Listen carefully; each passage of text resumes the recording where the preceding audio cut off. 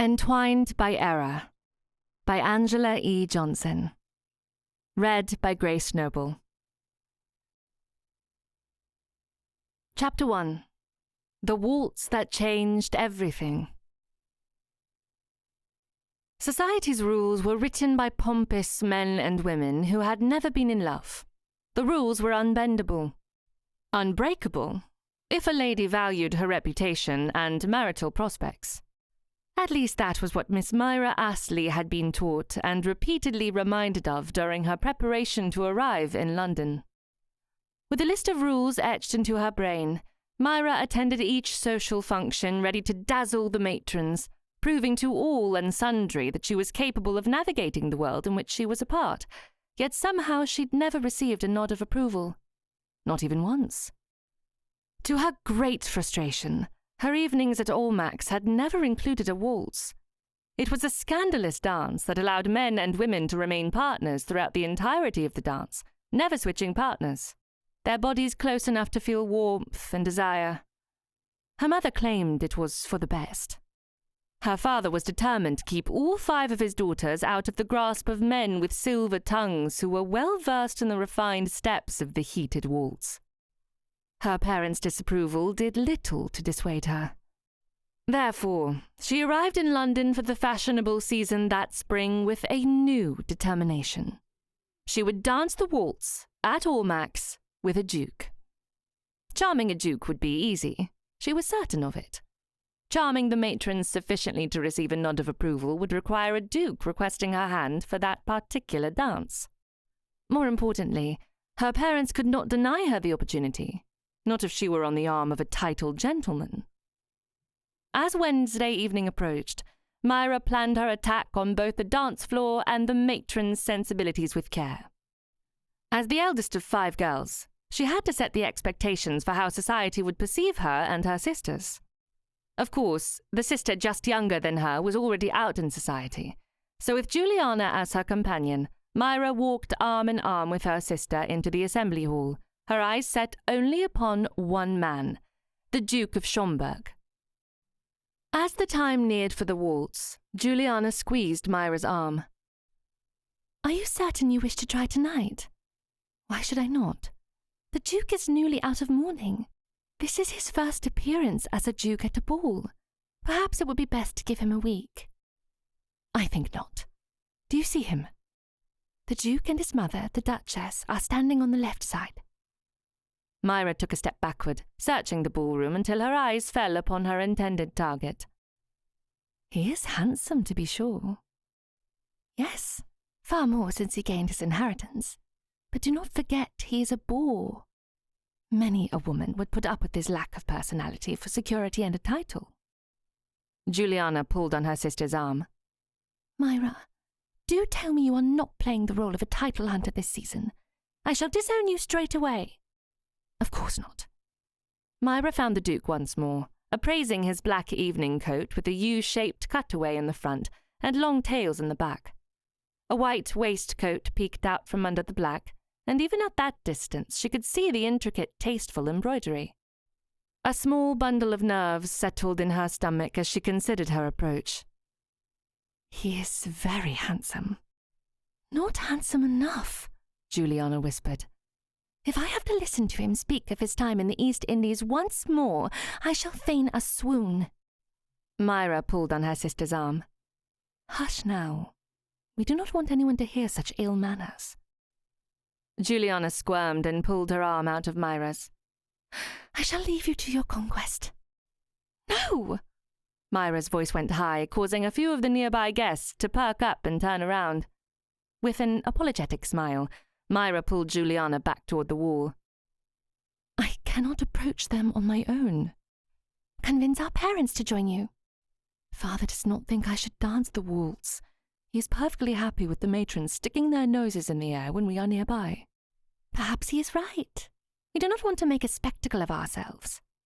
"You wish to spend the whole of the season, every Wednesday evening, holding up the wall during the waltz?" Juliana's fingers fluttered to her cheek, as if she could hide the telltale warmth blooming and betraying her secret. She, too, wanted to dance the waltz, and Myra could smell the desire like an overindulgence of perfume wafting off her sister. Juliana took a deep breath to regain her composure. "When the time is right, I shall receive approval for the dance." Myra playfully tapped her fan on her sister's shoulder 3 times. "Pish-posh, if we wait forever, we shall never receive approval. We will become spinsters as we hope each week to receive a nod." "Myra, please do not pursue this." Juliana held onto her hand as Myra stepped forward, pulling her toward the Duke. "Why ever not? You are courting disaster." Myra stopped walking as she considered the notion. It was reckless. But what was a young lady to do when the matrons overlooked her so thoroughly each Wednesday evening? "Have you a better notion?" Juliana grimaced, tilting her head to the side. "Of course I do. But you will not take my advice, and instead we shall continue in this ill-advised venture." "Then why must you constantly vex me by disagreeing with all my notions?"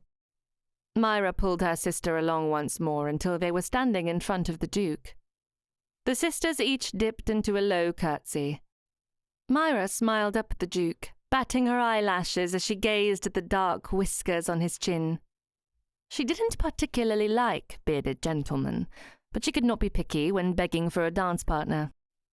"Your Grace, it has been far too long since we last spoke." Schomburg turned away from the group of men he was speaking with to nod his head, tilting it to the side in acknowledgement. His expression spoke of annoyance until his dark eyes fell upon her. "Miss Astley, Miss Juliana, I had hoped to see you both this evening."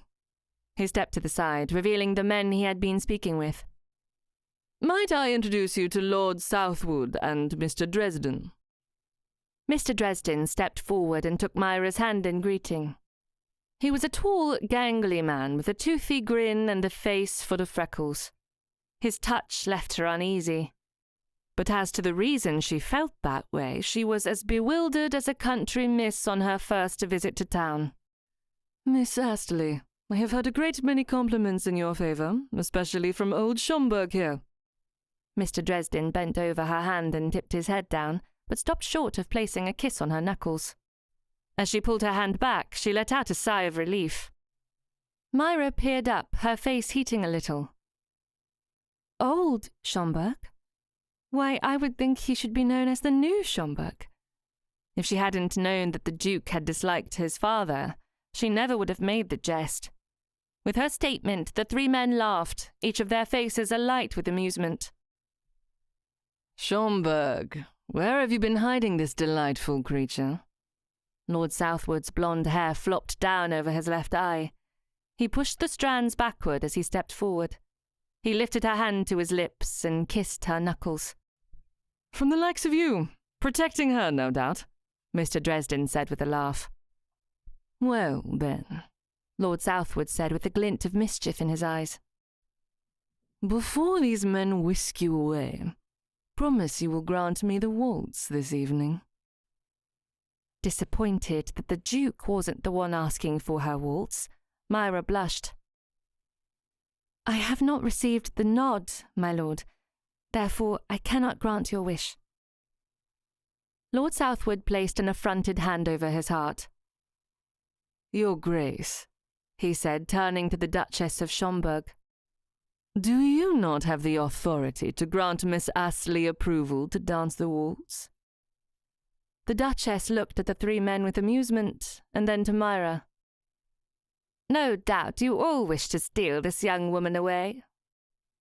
"Only me," Lord Southwood said with a wink in Myra's direction. The Duchess peered over her spectacles at Myra, examining her coiffure and choice of gown.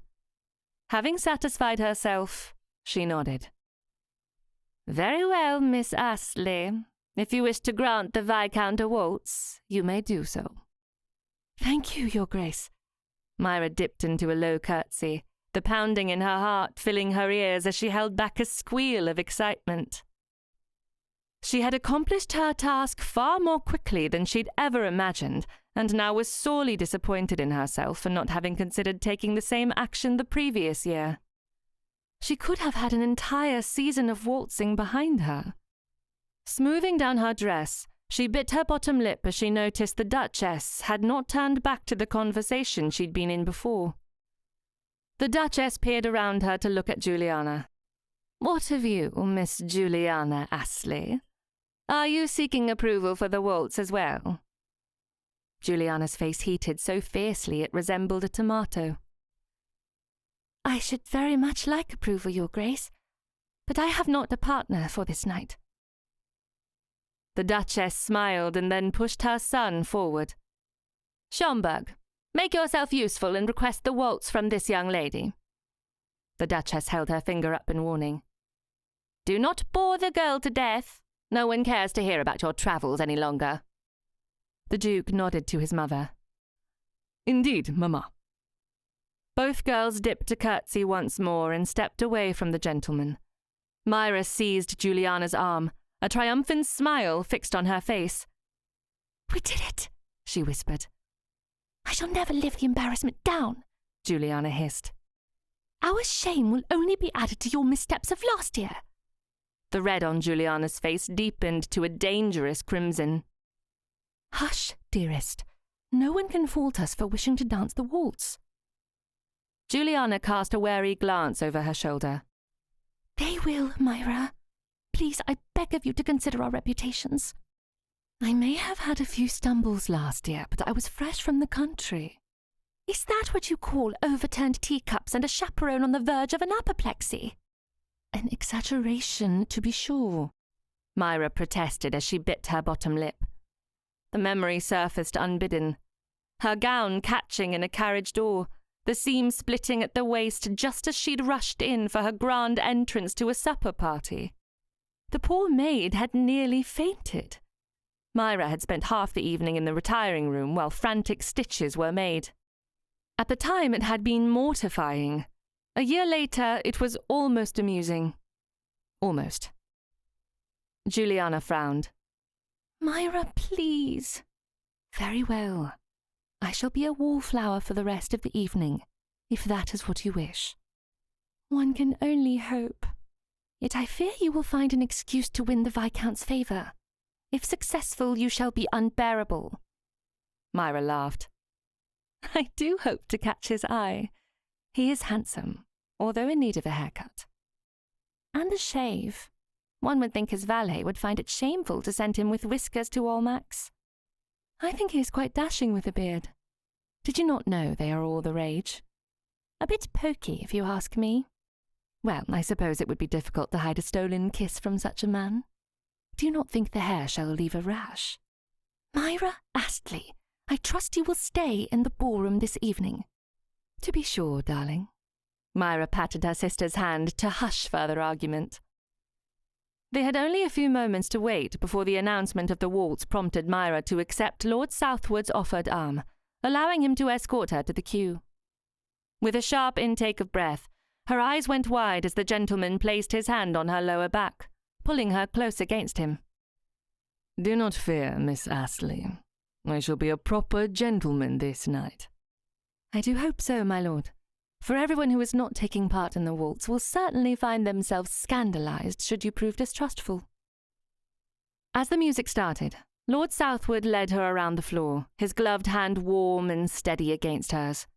His smile was genuine, and before she could take a deep breath, she found herself swept into the elegant rotations of the waltz.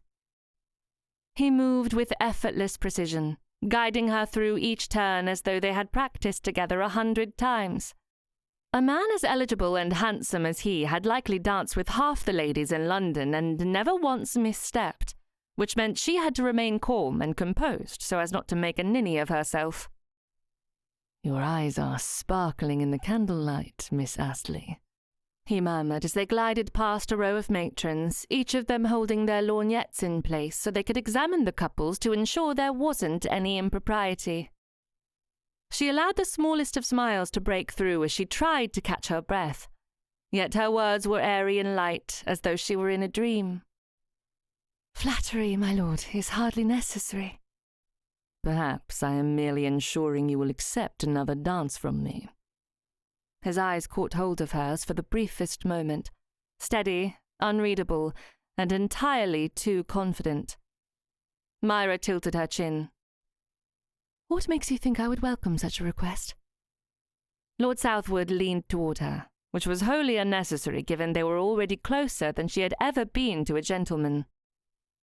"You have not fled my arms." "I would not give the matrons of Almack's the satisfaction." He chuckled, the sound low and warm, and spun her just enough for the hem of her gown to whisper across the polished floor. As he twirled her around the room once more, for one hopeful heartbeat, she wondered what it might feel like if the music never ended. Morning came far too soon for Myra. She'd danced every set at Almack's until her feet were so sore she could hardly walk to the carriage. Yet she was satisfied. "Good morning, Mamma." She kissed her mother on the cheek and then stepped to the head of the table to kiss her father's cheek. "Morning, Papa." Filling her plate with a variety of breakfast foods, Myra laughed to herself as she remembered every delightful conversation, then exchanged a gleeful smile with Juliana as she sat down next to her. Neither one of them had anything to complain about. The evening had been spectacular, and their parents had not yet issued a reprimand for accepting a waltz without their permission. "I thought to scold the both of you for defying my wishes and dancing the waltz, but you've done your mother and me proud. A credit to the name of Astley." Her father took a sip of tea before continuing to speak. "A duke and a viscount. I shan't complain the rest of the season, especially if one of you receives an offer of marriage." Juliana wrinkled her nose. "I certainly do not wish for an offer from the Duke. The waltz was wonderful, almost like flying across the floor, but he is so boring." "Boring or not, you would be a duchess," their mother said as she slowly spread strawberry preserves on her toast. Myra laughed at her sister. "Perhaps now that Schomberg led the way, other dukes will pay you heed. As long as it is not one of the boring or pompous, arrogant sort, I shall do very well with the Duke." "And what of you, Myra? The Viscount was charming, was he not?" her mother asked. Myra beamed at both her parents. "He most certainly was charming, although I doubt I will ever see him again. He did not ask for a second dance, and he disappeared soon after the waltz." "Do not give up so easily, child." Her father took a bite of eggs and then a sip of tea. "I have it on good authority that Lord Southwood spent the rest of the evening at the tables. My sources say he asked a great many questions about you." "He did?" She instantly sat up, straightening her shoulders. "What sort of questions?" "I believe the most pertinent one was your situation. The Viscount wanted to know if you were courting any other gentleman." Myra put a hand over her heart and sighed as she relaxed against the chair. "Then he might consider me an option." Her father laughed as he accepted the letters from the butler. He skimmed through them and then held one aloft. "I dare say, Myra, the Viscount is more than considering you." "What is it?" She pushed her plate away, unable to eat a morsel for fear that filling her belly would change the outcome of her father's next words. "We received an invitation to a supper party, at the Viscount's request. The hosts are the Earl and Countess of Hastings." "The Viscount's parents?" Her mother left her seat at the end of the table, rushed down to where her husband sat, and took the invitation out of his hand, reading it silently. When she finished, she handed it back to her husband. "Our daughter has done well, do you not agree, Mr. Astley?" "Quite well." Her father handed the invitation to Myra. "This season is turning out to be most agreeable." Myra took hold of the invitation, afraid at first to look at the signature, worried that her father had misread the host's name and instead she would discover it was an invitation from one of their neighbours. But it did indeed prove to be from the desk of the Countess of Hastings. Her stomach fluttered as she remembered how light she had felt in the arms of the Viscount. His smile had put her at ease. The warmth of his voice had soothed all her concerns, and for the briefest of moments, she had been equal to a countess in his arms. Chapter 2. The Inconvenience of Relations. Daniel Northcott knew it would be a gamble to leave London during the season, but he'd done so anyway. Not only had he barely walked in the door at Blackbriar Hall, but he hadn't even had a chance to speak with his steward regarding the necessary repairs that had pulled him away from the height of the social season before the butler, Mr. Melbourne, entered with a letter placed directly in the middle of the silver tray. Do not tell me. I will wager this penknife that letter is from my father. He held the penknife up, daring Melbourne to accept the challenge. I dare not rob you of your belongings, sir. He held the tray out, a smirk playing at the corner of his mouth. Shall I have your trunk returned to the carriage? Breaking the seal, he took one look at the letter, laughed, and then threw the penknife on the desk. Ah, it is from my mother. He shook his head and then read the missive. It seems my brother has decided upon a match. Indeed? Well, you will not want to miss the engagement party.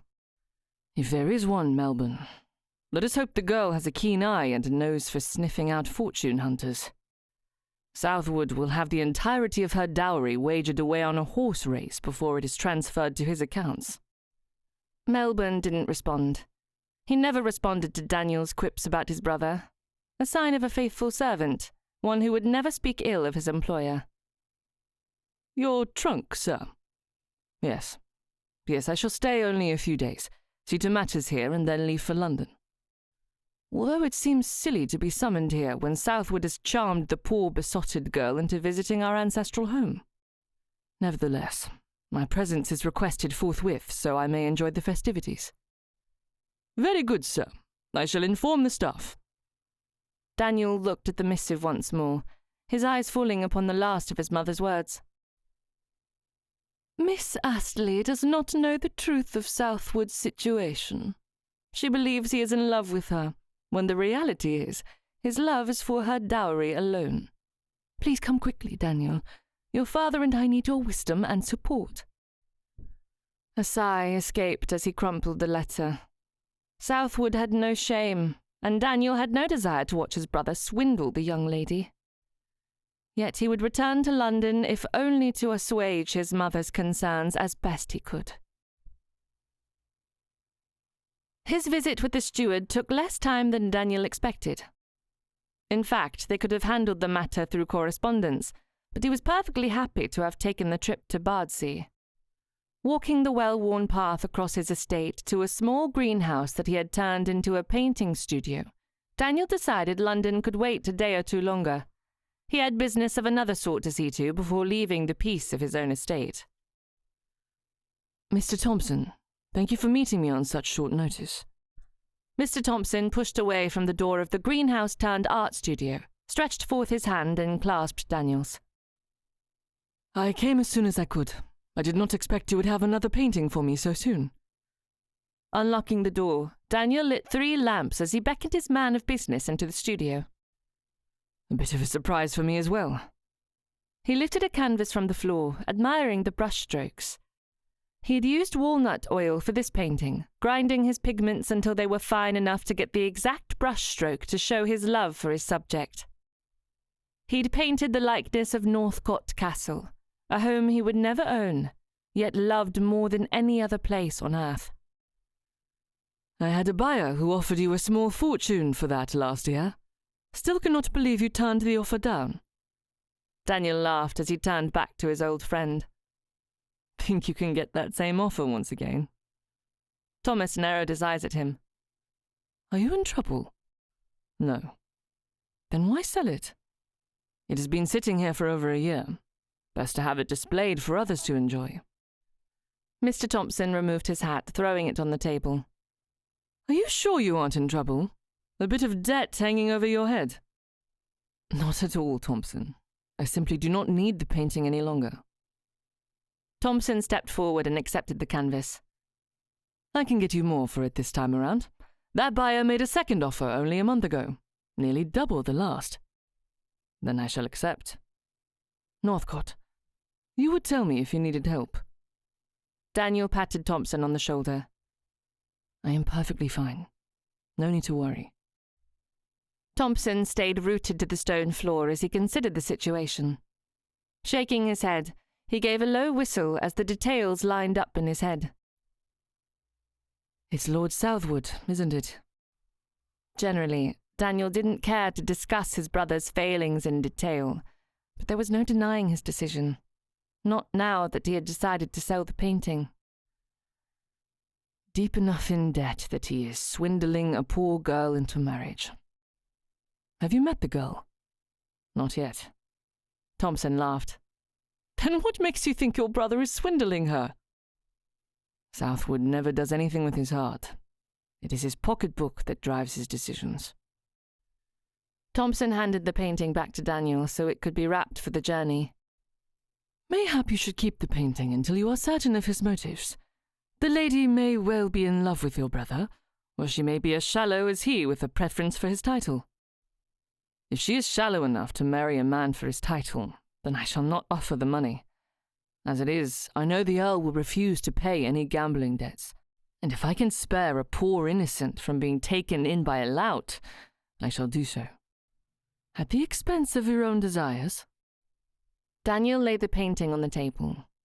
He took one last look, admiring the shadows he'd carefully painted into the left side of the castle and the tree line. It was a masterpiece, one he would likely never be able to replicate, at least to his satisfaction. Dwelling upon it would only make him second-guess his decision. Therefore, he pulled out a large piece of parchment and placed it over the painting. A younger son does not have many options in this world, Thompson. I am fortunate enough to have a talent that I can hide from society and still make enough to subsidize my expenses. His debts are not yours. No, but I have a duty to my family and to the earldom. I may never inherit the title, but I must do what I can to ensure the legacy my father has built will not be destroyed by a blasted spendthrift. He finished covering the painting, tied strings around it, and pushed it out the door with his man of business. Where would you like the money to be sent? Same account as always. Daniel placed the painting with care in the carriage. His hands lingered on the wrapped frame, the paper crinkling under his grip as he stared at the brown parchment. For a moment, he considered Thompson's wise words. Southwood's debts were his alone, but Daniel knew there was much more at stake than the loss of a beloved painting. Forcing his fingers to release the package was near torture, but he did it with a straight face and a tightened jaw. Send word once the money is deposited. I shall need it by the end of next week if possible. He watched as the carriage ambled down the road. It took all his strength of mind to lock his stance in the dirt path rather than running after Mr. Thompson and taking the painting back, but he knew the better choice was to give it up.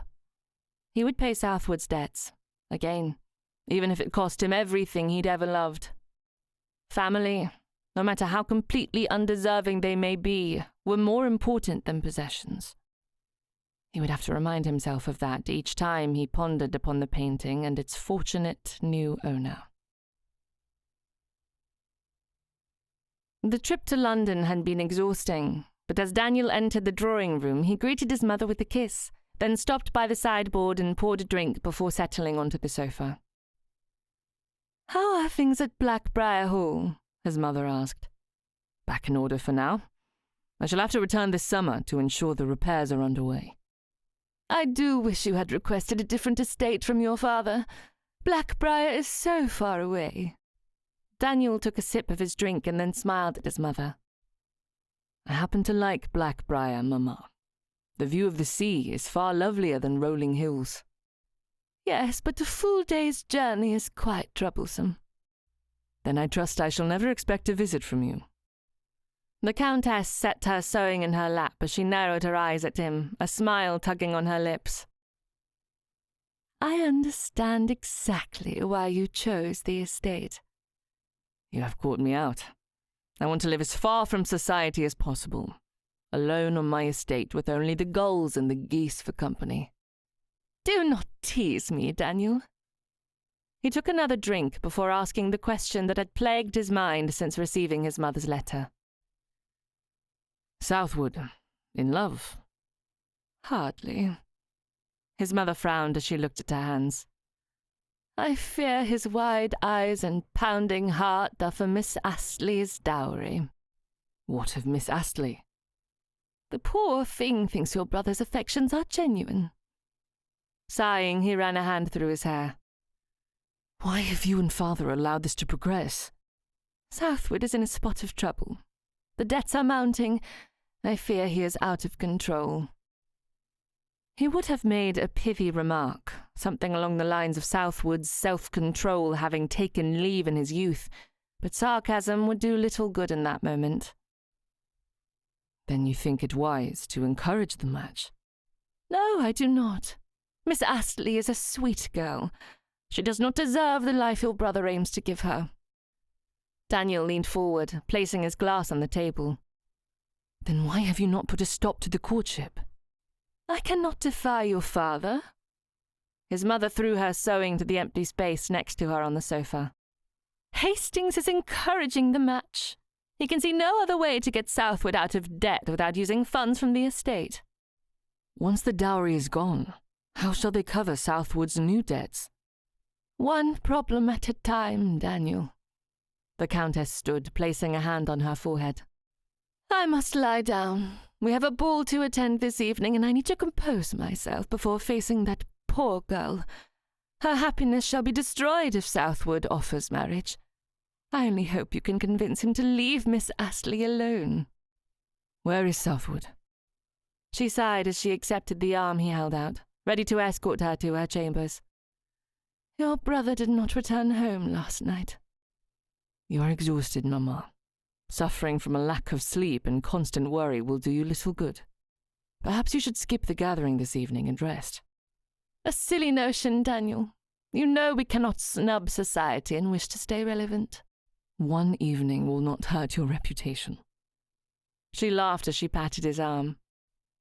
One evening could be the difference between finding you a wife or leaving you a bachelor. Daniel shook his head as he placed his hand over hers. Do not concern yourself for my welfare. You have enough to think about with Southwood's antics. They stopped walking, having reached her bedchamber. She turned, her head bowed in concern. What am I to do? He has lost his way, and no manner of speaking sense to him has worked. I pray each morning I shall wake to find he is safe, yet I fear a runner will arrive with news that he is lying dead in an alleyway outside a gambling den. With that cheery thought, Daniel kissed his mother on her cheek. I shall find him and speak with him. Do what you can. I fear it might be too late already. Chapter 3. A flick of the wrist to Scandalous. After a year of making a ninny of herself and her younger sister's introduction to society, Myra couldn't control her excitement at having caught the eye of Lord Southwood. No longer did she need to feel like a fool while attending balls and social events.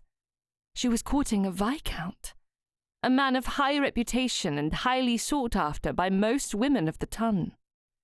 Of course, most of those women wanted his title, but Myra simply craved his heart. Myra noticed the Viscount the moment she'd entered the ballroom, yet for the first time since they'd started courting, Lord Southwood had not found his way to her side. Instead, the Viscount stood next to a handsome gentleman, tall, filled out in all the right places, with smooth ash-brown hair and striking blue eyes that reminded her of the bright spring sky. He was a delightful distraction, but she couldn't allow any errant thoughts. Shaking her head, she cleared her mind of the mystery man, focusing entirely upon the Viscount. Lord Southwood was everything she wanted in a husband. He too was tall, but he was thin and had an air of exhaustion about him. Over the last weeks he'd become far less put together than when they had first met, which worried her.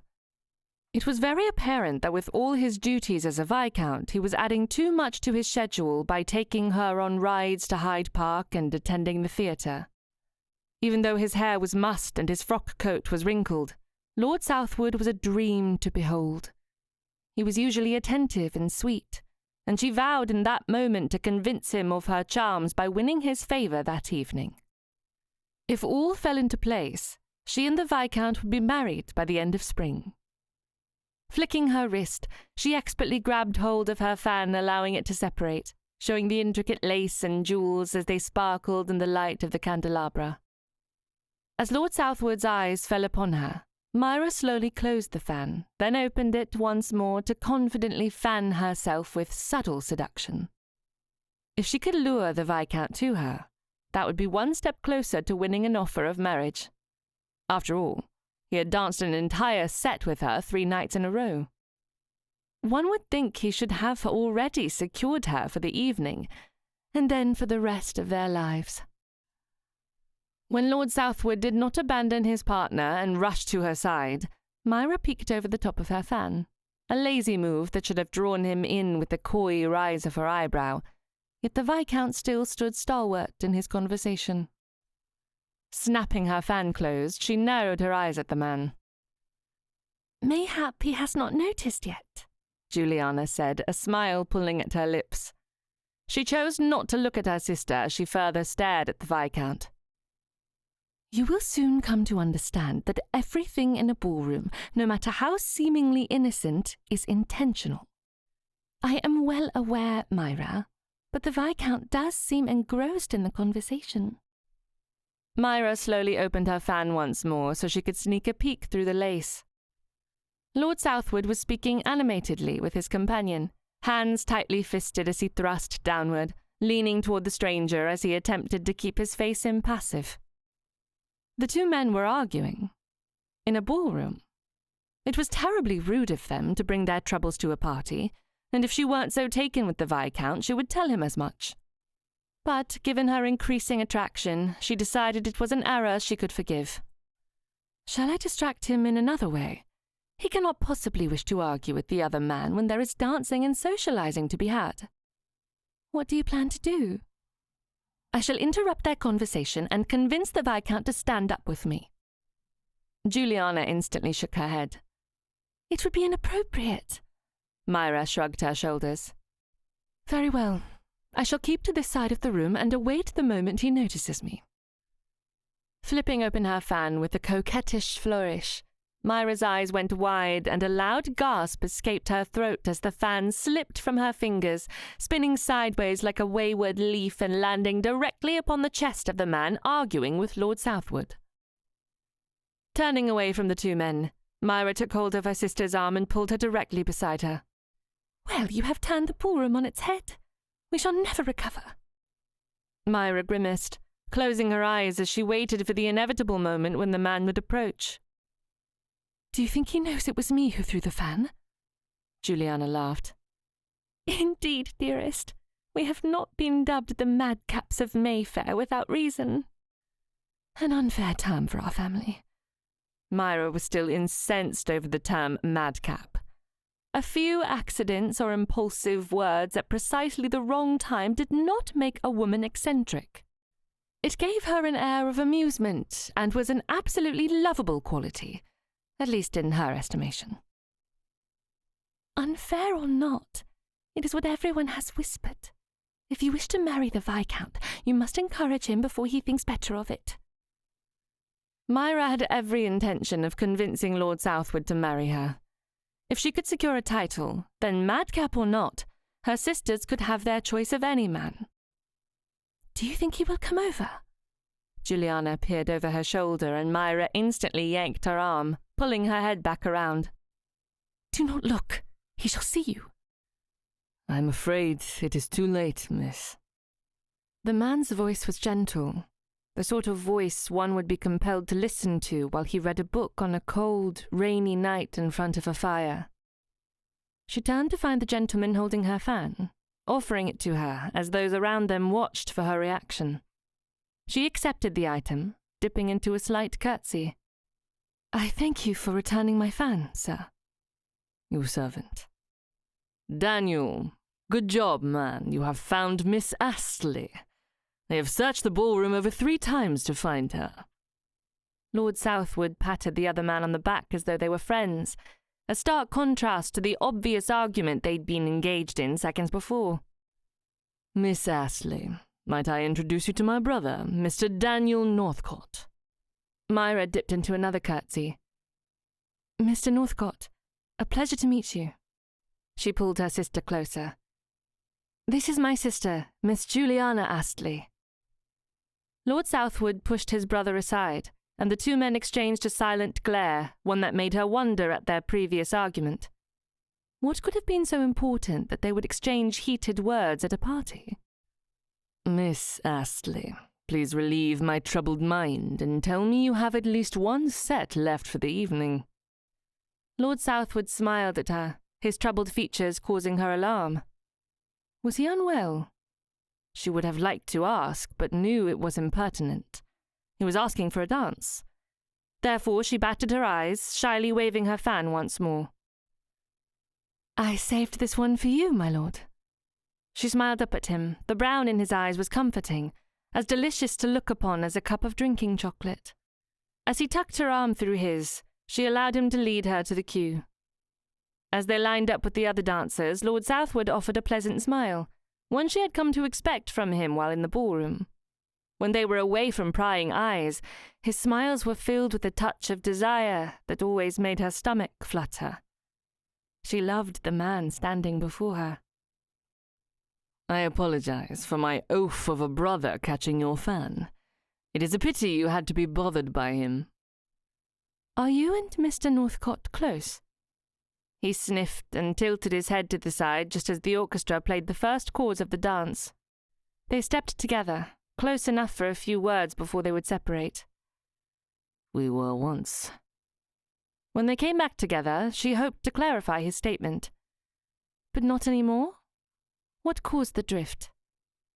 Lord Southwood took her hands, guiding her in a shuffle through the other dancers. He is jealous of my title. How awful. It is the worst luck, for I wish to be generous, but he makes it so difficult. Oh? Just now, he and I were arguing about you.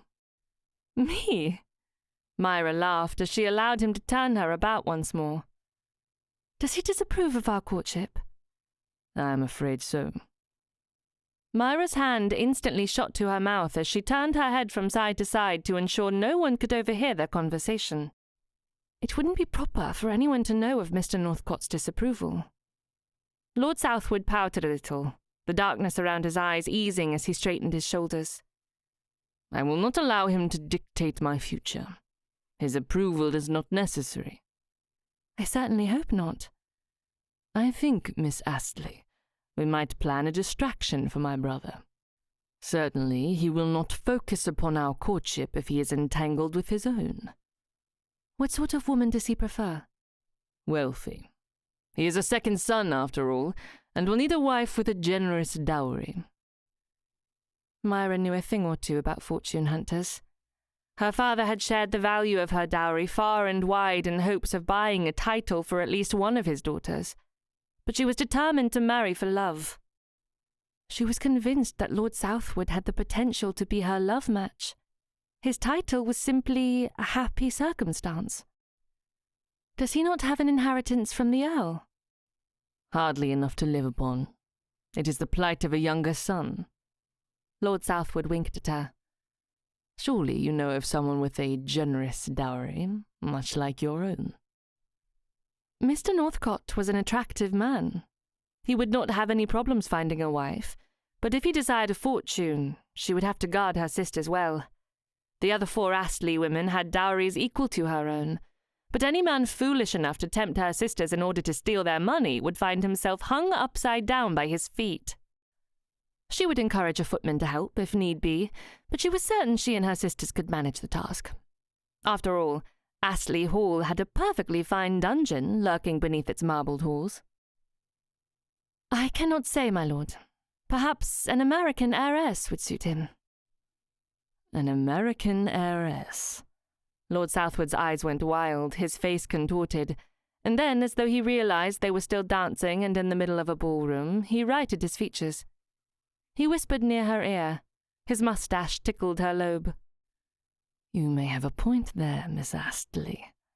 There is many a purse-heavy American seeking an old British family connection. I shall encourage his affections toward the next heiress to grace England's shores." As she moved away from him to continue with the formal steps of the dance, Myra considered the exchange with Lord Southwood. Her dowry was equal to that of any American heiress, wasn't it? A chill ran down her spine as she looked into his eyes that held a hunger she hadn't noticed before. Certainly he was not thinking about finding an heiress. Was he? Distracted by the odd twist of his expression, she faltered, missing several steps. Her hands flailed inelegantly as her breath caught.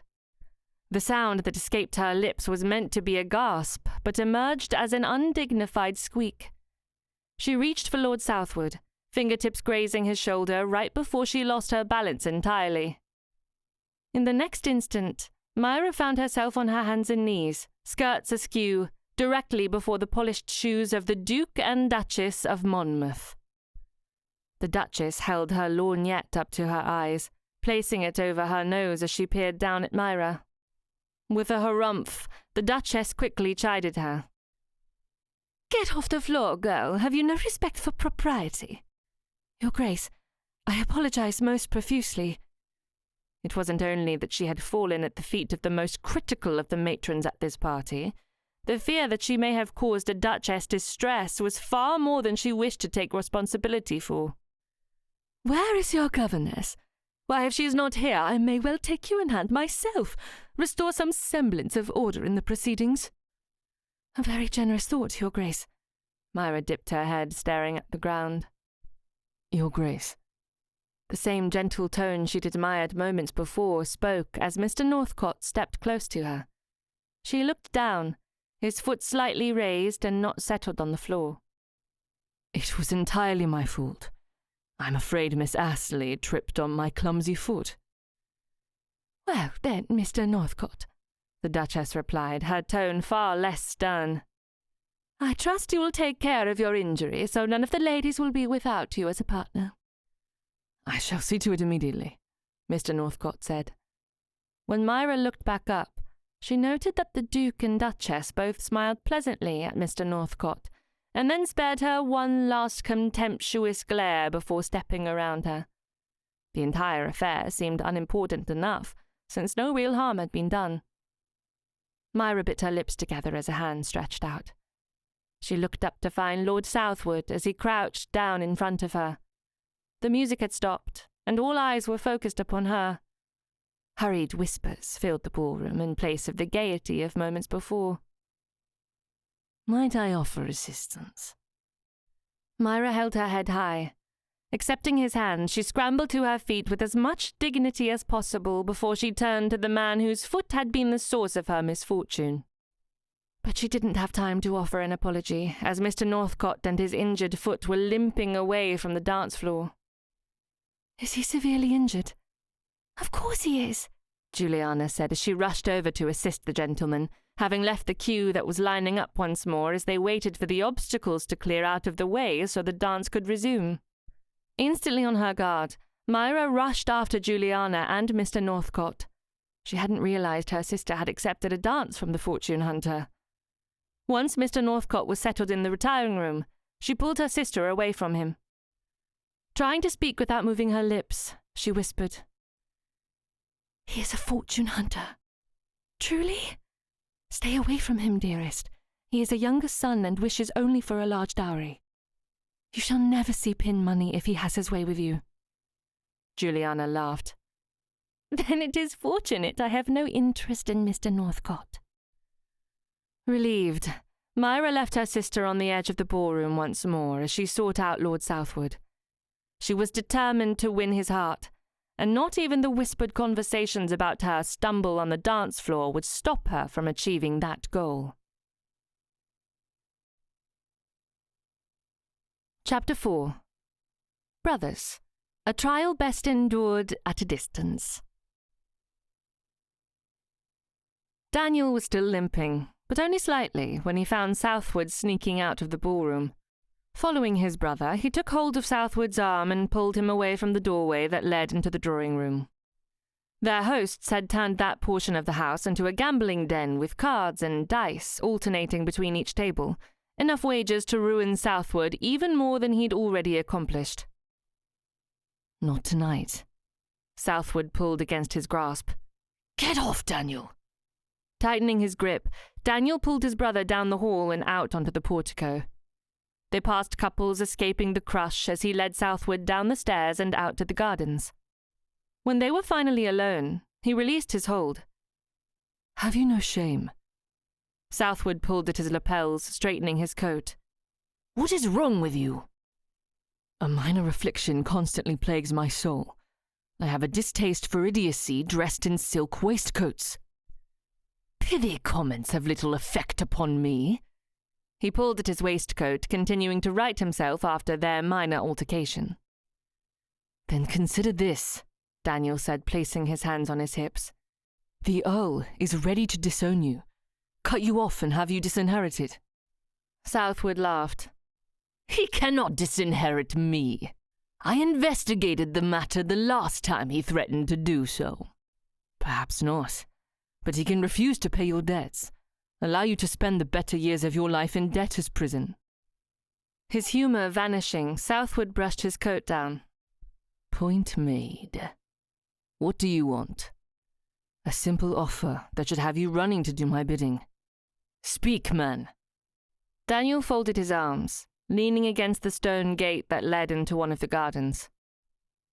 If you agree to end your courtship with Miss Astley, I shall see to your debt with the Duke of Schomberg. What do you know of my debt? Enough to know that your last 3 disastrous nights at the tables were sufficiently catastrophic to cause you ruin. Schomberg is a fool. Foolish enough to think you have the notes to pay your debts, I suppose. But the sort of fool you accuse him of being, Schomberg most certainly is not. You give him too much credit. Southwood turned away, focusing upon the house once more. His hands shook as he scratched his head. I must hurry. The tables will fill to capacity without me. You have nothing left to gamble. It will not be long before my account will be flowing with notes. No need to concern yourself with my affairs. You mean Miss Astley's dowry? What else? It shall be a rainfall of coins. Daniel raised his brows as he tried not to smile. How long will her dowry last? Especially with the debt to Schomberg hanging over your head. Begrudgingly, he whispered. A few months. Then what? What do you mean? Either you expect a marriage to Miss Astley to rid you of your addiction to gambling, or you believe she is a charm against ill luck. Addiction! Southwood shook his head, attempting to speak but not finding the words. Yes, a severe addiction. Southwood rocked back on one foot. How can you accuse me of such a horrific disease? You need help. Allow me to assist you. Wagging his finger at Daniel, Southwood backed up until he hit the garden wall. You have always been jealous of me, my title, father's love for me. That's what this is. You think to make me feel incompetent. Well, it will not work. I shall marry Miss Astley if she accepts my hand, and I will have a fortune to work with each night. I cannot lose with so much money at my disposal. Your title is honorary until our father's death, at which time if you have not squandered away everything outside the entail, you are sure to do within a year. Ha ha! Jealousy is unbecoming. Southwood laughed as he stepped forward, pointing a finger into Daniel's chest. I see it now. Parading about as though you have the funds to see to my debts. I shall not accept anything from you, brother.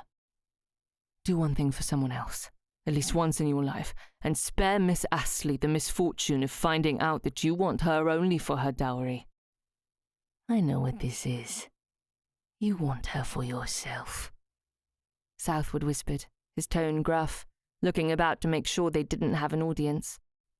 Is that what this plea is about? You have discovered her dowry of £80,000, and you plan to offer marriage, taking it for yourself. Charming accusations, Southwood. Daniel stepped away, running a hand through his hair, until Southwood's fist suddenly hit his back, pushing him forward. I will not allow you to ruin this for me. Daniel pushed his brother away. You will not win against me, weakened as you are from sleepless nights and an overindulgence of spirits.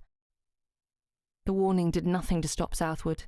Instead, he balled his fist, thrusting forward, but Daniel caught hold of his wrist. With a swift pull of Southwood's arm, he turned his brother around, pinning his arm tightly behind his back. Let go, Daniel! Not until you agree to keep your hands to yourself. Southwood yanked his arm, but failed to escape the hold Daniel had upon him. Very well. Releasing his brother, Daniel pushed him forward to create distance between them. He knew a lost cause when he saw one. His brother had long ago lost all ability to think of anything other than money. Is Miss Astley aware you are courting her dowry? She believes I am in love, and if you care anything for our relationship, then I trust you will do all within your power to convince her that is the truth of the matter.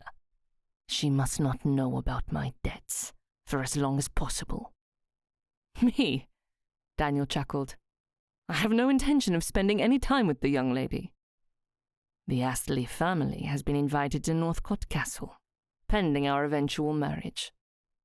Then you have offered for her hand? Not yet. Mr. Astley wishes his daughter to know our family better before she agrees to a marriage. Southwood fussed with his hair and then patted his stomach as he looked about, his fingers moving rapidly as though he needed a pair of dice or cards to settle the twitch. Now I must see if there is an open table. Daniel could have pulled his brother back, forcing him into a carriage, but it would be of little use. Southwood would continue in the same manner he always had, whether or not he was allowed to gamble that night. Choosing to leave rather than watch his brother gamble away a fortune he had yet to obtain, Daniel left for home. He had tried to convince Southwood to leave Miss Astley alone, but it was in vain. The only thing he feared more than the eventual marriage and destruction of an innocent girl was his mother's response when she discovered he had failed. Chapter 5. When a gentleman agrees too hastily. Daniel had never worried about his station as a younger son until the moment Miss Astley's fan had flown across the room, landing against his chest. The way in which she turned away, feigning innocence, had been his undoing. She was charming, and he was besotted. It didn't matter that she thought nothing of him. Since her fan had hit his chest, she was all he could think about. Her smile filled his dreams. Her laugh, like the tinkling of crystal, invaded his every thought. For the first time in his life, he wished that he were the elder son, the heir to the title, the one who could use his position as a catalyst to seek a courtship with the fair Miss Astley. As it was, he had a decent inheritance set aside for his use. He wasn't destitute, but he lacked the one thing every diamond of the first water seemed to want: a title. Even the daughters of gentlemen with no title in their family lineage entered the season with one goal in mind: snatching a man who could make them a countess, marchioness, or duchess. Daniel sat in the library, a book in his hand, yet the words on the page were a blur as his mind replayed the few moments he'd spent in Miss Astley's presence. Perhaps he had deserved the punch Southwood had dealt to his back. The bruise was more than enough of a reprimand for his traitorous thoughts. One thing was certain. If his brother continued in his designs for Miss Astley, Daniel would have to find a way to avoid any errant thought. When will the Astley family arrive? The Earl asked as he entered the library, followed by Southwood. His father's eyes fell upon Daniel, acknowledging his presence, but he didn't ask his son to leave. Daniel closed the book.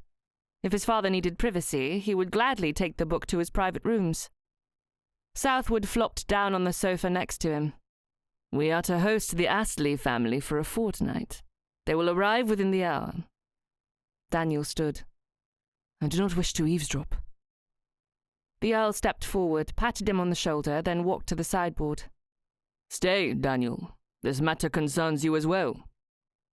Uncertain as to how his brother's decision to con an innocent woman into marriage concerned him, Daniel turned to Southwood to find the same curiosity written plainly across his features. What service am I to provide? Astley and his 5 daughters will be our guests. I expect everyone in this family to do their part to make Miss Astley welcome. I have no other intention, father. Daniel looked to his brother, surprised by his father's request. Although, is it not Southwood's duty to see to the young lady's comfort? He is the one seeking to win her Daniel smiled at his brother as he feigned an apology. Oh dear, I mean, the one who wishes to win her heart. He most certainly had not made a mistake in his words, but he did so enjoy taunting Southwood. The Earl nodded. You are right, but we must make her happy, and if she discovers your brother's penchant for games of chance, he may very well lose this opportunity. Daniel dipped his head. Then the entire family is meant to persuade her to marriage. Perhaps he should treat her with respect. That, above all, would be the best option. Fall in love with her. Make himself an honourable gentleman. Am I to be constantly reminded of my mistakes? Southwood asked, his voice rising in pitch as he narrowed his eyes, the haunted reality of his latest ruin still fresh upon his darkened features. The Baron fooled me into believing his horse was superior to all others, a prize horse. If you wish to be angry with someone, do that fellow harm. Daniel hadn't heard about this latest venture. What Baron? Southwood waved the question away as though it were nothing to worry about. Yet it was a concern. He might not be an heir, but another scandal, another night of losses, was certainly not what their family needed. The Earl stepped away from the sideboard, 3 glasses of brandy in his hands. He gave the first to Daniel, the second to Southwood, then he sat across from his sons. You should have pulled your wager after the first loss. Instead, you continued to throw money at the horse until you had nothing left. Thankfully, you did not empty the estate coffers. Debtor's prison is not an achievement, Southwood. Southwood drank the whole of the brandy and slammed the glass on the table next to the sofa. Will Miss Astley's dowry be enough to silence you on this subject forever? Her dowry will cover what you owe the estate and the rest of your debts. The Earl swirled the liquid in his glass as he matched Southwood's glare, their eyes locked in a war of wills, one that would not be won that afternoon. Heaven only knows how you convinced the girl to visit our estate. It would have been best for you to propose and entrap her before she has time to think better of the situation. Daniel coughed, the brandy burning and catching in his throat as he stared at his father. If the Earl was as set on the matter as Southwood, the poor miss hadn't a prayer against such odds. Pardon me, he coughed twice, pressing a fist to his mouth until his breathing steadied. Mr. Astley will not allow an offer of marriage until she knows more about me. But it does not matter. Miss Astley believes we are destined to be together. Southwood sat back, crossing one leg over the other as a pleased smile spread across his face. Miss Astley came to this conclusion on her own? Daniel asked. He'd known Southwood far too long to believe he could ever give his heart to anyone. Southwood was a selfish, self-centered lout.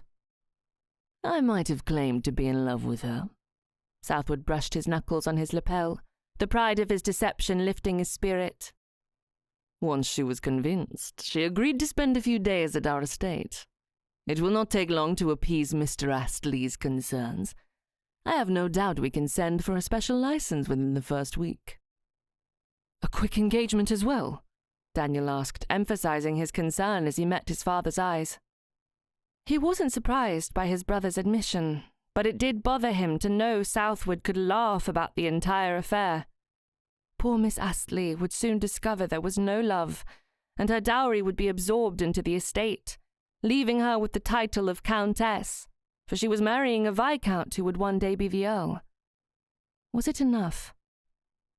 Not every lady within society can boast such an honor as a marriage by special license. Her friends will shower her with admiration. Southwood shrugged, a sigh of boredom escaping as he rested his head against the cushion. Not only that, but she will also have a title. That is more than most women of her acquaintance can hope. Mr. Astley's connections are in trade, so her family relations are inconsequential. The only increase I will receive from this marriage is her dowry." Daniel rolled his eyes, making certain his brother saw the disdain. "She is a gentleman's daughter, and likely has many titled friends. How can you deceive her so?" "Very easily, Daniel. One day you will do the same. That is, if you wish to secure your future. Otherwise, you will have to live upon your inheritance. What is it? 1,000 a year?" 5,000. And it is already settled upon me, so you cannot steal it." "Right." Southwood waved his hand in the air as though he didn't care. "Not that it matters. When I am Earl, I shall have thrice that amount." The Earl coughed, choking on his brandy as Daniel had moments before. "Not if you continue to squander our fortune on horse racing. You can learn much about finances from your younger brother." Southwood silently mimicked their father's words, his motions exaggerated as he mocked the Earl with his hands waving about. When he calmed, he glared at both the Earl and Daniel. "If I wanted to be a prude, I'd take lessons from my brother, who wouldn't take a chance if his life depended upon it. I suppose the desire to live comfortably may seem prudish to a dashed sharper with the devil's luck," Daniel retorted. He didn't mind that his brother considered him priggish. Managing his affairs meant he had the comfort of knowing he wouldn't spend his life hiding from debtors and scraping the bottom of the barrel for his supper. The Earl stood, his face slightly pink. "Life would have been much simpler if Daniel were my heir." He walked away, but before he opened the door to leave, he turned back. "Southwood, I trust you will not do anything to ruin your chances with Miss Astley. Treat her as though she were a queen, and you may well see her dowry in our coffers." "Of course, father. I want her dowry as much as you do." The Earl frowned. He looked as though he would impart wisdom to his son, but then threw his hands in the air. "Keep Miss Astley happy, at least until you are wed." As soon as the door closed, Southwood turned on Daniel. "I need your assistance." Daniel knew he would need to summon all his patience to deal with any requested favors from his brother. "What is it?" "Nothing so dreadful as what you are thinking." "Out with it, Southwood. I am not in the mood for your games." Daniel took another sip of his drink and then rested the glass on his leg. "Games? You have a glint of mischief in your eyes. What is it? Another horse race for which you haven't enough to put down on the hopeful champion?" "I have an obligation in town, one I must see to on the morrow." "Then it is another blasted attempt at winning. When will you ever learn?" He'd heard the rumors. He'd seen the betting books at White's before he'd left town. He knew Southwood's name was on the first line, a wager of £500. "Hastings will be angry when he discovers you have lost another large sum of money." Southwood laughed. "I cannot lose this time. The horse is a known winner." "They are all winners in your eyes. That is, until they come in last, and you are left without a pound to your name." "Spoil sport. Why must you always ruin my fun?"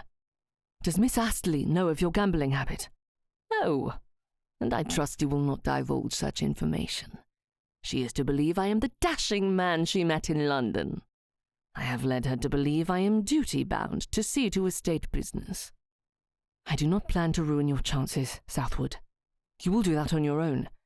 I trust it will not take the young lady long to discover your unsavoury habits." "As long as I have her dowry, she can be as disillusioned as she likes. The girl will be a countess with a monthly stipend that will get her as many frocks and comforts as she desires. We need not speak if she does not care for my choices."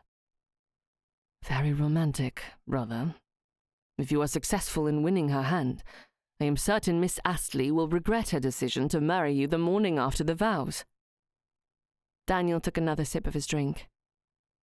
"What do you want from me?" "This bazaar Mother has orchestrated. I wish for you to escort Miss Astley, see that she enjoys the festivities, and draw her attention away from my absence." Southwood narrowed his eyes at him. "I trust you to help me with this." Daniel sighed. The bazaar is meant for you and Miss Astley to become better acquainted. It would defeat the purpose if she were to attend with me. You know I despise this sort of thing. Then why, pray tell, is our mother going to the trouble of hosting such a lavish event? Miss Astley suggested the bazaar, and Mother thought it a wonderful idea. A laugh burst from Daniel, tears forming in his eyes as he realized the absolute absurdity. Southwood was miserable, as usual. His brother was never truly happy about anything. But to entertain a prospective marriage to a woman who was similar to their mother, enough that the two women had planned a festival that was sure to drive Southwood to insanity, was too much for Daniel not to laugh at his brother's expense. Laugh now, but one day soon you will find yourself in a similar predicament. It took a moment for him to recover, but when he did, Daniel made certain to smile at his brother. I doubt it. I have never done anything so foolish as you, and I do not intend to start this late in life. Southwood glared at his brother. You will accompany Miss Astley the first day she is here? Does that mean you have decided against my offer? You know very well I have no intention of ending my courtship. I will double my offer. Not only will I take care of your debt with Schomburg, but I will absolve your debt with the Baron as well. Stay out of it, Daniel. My debt is none of your affair. Yet you expect me to entertain your potential source of funds, but keep to my own business. It is hardly fair. If I agree to this, then I must be allowed to tell you how deeply I disapprove of your sordid affairs. Then you will accompany Miss Astley to the bazaar? He hesitated, knowing if he agreed to this, one day he would find himself entertaining Miss Astley for the entire fortnight. But he also knew he couldn't in good conscience allow the young lady to attend the bazaar on her own. Did you not accuse me of having designs on Miss Astley? I should think you would want to keep her away from me. Southwood laughed, and then he finished his drink. I had already dipped into the cups a bit that night. It was an accusation born of fine wine and a mix of brandy. Please, Daniel. I never ask anything of you. Never. He could write a 20-page list of all the times Southwood had made a request of him, but it would do little good to speak of it now.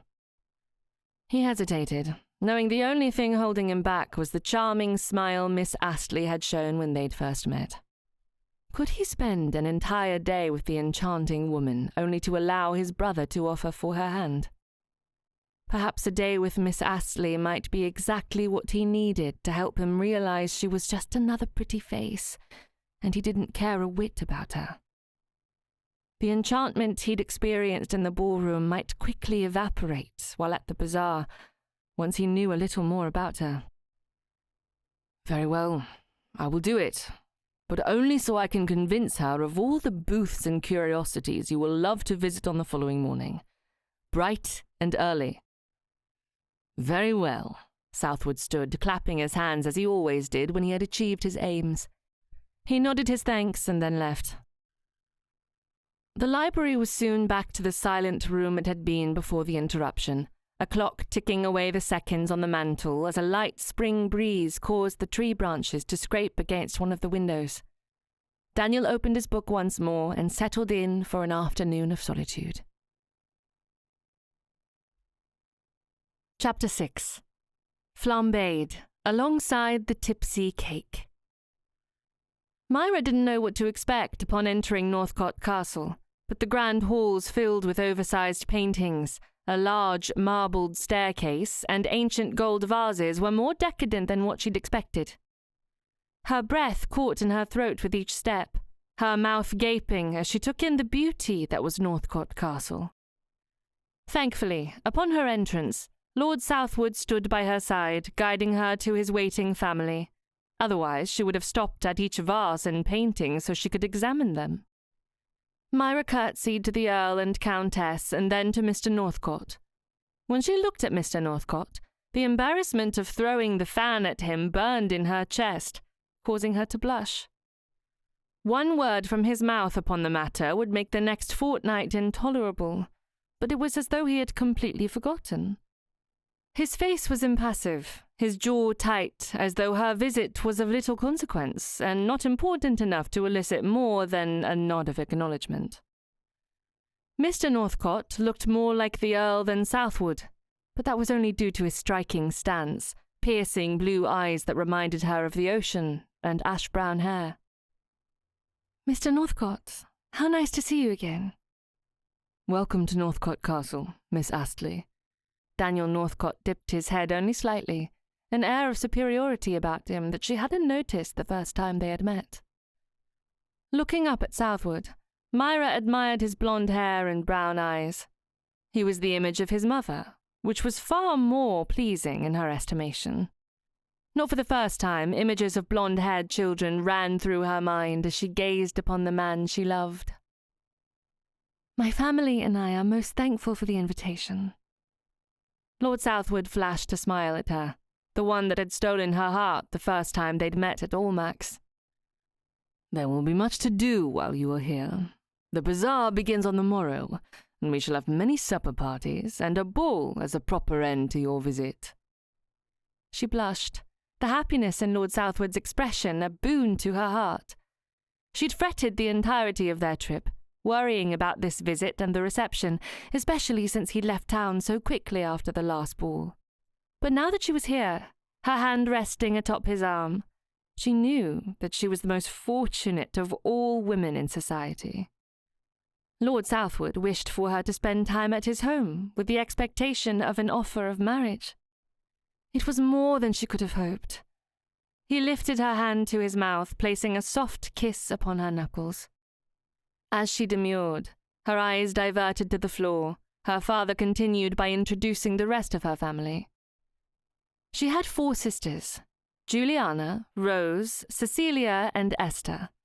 Her mother and father were thrilled about this little party. Their expectations were much the same as Myra's. If all went as planned, her sisters would experience a boost within the ton far beyond what their dowries had already provided. With this elevation in society, her sisters would find themselves the recipients of the most prestigious invitations, balls, garden parties, card parties, and nights at the theatre. All of it would be made possible by her marriage to a viscount. That is, if he determined they were a match after this next fortnight. You must be exhausted from your travels, an afternoon of rest, and then we will discuss the activities for the morrow. The Countess escorted them out of the parlour, leading her family up to their rooms. Myra held tightly to Lord Southwood's arm, not wanting to leave his side so soon. Her heart had ached these last few days during their separation. A yearning to be near him, to smell the citrus of his cologne, and to hear him speak words of love. All of it made her wish everything was already decided. Yet there was still the matter of speaking with her father and arranging the entire affair. As they stood outside her assigned bedchamber, Lord Southwood slid his hand under her chin, lifting her head so they could gaze into each other's eyes. Darling, I only just received word this morning that I must return to London on the morrow. No, you cannot leave now. What about the bazaar? You promised to accompany me. You will not miss even a moment of the festivities. Daniel has agreed to be your escort. Myra placed her hand on Lord Southwood's chest. But I wish to share this time with you. Are we not to grow in accord? I will return tomorrow night, and I promise to show you the estate. He lightly bopped his finger on her nose. A day of separation is nothing. You need rest, my lord. The dark circles under your eyes speak of hours of business. When do you take time for yourself? I shall make time in my busy schedule to consider rest. For now, it will be but one day. I suppose you are right. She didn't want to agree with him, but it also didn't feel right to keep him from important business. Do you promise to return tomorrow night? You will not delay even a day? I give you my word as a gentleman. I will leave before you wake and return before supper. She brightened a little. Then I shall wait to see the bazaar until the following day. There is no need to force Mr. Northcote into entertaining me. I wish for you to experience it on the first day. It would not be appropriate for you to sit at the castle while your sisters experience the grandeur of the event." She hesitated, a wave of fear rushing into her stomach, making her a little ill. Before he had left London, he'd promised to clear all his duties in order to be with her for the entire 2 weeks. But now he was going back on his word. "Southwood, is this business important enough for you to leave me at such an important time as this?" "It cannot be helped, kitten." He bent down and kissed her on the end of her nose. "Now I wish for you to wipe away that frown." Myra placed her hand on his cheek, the stubble of his unshaven face tickling her palm. He had never referred to her as kitten, and she wasn't certain she liked the term, but she did like his smile. "Thank you, my lord." As she closed the door behind her, she leaned against it, trying to understand her feelings. Their courtship had been a whirlwind of emotions, his declaration of love coming far faster than she had imagined. But that was what the London season was about. Falling in love. And she most certainly was in love with Southwood, wasn't she? Shaking her head, she stepped away from the door and crossed the room to where the maids were unpacking her trunk. Whispering under her breath, she chided herself. "What a silly notion. Of course I am in love." There was no need to fear a one-day separation. Lord Southwood was the sort of man who could make her dreams come true. A few more hours apart could not do irreparable harm. Myra sat in the window seat, undressed and only in her stays, unable to sleep due to the excitement of being at Northcote Castle, when a knock sounded on the door to her bedchamber. She nodded to her maid, Lucy, who was hanging her clothes in the dressing room. It took less than a minute for the maid to speak with someone at the door and then present a letter to her. Myra instantly recognized the wax seal to be that of the Countess of Hastings. Snapping it open, she quickly read the letter. "Oh dear!" "Might I help, miss?" Lucy stood nearby, a curious look about her. "I need to dress immediately." "Supper is hours away, miss." She looked over the letter once more. "The Countess has requested that I join her in the sitting room, our private rooms." "Indeed? Then you will want the yellow frock." Myra smiled, nodding her head quickly. "I think it is best." It took very little time for her to dress. She checked her hair and then stepped into the hall to find the Countess's lady's maid waiting for her. She walked behind the maid, allowing her to lead the way to the family wing, and then she waited in the hall while the maid announced her arrival. "Show her in." Myra cautiously entered the sitting room, taking in the elegance of the furniture and the placement of every painting, trinket box, and vase, and then her eyes rested on the Countess. "My lady, I am pleased you sent for me so soon." The invitation could mean only one thing. An engagement was on the horizon. Myra wouldn't say as much, but she knew the signs were all there. First, the invitation to the castle, and now a private meeting with the Viscount's mother. Everything about this visit made her want to squeal with excitement, but she would keep her composure, at least while she was in the company of the Countess. "Please join me." The Countess pointed to the cushion next to her on the sofa. "Thank you, my lady." Myra settled in, accepting a cup of tea. She took a sip, then placed her cup and saucer on the table.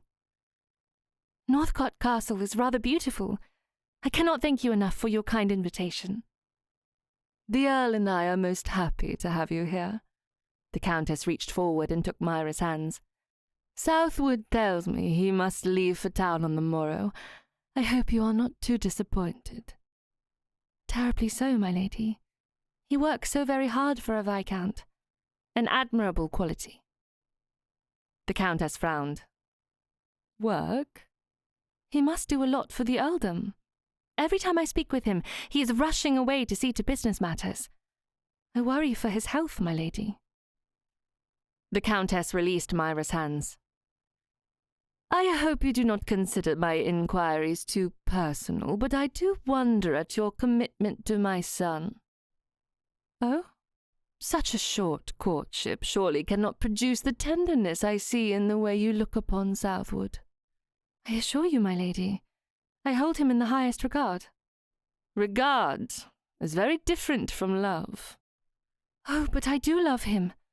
Myra placed a hand over her heart as it sped up in response to her declaration. I know it is not appropriate to share such confidences, but you are his mother and can hardly fault me for feeling so deeply. Yes, but perhaps there is another man within the town who could be a more suitable match. A man who will cherish you as you deserve. Myra reared backward, hoping she had misunderstood the Countess. Surely you do not wish for me to end my courtship with Lord Southwood? The Countess patted Myra's clasped hands. You deserve far better than Southwood, Miss Astley. I only want your eyes to be fully open before you accept any offers from my eldest son. I feel as though I know him already. He is the gentlest of souls and would never behave disagreeably. I fear you have already decided upon my son. Set your cap for him. Taken aback, Myra lifted her hand to twirl a finger around one of her stray locks. It was all very confusing. Did not the Countess know the reason for her visit? I most certainly have, my lady. Before Myra could gather her composure, the Countess stood. Then allow me to apologize for my assumptions. You have had a long journey. You must be exhausted. Please take the afternoon to rest. Myra nodded, confused at the pleasant smile and the gentle way the Countess led her back to the door, where the same lady's maid waited to escort her back to her bedchamber. Once she was back in her room, Myra allowed her maid to help her out of her dress once more. Although she didn't sleep, Myra lay on the bed with her eyes closed as she considered the very short and extremely cryptic visit she'd had with the Countess. Perhaps she had misunderstood, but it certainly seemed like the Viscount's mother did not approve of this little visit and the possibility of an engagement. Dressing with the greatest of care, Myra checked her coiffure, smoothed down the front of her newest pink silk gown, and then joined her sisters so they could walk together into the drawing room. Although their parents hadn't allowed all her sisters out in society, they were allowed to join the supper party. Nervously, Myra considered all that was weighing in the balance with her family.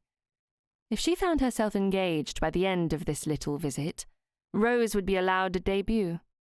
But if she did as the Countess had requested, Rose would have to wait another year or possibly 2 before entering society. It hardly seemed fair to keep all the girls out of society, the youngest, Esther, being 15 years of age, but their mother had thought it best, and no one had argued the point. At the age of 23, Myra was decidedly ready to make a match. Walking arm in arm with her sisters, Juliana on one side and Cecilia on the other, they stepped into the large drawing room. The Countess had outdone herself. At least 100 candles lit the room, covering every surface. A large mirror hung over the mantel, drawing her attention across the room to find Mr. Northcote standing in front of it as he spoke with a man she did not know. Mr. Northcote stood with an effortless command, as though the room had been built around him. He was tall, his posture just shy of rigid, as if he had long since grown weary of the conversation but was too kind to interrupt the man who was incessantly speaking. She tried not to stare at him, intrigued as she was with the surety of his person. She couldn't figure out what it was about him that made her think he was more fitting for the title of Viscount than his elder brother. Perhaps it was the clench of his jaw that held her spellbound. She wasn't certain. Shaking her head, she looked away from the man who simultaneously intrigued her and made her weary. Her gaze swept the room until she found Lord Southwood. He stood in the corner, speaking with the Earl. The contrast between Mr. Northcote and Lord Southwood was stark. Perhaps it was their posture, one tall and confident, while the other slouched, his head bent. One with a precisely tied cravat, the other tugging at his cravat as he squirmed under the scrutiny of his father. "Myra?" Juliana asked as she tugged on her arm. "Pardon me?"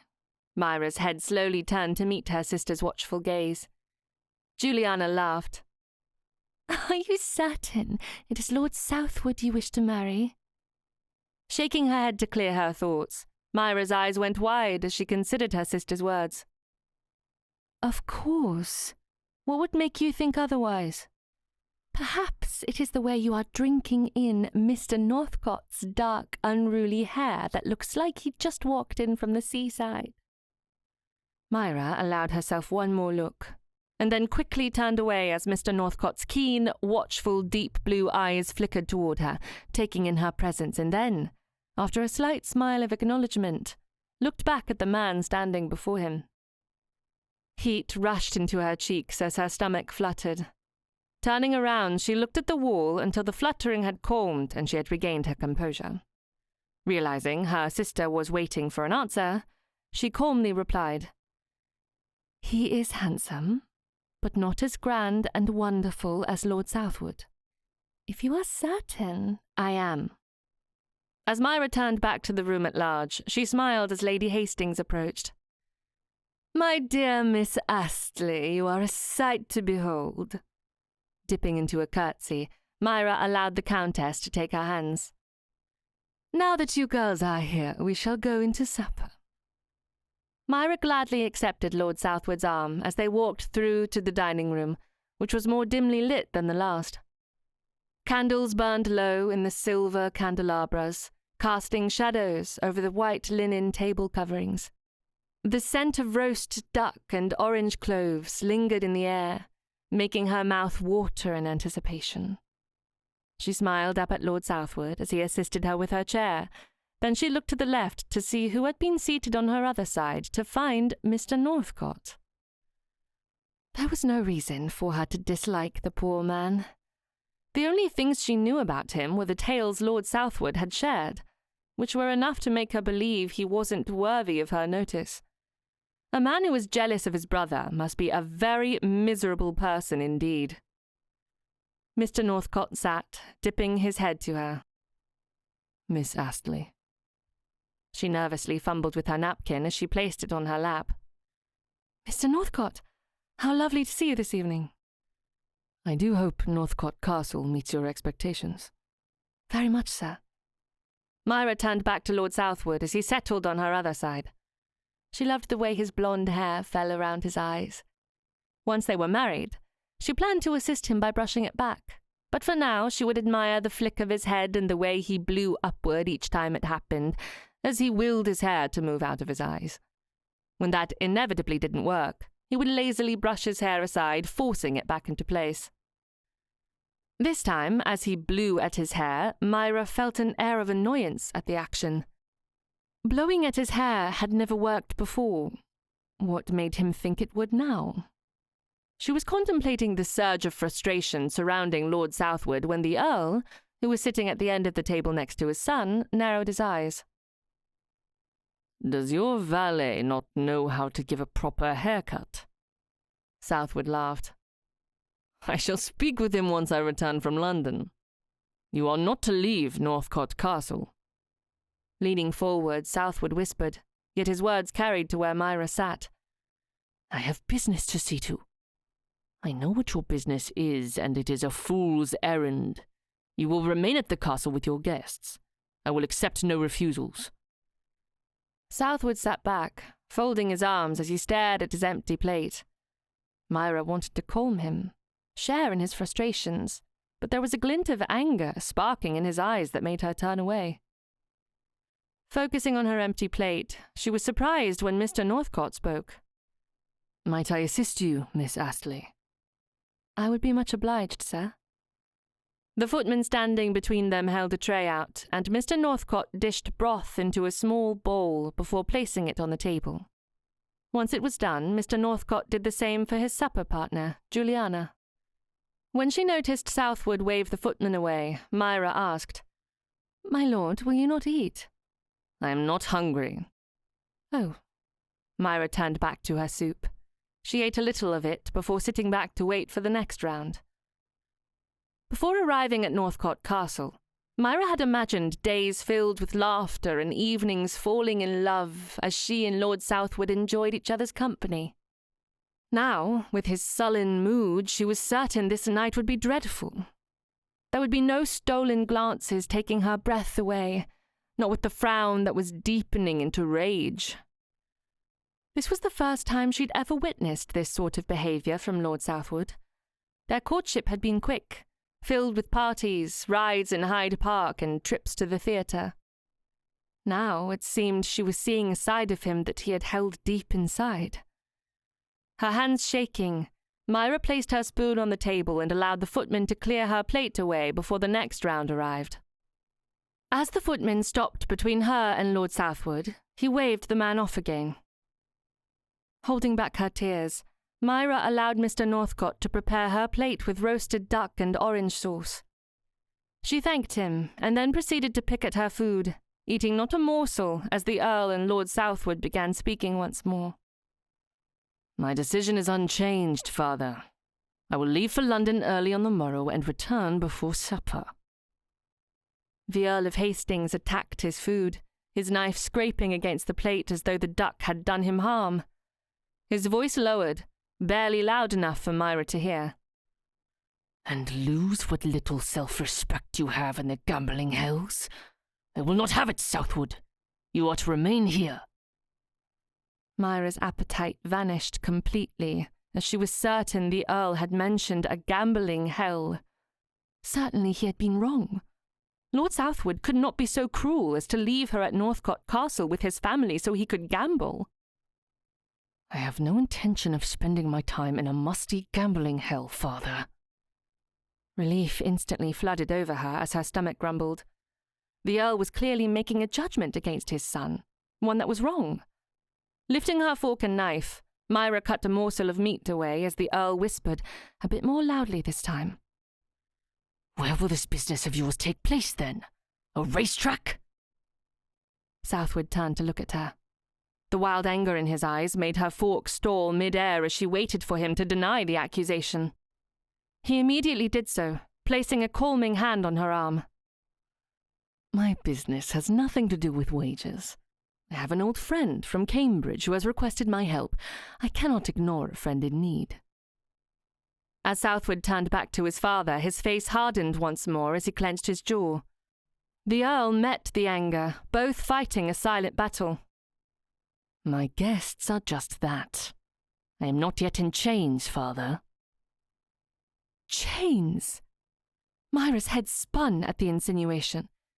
It bothered her that Lord Southwood could look at her with such tenderness and then turn around and say such awful things in reference to a possible marriage. Her lower lip trembled as she placed her fork and knife upon the table once more. The one solace she had as she sat between Lord Southwood and Mr. Northcote was that the conversation next to her was quiet enough that no one in the room could hear the argument. None of the other guests knew the trouble brewing at her end of the table. No one except the Countess of Hastings, who watched the entire affair from the opposite end of the room, her face pale as she compassionately smiled at Myra, almost as though she were attempting to communicate a silent apology. As the dishes were cleared away for the next round, Mr. Northcote leaned toward her. Was the duck not to your liking?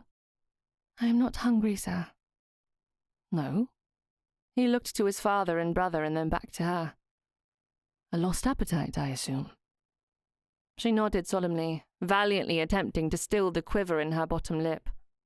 When biting down failed to quell the trembling, she lifted her hand, but as she did so, a footman leaned forward with a tray of tipsy cake, flames blazing from it with the enthusiasm of a Guy Fawkes bonfire. Her hand collided with the tray. The flaming confection somersaulted through the air in a slow, dreadful majesty before landing in Mr. Northcote's lap with a whump and a hiss. He leapt from his chair, pushing backward and knocking into the footman as he swatted at the cake and flames as though he were fighting a swarm of bees soaked in brandy. Chairs scraped as everyone around the room offered advice on how best to handle the situation, none of them achieving any results until Myra grabbed the vase of flowers in the center of the table. She threw the flowers aside and then doused Mr. Northcote's pants. "Well," Myra said as she slowly placed the vase on the table once more. She took a deep breath, willing her voice not to tremble as she looked to the Earl, Lord Southwood, and the Countess, purposefully avoiding Mr. Northcote. "If you will excuse me, I have had enough excitement this evening." With a curtsy, she left for her bedchamber.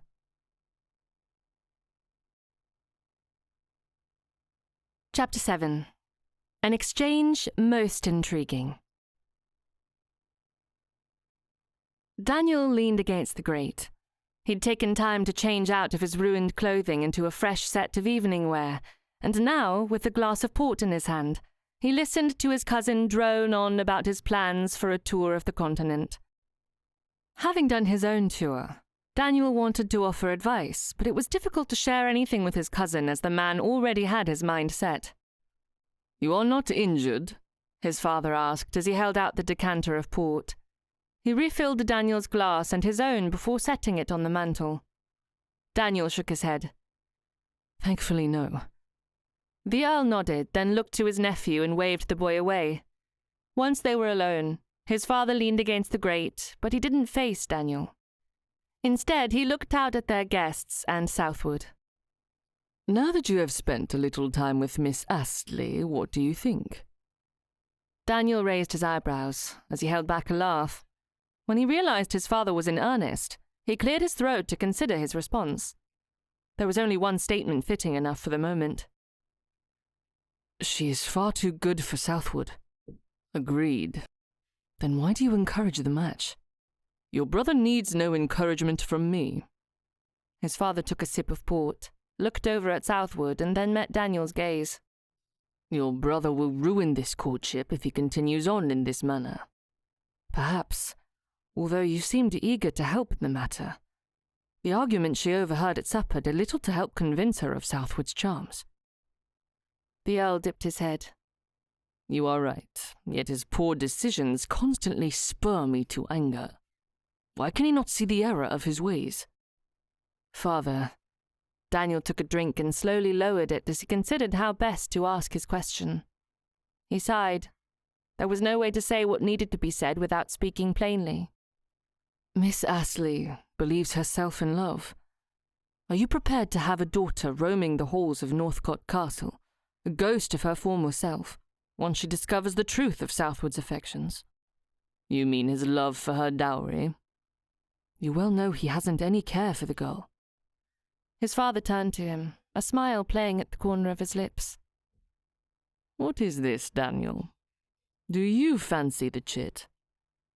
"If you think destroying a vibrant young lady for her dowry is acceptable, then you are speaking to the wrong son." "That was not my question." Fighting with himself, Daniel met his father's gaze. The Earl looked at him as though he could see directly into his soul, the knowledge of Daniel's every thought displayed for all to see. Yes, his thoughts had been focused upon Myra Astley since the moment he'd met her. He didn't even mind the fact that he'd already been flambéed along with the Tipsy cake. But she was the woman his brother intended to marry. It was wrong of him to want her, and so he would do all within his power to fight the growing admiration. The Earl tapped the side of his glass. "An eloquent silence. Certainly the local vicar would consider it a full admission of guilt." "I hardly know the girl." "Yet she has captured your admiration, and rather quickly, I dare say." Daniel turned toward the grate as he pulled at the knot in his cravat. "Admitting anything will do little good, given the situation." "Perhaps not." The Earl laughed as he walked away.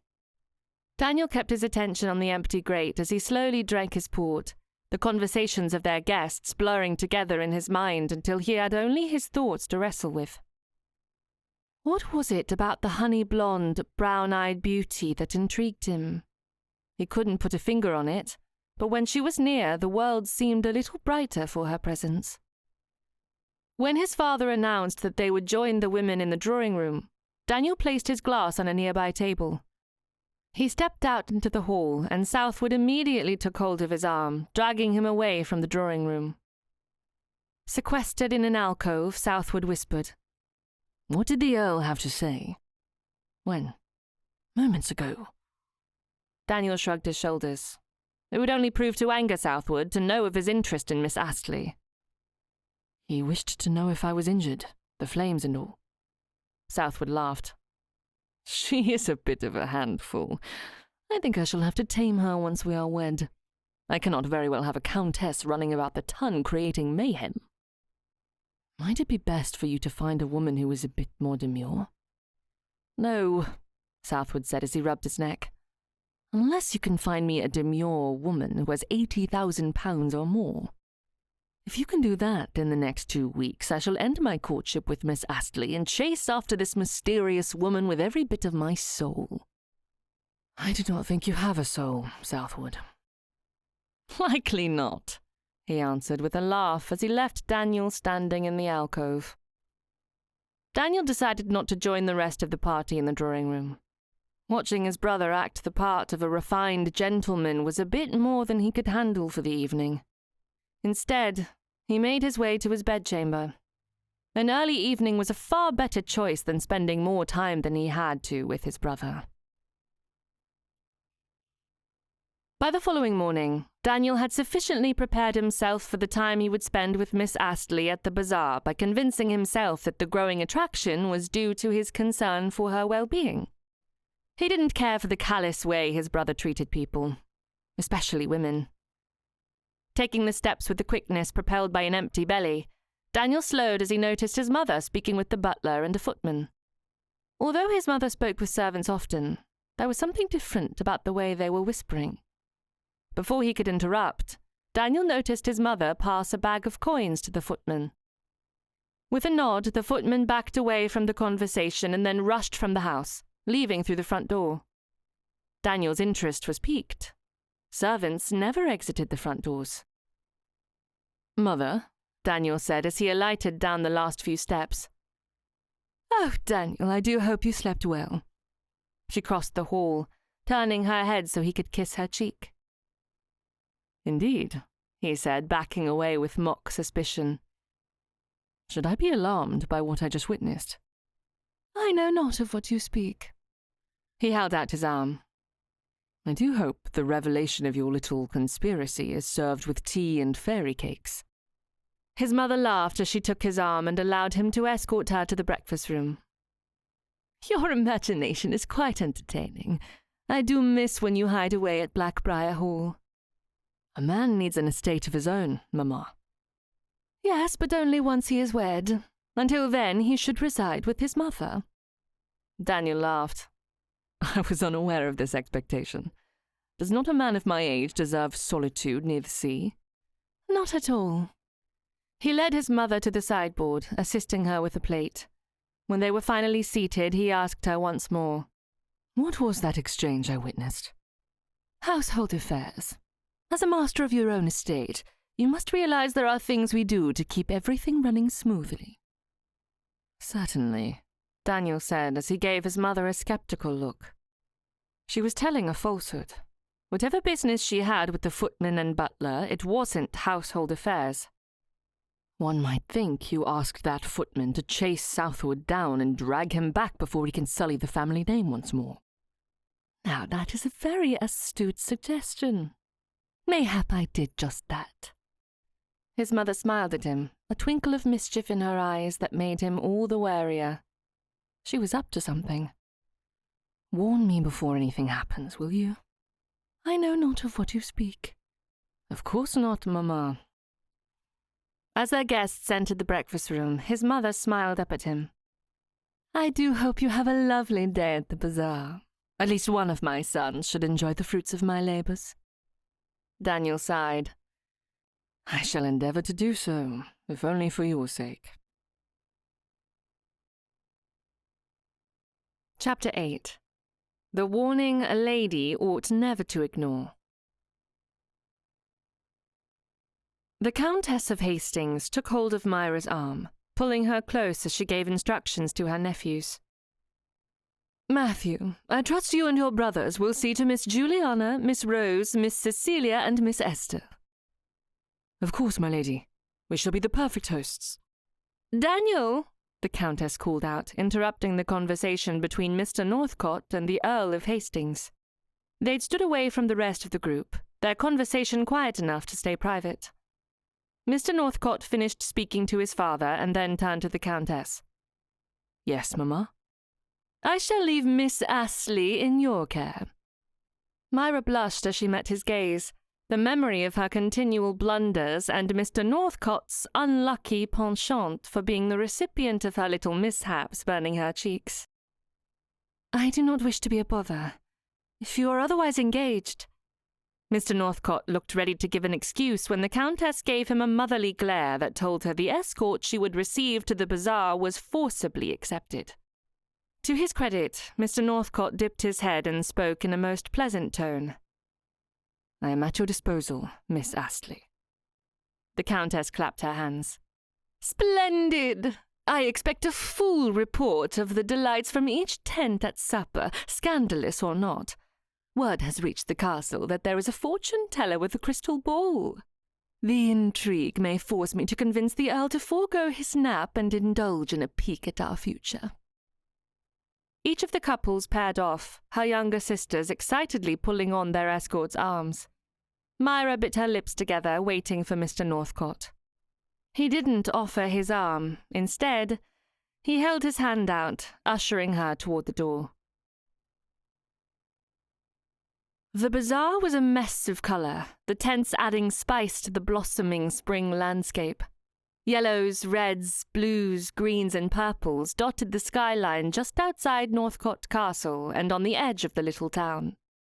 Although Myra would prefer to wait for Lord Southwood to return to share the experience with him, she couldn't help the excitement pulsating in her veins as she left the castle grounds and stepped out into the magical world created by the musicians and merchants. It was true Lord Southwood's behaviour of the previous night was concerning, but the circumstances of the supper were hardly relaxing. She'd spent the night convincing herself that his ill temper resulted from stress. The Viscount would apologize when next she saw him, and all would be well. Her 4 sisters took the lead, walking a short distance in front of Myra and Mr. Northcott, each of them nearly dragging Lord Southwood's cousins as they took in the festivities. Turning to Mr. Northcott, she smiled up at him. "Thank you for agreeing to be my escort. I doubt you wanted to spend the day with me, especially after my supper mishap." "Do not think another moment about it, Miss Astley." "You are too generous, sir." She dipped her head as she picked at the lace on her dress. "Do you have a specific booth you would like to visit?" Mr. Northcott's tone wasn't cold, but he was distant, lacking the warmth of his elder brother. His mannerisms left her chilled, and her stomach did somersaults as she walked next to him. She noticed he held his hands behind his back, clasped together, purposely choosing not to offer his arm. Not that she wanted to hold on to him. She preferred he leave a gap as they walked, large enough for another person to fit between them. "A dramatic reading is scheduled for this afternoon. I would like to attend." "And before then?" Myra eyed him from a side glance. "If you do not wish to accompany me, sir, I shan't request it of you." "I made a promise to my brother, and I am a gentleman of my word." "The Countess requested it of you as well." Mr. Northcott smiled. "Yes, she did." Myra turned to him, the slight smile pulling at his lips far too intriguing to ignore. "Do you do everything your mother asks?" "Within reason, Miss Astley." She laughed. With his demeanour slightly changed, she decided a man who still listened to his mother could not be terrible company. "Very well." She pointed to the tent nearest their position. "Why do you not smile as though you are enjoying yourself? Once you are a bit more cheerful, we can entertain ourselves in the blue tent." "A fine suggestion, Mum." He instantly changed course with a forced smile pulling at his mouth as he led her across the pathway to a tent filled with all sorts of paintings and sketches. Myra searched each canvas, thrilled at the talent of the artists, while Mr. Northcott stood at the entrance, as though standing guard, his smile making her laugh. "Do not strain yourself, Mr. Northcott." Taking her time, she admired each painting until she found a lovely rendition of Northcote Castle. The scene depicted the castle in shadow as the sun was setting behind the turrets. The yellow and orange of the sunset cast an enchantment over the piece that made her love this section of the country even more. If everything turned out as planned, this would soon be her home, a dream she could only hope would come to fruition within the next 14 days. "What is the cost of this painting?" Mr. Northcote stepped forward, his forced smile gone and exchanged for a less pleasant expression. You do not want that. There are many other paintings in this tent that are far better. Choose one that shows a bit more skill. What are you on about? Myra held the canvas out, viewing it from every possible angle. This is beautiful. What about this one? He picked up a painting of the castle covered in snow. It has more depth and artistry. I disagree. This artist put more feeling upon the canvas. It is almost as though I was standing on the hillside looking out at the castle as the sun sets. Myra looked to the owner of the booth. She didn't have to ask again. Pulling coins from her reticule, she dropped them into the merchant's hand and then waited as he packaged it for her. As they left the tent, Mr. Northcote carried the painting. His sour mood returned, and as they progressed throughout the bazaar, going from one tent to the next, she was certain he had turned slightly more stale. She didn't purchase anything else, not wishing to burden her escort any further than she had already done. But she enjoyed the pottery and sketches. She looked through the displays of jewellery, silently promising herself that when she returned with Lord Southwood, she would purchase a necklace. Walking along the path between the tents, Myra turned to look at her escort. Mr. Northcote had not spoken since the tent with the artwork. Was he vexed over her decision not to trust his opinion on the matter? Have I done something to make you dislike me? Not at all. She stopped walking, but either he didn't notice or he purposefully chose to leave her behind. Running forward, she tugged on his arm to gain his attention. There is obviously something amiss. We can return to the castle if you would prefer. I am enjoying myself. Please continue to explore at your leisure. I am not blind, sir. The scowl and your tightened fists are enough to tell me this task is not to your liking. Assumptions have a way of turning situations into something they are not meant to be. Please tell me what I have misunderstood. Absolutely nothing, ma'am. We will not take another step until you have shared your thoughts. Something is amiss. Mr. Northcote tilted his head to the side and nodded as though he had finally made a difficult decision. Very well, if you must know. I have a great many thoughts about this situation between you and my brother. Whatever do you mean?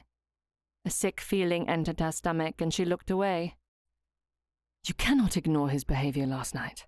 He was a cad, treated you with disdain and refused to assist you with your meal.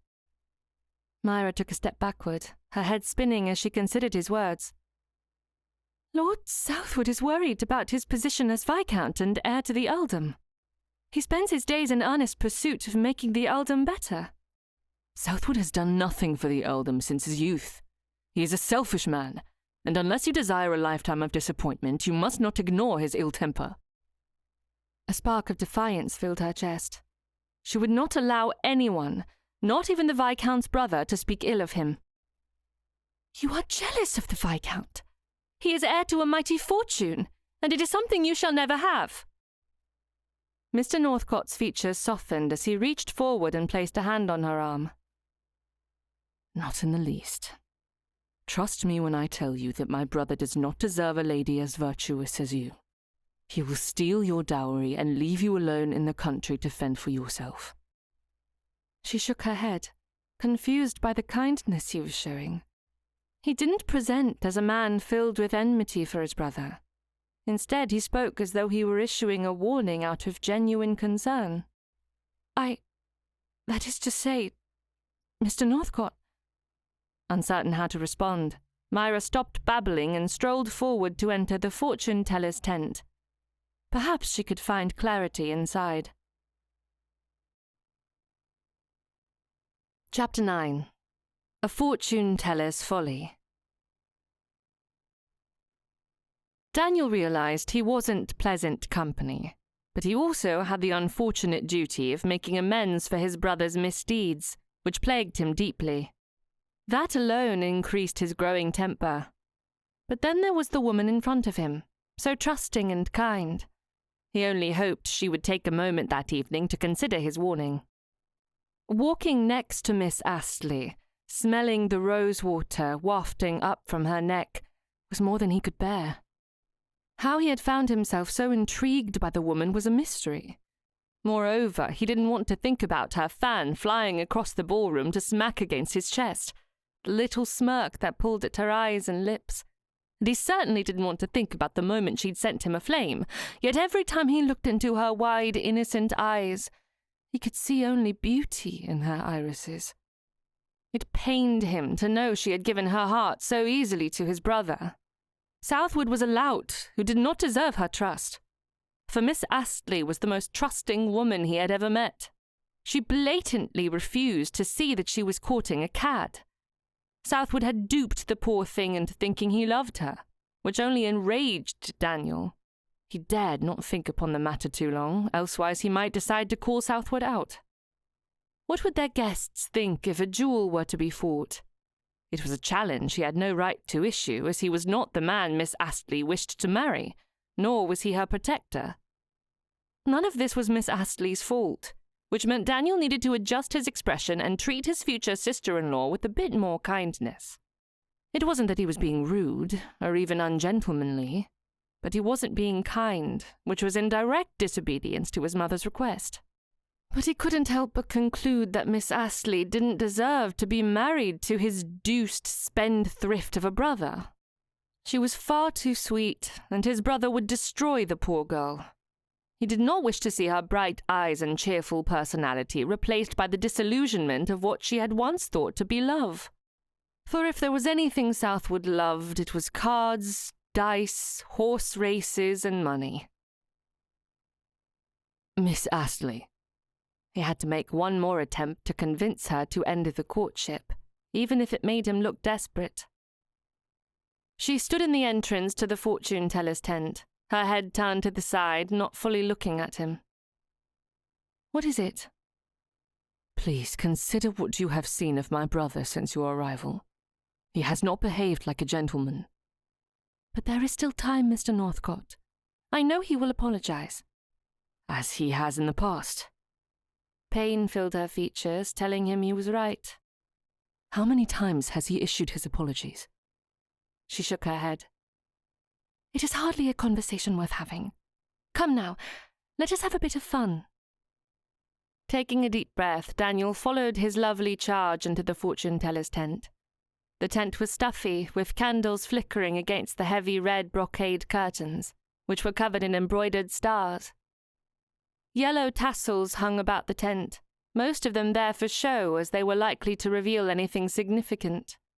The heavy stench of incense burning in little silver trays on each table left a trail of smoke lingering in the air, causing him to sneeze. Ah, you have finally arrived. Come closer. Only the bravest seekers will approach the veil and allow the spirits to whisper the secrets of their future. Did you know we would visit your tent? The spirits whispered of a honey-blonde beauty and her stalwart companion. I knew it would be a matter of time before I met you. Miss Astley placed a hand over her mouth as she took a few steps forward. Then this day was foretold. The mystic placed a hand under Miss Astley's chin. For many years I have seen your precious face in my crystal ball. Please sit, my dear girl. Daniel stood back as Miss Astley accepted the mystic's invitation. Once she was seated on a high-backed wooden chair, the mystic looked to him, waving him forward. No, thank you, madame.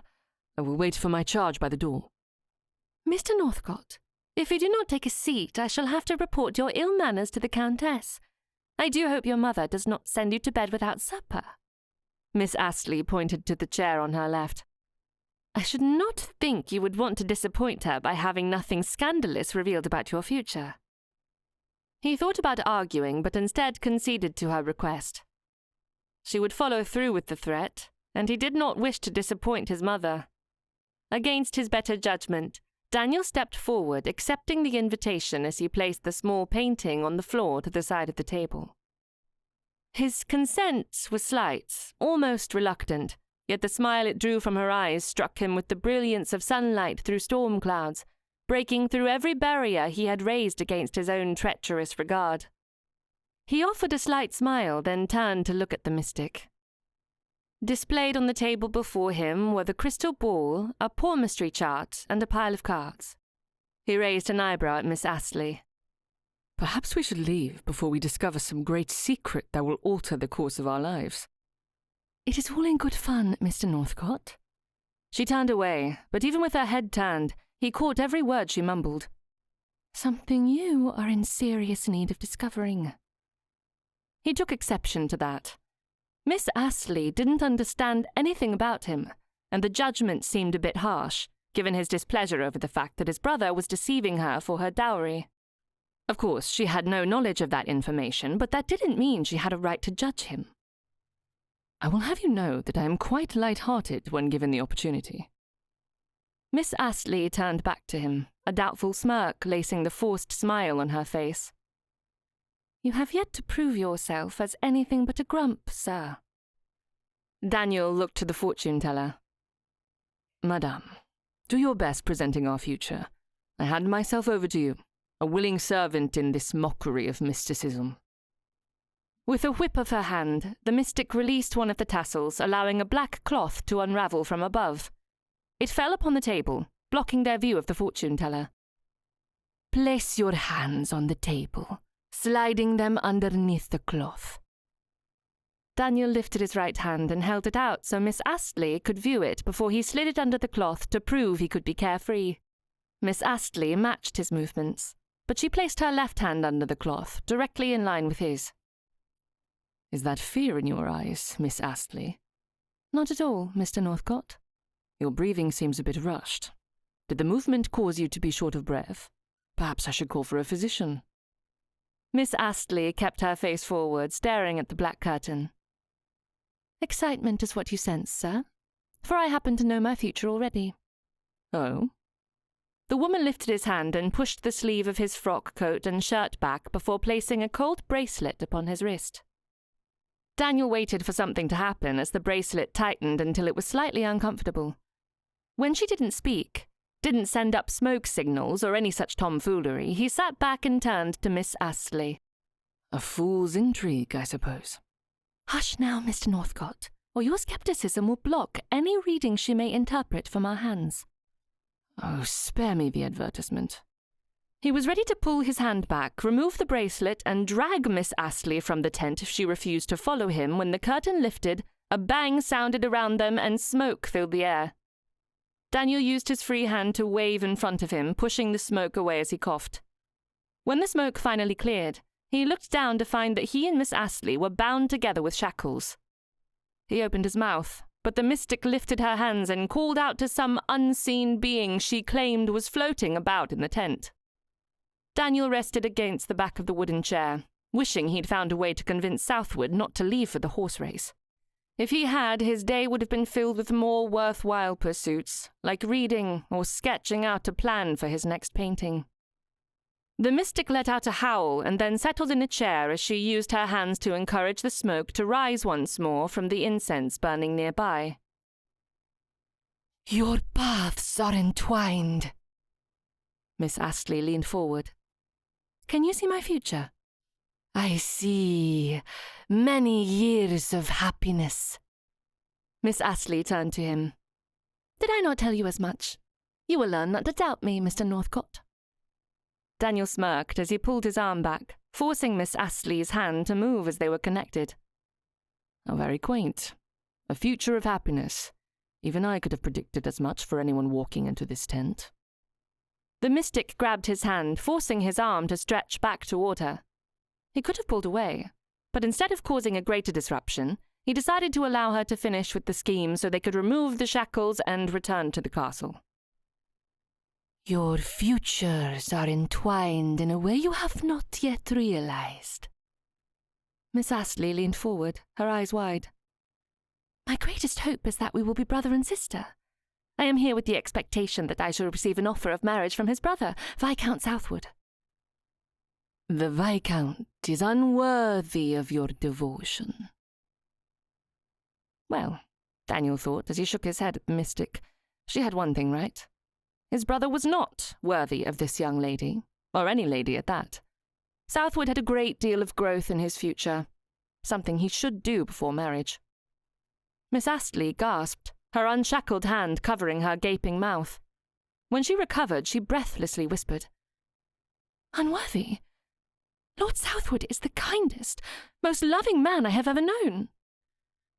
"I serve merely as a mouthpiece for the spirits who weave your future thread by thread," Daniel growled. "A scam, to be sure. How much must we pay for your insightful pronouncements?" "Quiet, Mr. Northcott," Miss Astley instructed. "You shall offend the spirits." "There are no spirits here, only us and this foolish old woman."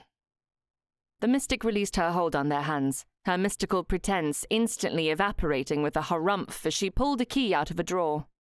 She placed it into the lock of their shackles and turned it, but the metal didn't click as the key had not grabbed hold.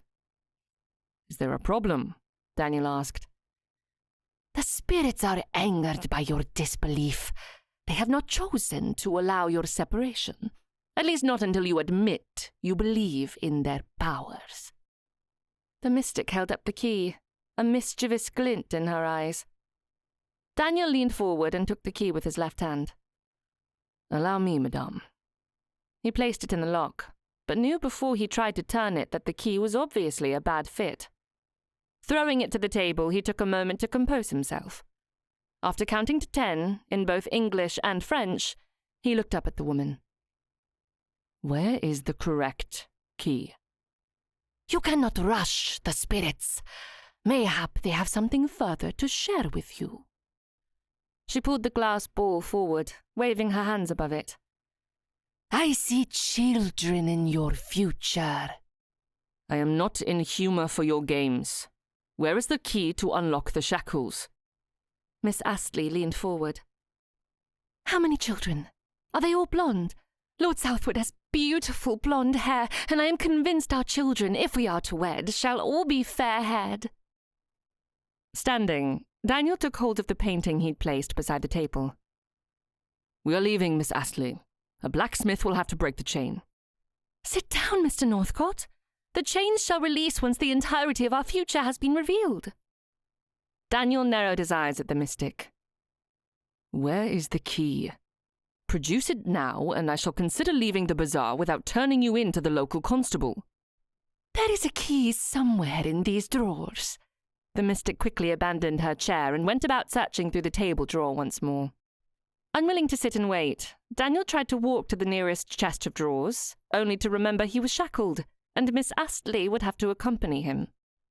"Miss, will you please help me search for the key?" "Patience, Mr. Northcott. I want to hear more about my children." "There will not be any children with Southwood if we do not find the key, ma'am." With that, Miss Astley jumped to her feet and followed him to the chest of drawers. "You do not have to be so foul-tempered. I only wanted to hear more about my future." "A waste of time. She has only told you what every young lady of marriageable age wishes to hear." Miss Astley leaned against the chest of drawers, a silly smile crossing her face as she was caught up in reverie. "I wonder how many children I will bear. Every man wishes for an heir." "You cannot be serious, Miss Astley." He tried not to laugh as he looked at her. "Please tell me you do not believe this charlatan has the ability to divine your future." Her eyes lit up with glee. "Mr. Northcott, it does not hurt to enjoy oneself at a bazaar." Daniel pushed the trinkets about, searching for a key. "I suppose not. But I do think it is time to remove these shackles. We must find the key." She set about looking through drawers and pushing papers aside, helping him with the search. Daniel entered the drawing room, Miss Astley beside him, her arm heavy as it rested upon his. He dropped the painting on the floor as he looked to his father, pleading with his eyes, until he saw a movement to his left. "I had begun to worry that you had fallen for her charms and stolen Miss Astley away." Southwood crossed the room, his long strides bringing him close enough to notice the shackles around their wrists. "What is this?" Lifting his right arm, Daniel held it high enough for everyone to see the mess they were in. He tried to make his voice light, as though this was a lark, but it was anything but a light-hearted moment. They'd been bound together far too long for his comfort. The fortune-teller in the village cannot find the key. Southwood burst into laughter, a sign that he had won big at the races. Can we not get the local blacksmith to release you? Miss Astley sniffed, her tears falling rapidly down her cheeks as she tried to move away. Unfortunately, the chain tethering them was far too short for her to take more than a step before she was thrown off balance. Daniel reached out to steady her, unwilling to allow any harm to come to her while she was connected to him. Her words were shaky as she shared the terrible news. The blacksmith was not available. His wife said she had not seen him for most of the day. We shall find the blacksmith, Miss Astley. I will free you from my brother's grip. Southwood placed his hand under her chin, lifting it as she pouted. Do not spend another moment worrying over the matter. Daniel was aware his brother's affections were insincere. When he looked into Miss Astley's eyes, the sparkles and desire emanating from him were in anticipation of a pile of banknotes resembling £80,000. Turning away from the sickening display of deceit, Daniel looked to his father for advice. If the blacksmith cannot be found, is there any other way out of this conundrum? The Earl crossed the room, poured a drink at the sideboard, and carried it over to Daniel. You will need this. He did wish for it. His mouth watered at the sight and smell of ginger, but he knew all too well what it would mean if he chose to drink. He would soon have to use the necessary. He couldn't possibly do that with Miss Astley attached to his right side. Thank you, but I will refrain for now, at least until we are separated. His father pressed the glass into his left hand. Come now, Daniel, for your nerves. With his father's urging, Daniel accepted the glass. He drank and then settled on the sofa with Miss Astley beside him. She too accepted a drink, a glass of lemonade, both famished from the day's activities. He held tightly to the promise his father had made. It wouldn't be long before he would be rid of Miss Astley, the warmth of her presence making his hand and arm tingle each time her ungloved fingers brushed his. He couldn't shake the feeling away, and he found that even though he squirmed under his brother's watchful gaze, the sensation Miss Astley perpetrated in his chest was not wholly unpleasant. In an attempt at gentlemanly behavior, Daniel became acutely aware of his every movement.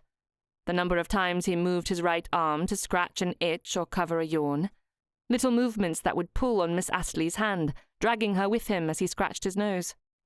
"Stop fidgeting," Miss Astley said as she pulled her hand back to rest on the sofa between them. She yanked him extra hard and then flicked her wrist, sending his hand back into his own face. I do not fidget, Mum. Miss Astley turned on him, her eyes blazing. The intoxicating woman he'd met in the ballroom, the one whose very presence made him warm all over, was completely gone, and in her place was a young lady who wanted to be rid of him. "Please," she said, calming her tone a little as she rested her hand on the cushion once more. "Use your other hand if you must flail about." Flail? Daniel huffed out an impatient breath. I do not flail, Mom. You most certainly do, sir, Miss Astley said, her voice rising in pitch. Daniel rested his hand on his knee. Let us settle upon a compromise. Can we not agree to use our unconnected hands for everything until we are free of this chain? Miss Astley dipped her head slightly, turning toward him. She was graceful, equal to that of a duchess, as her eyes warned him to keep to his bargain. I, too, would like that from you, Mr. Northcote, for I have been a most amiable companion, considering your needs above my own. He exchanged an exasperated glance with Southwood, noting his brother's watchful gaze. Very well. With the agreement made, Daniel rested his head against the back of the sofa and closed his eyes. It had been a taxing afternoon, and a bit of rest before supper was exactly what he needed to combat the frustration of his current predicament. Chapter 10. The Precarious Nature of Reputation. 1 minute turned into an hour, and then another, as Myra sat on the sofa, waiting for someone to free her from Mr. Northcote. Everyone within the house was cheerful enough. Everyone except for the man to whom she was tethered. He hadn't spoken since they'd agreed to use the hand that was unimpeded for any of their basic needs, and now slept next to her, without a care in the world, his head resting against the black cushion.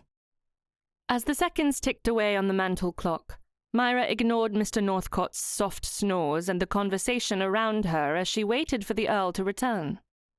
And then she sighed as each of her sisters and her parents left the drawing room to dress for supper. They were supposed to have guests over that evening, guests who would be scandalized by the current circumstances if the shackles were not removed. "Lord Southwood," Myra said, reaching out to him. "What are we to do?" The Viscount laughed, his expression far cheerier than his usual brooding manner. Even the dark circles under his eyes seemed a little less prominent. "This is but a lark. The people who work for these little bazaars make sport out of their patrons. You have no need to fear, Miss Astley. It will not be long before my father returns with the key or the blacksmith. All will be well." "A lark? Truly it cannot be so." He waved his hand about as he took a sip of his brandy. "That is the meaning of these events. The performers put the patrons in impossible situations for a bit of fun, but they usually do not choose people of our social standing. Certainly, they must not have realized they were dealing with the son of an earl. Elsewise, the mystic would have read your fortune and sent you on your way. The earl will straighten it out before our guests arrive." Myra took a trembling breath. "Are you certain?" It wasn't that she doubted his word. She wanted to believe in everything he said, but Mr. Northcote's anger in the fortune-teller's tent had done nothing to free them. The poor woman had searched frantically, tearing apart the tent to find the key, but to no avail. All the keys she produced were incorrect. Leaning forward in his chair, Southwood placed a finger under her chin and lifted her head. "You must never doubt my word, especially since I am a gentleman. A viscount to boot." "Of course, my lord. I wish only to make you happy." "Once this is behind us, we can discuss our future. Would you like that?" Heat rushed into her cheeks as she dipped her head, demurring away from his penetrating gaze. "The fortune-teller had a little to say upon the topic. She spoke of children in my future, although I do not think we can trust a mystic. Do you?" Myra purposefully left out the information regarding her future being tied to Mr. Northcote instead of Lord Southwood. The mystic had misunderstood the situation, presuming the couple before her were courting and not acquaintances. Certainly no one would consider matching her with the grumpy, intolerable man when she had such a pleasant suitor vying for her admiration. "Spare me this incessant chatter," Mr. Northcote said as he opened his eyes, his focus upon his brother. "If you wish to speak in such a manner, wait until I am free from her side." "Mr. Northcote, I have tried to understand you since this morning, and instead I am left baffled. Are you not happy that I am here?" Mr. Northcote's eyes slowly narrowed, his attention never wavering from his brother. "You are aware of my opinion on the matter, Miss Astley." Southwood laughed once more. "Oh, the shame of this entire affair! You shall never live it down, Daniel." She yanked his arm a little, flipping her hand upward, catching him in a moment when he was not expecting the movement. Although he caught his hand in time, she had tried to hit him with it. She knew it was childish, but what was she to do with a man as cantankerous as Mr. Northcote? And then she realized there was a solution to this man's orneriness. If Mr. Northcote could be as happy as she and Lord Southwood, all would be well. Myra smiled, her heart fluttering at the thought of playing matchmaker. She had many friends, each of them lovely. At least one of them would do for Mr. Northcote. They could break him of his impersonable, prideful arrogance, and they could live quite peacefully in the country. "Sir, have you considered finding a match? I should like to introduce you to my friends." Casting her a sidelong glance, a trace of amusement relaxed his countenance. "Thank you, but I have no desire to be married." Never say so. Myra turned to Lord Southwood. Please tell me he is jesting. I am afraid not, Miss Astley. Lord Southwood pointed to Daniel's right eye. Do you see that there? What? All she could see was the gorgeous blue of his irises. That stealing glint. Mr. Northcote tried to fold his arms, but when her hand went with him, she yanked it back. Settling for one hand across his middle, he narrowed his expression at his brother, making Myra's breath catch in her throat. He was dreadfully handsome. Closing her eyes, she shook her head a little to rid herself of the thought. Smiling, she reached out and placed her free hand on Lord Southwood's arm. Is that how a man looks when he is a determined bachelor? I am afraid so. You have met a man who loves his solitude. Not a pretty smile in all the world will pull him away from a well-lit fire and a quiet library. Surely we can convince him to try courtship. Men were not made to be alone. I have at least one friend who will do for him. Miss Astley, we cannot expect everyone to take part in the complexities of love as we have. I am sure my brother has his reasons for staying away from the marriage mart. Myra leaned forward, sliding her hand down his arm to take hold of his hand. Silly of me to believe everyone will find their perfect match. I only wish for my dear family and friends to be happy, and Mr. Northcote seems rather miserable. Mr. Northcote stood, none too gently pulling her left side forward. I need privacy, Southwood. Where is our father? Southwood's eyes lit up with laughter. He winked at his brother, and then sat back in his chair, folding his arms and crossing his legs. He was enjoying Mr. Northcote's discomfort. It didn't make her happy to see it, but she quickly ignored the warning. What harm was there in a bit of brotherly teasing? He has not yet returned from the bazaar. I am afraid you will have to wait. It cannot wait.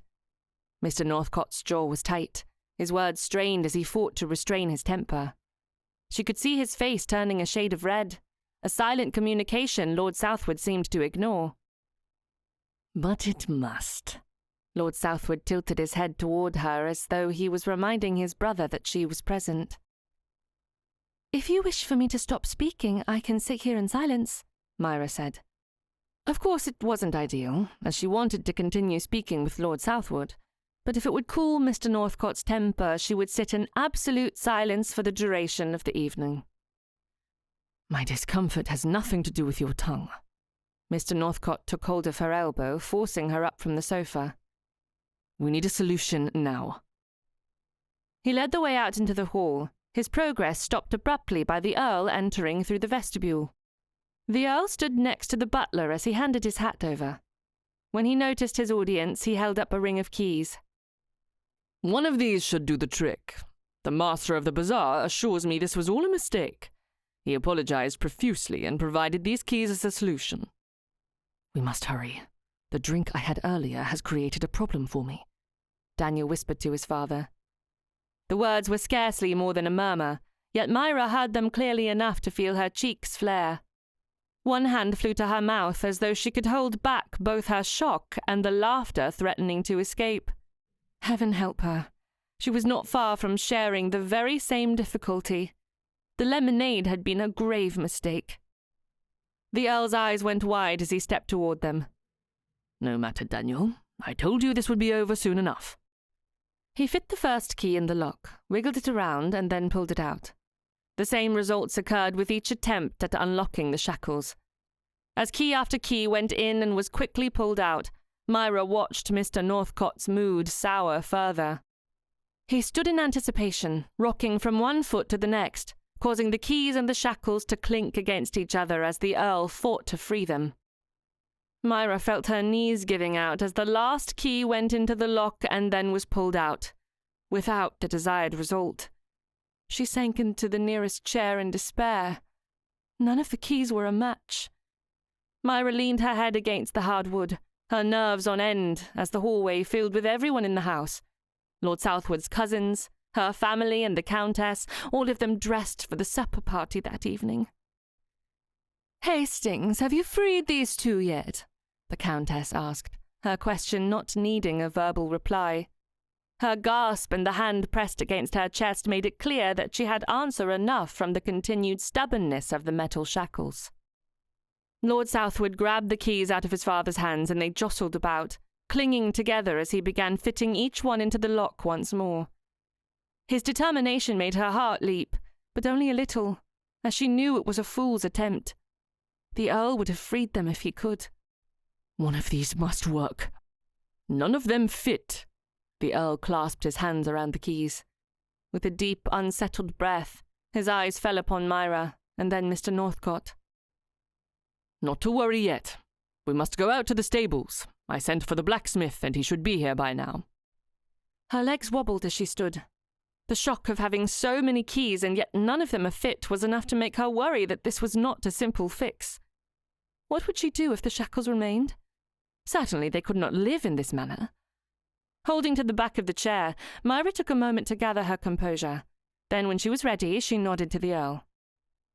In his need for privacy, Mr. Northcote's stride lengthened far more than it had been that morning. Myra lifted her dress with one hand as she ran alongside Mr. Northcote. As they entered the stables, she gently tugged on his arm to remind him that his consideration would be appreciated. He dipped his head in response. My apologies. Lord Southwood stepped forward, pushing Mr. Northcote's shoulder. Have a care. She's a gentle creature, and I do not want her harmed. Then you should have stayed with her instead of spending the day in a gambling hovel. Gambling? Myra turned to Lord Southwood. This was the second time she'd heard about his gambling issues. Was that what he considered business? Lord Southwood, I distinctly remember you said it was business that took you away today, Myra said. A friend from Cambridge. Rumours of gambling had reached her each season, but she'd always tried to stay away from the men who spent their evenings with cards and dice. Many a man within the ton had gambled away his inheritance, while the winners added to their extensive coffers. What sort of gambler was Lord Southwood? Do not worry your pretty little mind about it. Lord Southwood tapped her nose with his finger, his dashing smile melting her heart. We must free you from this unfortunate situation so you can dress for supper. I wish to have you on my arm this evening. She turned to look at her father, a moment of fear causing her to question the quickness of her affections. Was her father aware of Lord Southwood's gambling? She wanted to believe it was a harmless day of releasing tension. He'd been stressed over the last few weeks. Inviting her family to his ancestral home had likely added to his concerns, but she couldn't help but wonder if she had been a little blind. One thing was for certain, and she didn't care to admit it even in the privacy of her own thoughts. Mr. Northcote had been correct. If Lord Southwood had accompanied her to the fortune-teller that morning, she would be shackled to him and not his brother. Chapter 11. The Only Blacksmith in Town. Daniel placed his hand on the anvil, his focus upon the shearing knife in the blacksmith's hand. Are you certain this is safe? Mr. Gladstone shook his head, his Scottish brogue a bit more playful and slurred than Daniel could appreciate in that moment. Not at all, sir. But it is your only hope of freedom this night. Elsewise, you will have to head for the border and find another anvil. Daniel pulled his hand back, taking Miss Astley's with him as Mr. Gladstone stumbled backward. This seems a poor choice. He will likely sever one of our hands in the attempt. Southwood stepped forward, pulling on the chain. I do not care about Daniel's hand. Mr. Gladstone, chop here at the wrist. Miss Astley gasped, recoiling away from him. You would not dare do such a monstrous thing to any man, let alone your brother. Southwood cupped her chin, his expression pulling at his features as though he thought it made him appear lovesick. I care only for your reputation, Miss Astley. The Earl stepped forward, pushing the blacksmith away. No one's hands will be severed this evening. I shall see to the matter. Do your best, I beg of you. Daniel hadn't meant for the last part of his statement to sound so desperate, but he was in a bit of trouble. Not only did the reference to an anvil priest set his heart galloping, but he was also near to bursting if he had to wait much longer to use the necessary. Miss Astley gingerly placed her hand upon the anvil as well, her expression determined as she met his eyes. He could see the blacksmith's statement about a marriage anvil had disturbed her as deeply as it had him, but were the feelings the same? For his part, he would gladly take her to Scotland that very moment. But he feared she would never forgive him if he suggested it. They stood awkwardly, bending forward as the Earl employed the hand-saw, moving it back and forth, scraping across the metal shackles, and creating a sound that sent their spectators running from the vicinity. The excuses were unnecessary. If he hadn't been stuck in the predicament, he certainly wouldn't stand nearby as the saw grated upon the metal like the scream of a violin. Miss Astley pressed one hand against her ear, and she attempted to muffle the other with the lift of her shoulder, but it didn't work. Daniel placed his free hand against the one covering her ear, pulling her tightly into his shoulder, hoping it would help. Heat instantly burst into his fingers, shooting through his arm like cannon fire at dawn. He stood unmoving, half man, half sensible ruin. Miss Astley fit perfectly against him, her head lying as softly against him as though she belonged to him. Thinking back to her comments about finding him a match, Daniel knew there would never be a woman so perfect for him as she was. Yet her heart didn't belong to him. His arm burned from her touch. His chest ached to pull her more carefully into his embrace, and in that moment, he knew that once the shackles were gone, he had to pack his bags and leave Northcote Castle. He couldn't watch as his brother married Miss Astley. He refused to be there to hold her when she realized she'd been swindled into a loveless marriage for her dowry. Southwood was determined to marry the girl. She wouldn't listen to his warning, and therefore Daniel would take his leave.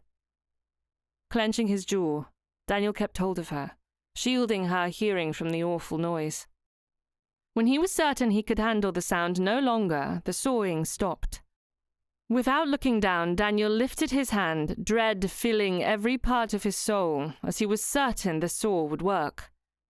Yet he felt the familiar pull of Miss Astley's hand. The tether was unaltered. Of course, there were deep grooves where the saw had scraped against the metal, little shards poking up, but it was clear to him they would not be freed in this manner. "Is there no other option?" Miss Astley asked as she lifted her head from his shoulder. The heat of moments before was replaced with a chill, spreading through his arm. Unfortunately, the pressure in his chest remained, the ache reaching out, begging to hold her once more. Mr. Gladstone, who had not stumbled away, frowned as he held out a torch. "I could heat the metal, melt it down." Hastings grabbed hold of Gladstone's wrist. "You will do nothing of the sort. I will not have either of them injured in this attempt." Miss Astley suddenly screamed, pulling her hand away from Daniel as though the quick movement could break the metal. The only result of her little tantrum was to cause him further discomfort. Of course, he couldn't fault her for the outburst. "Thank you for your efforts, Father." Daniel pointed toward the door, holding back the sigh attempting to burst from his overburdened chest. The situation was dire, not only due to his discomfort, but if they were not separated, there would be no question as to what would happen next.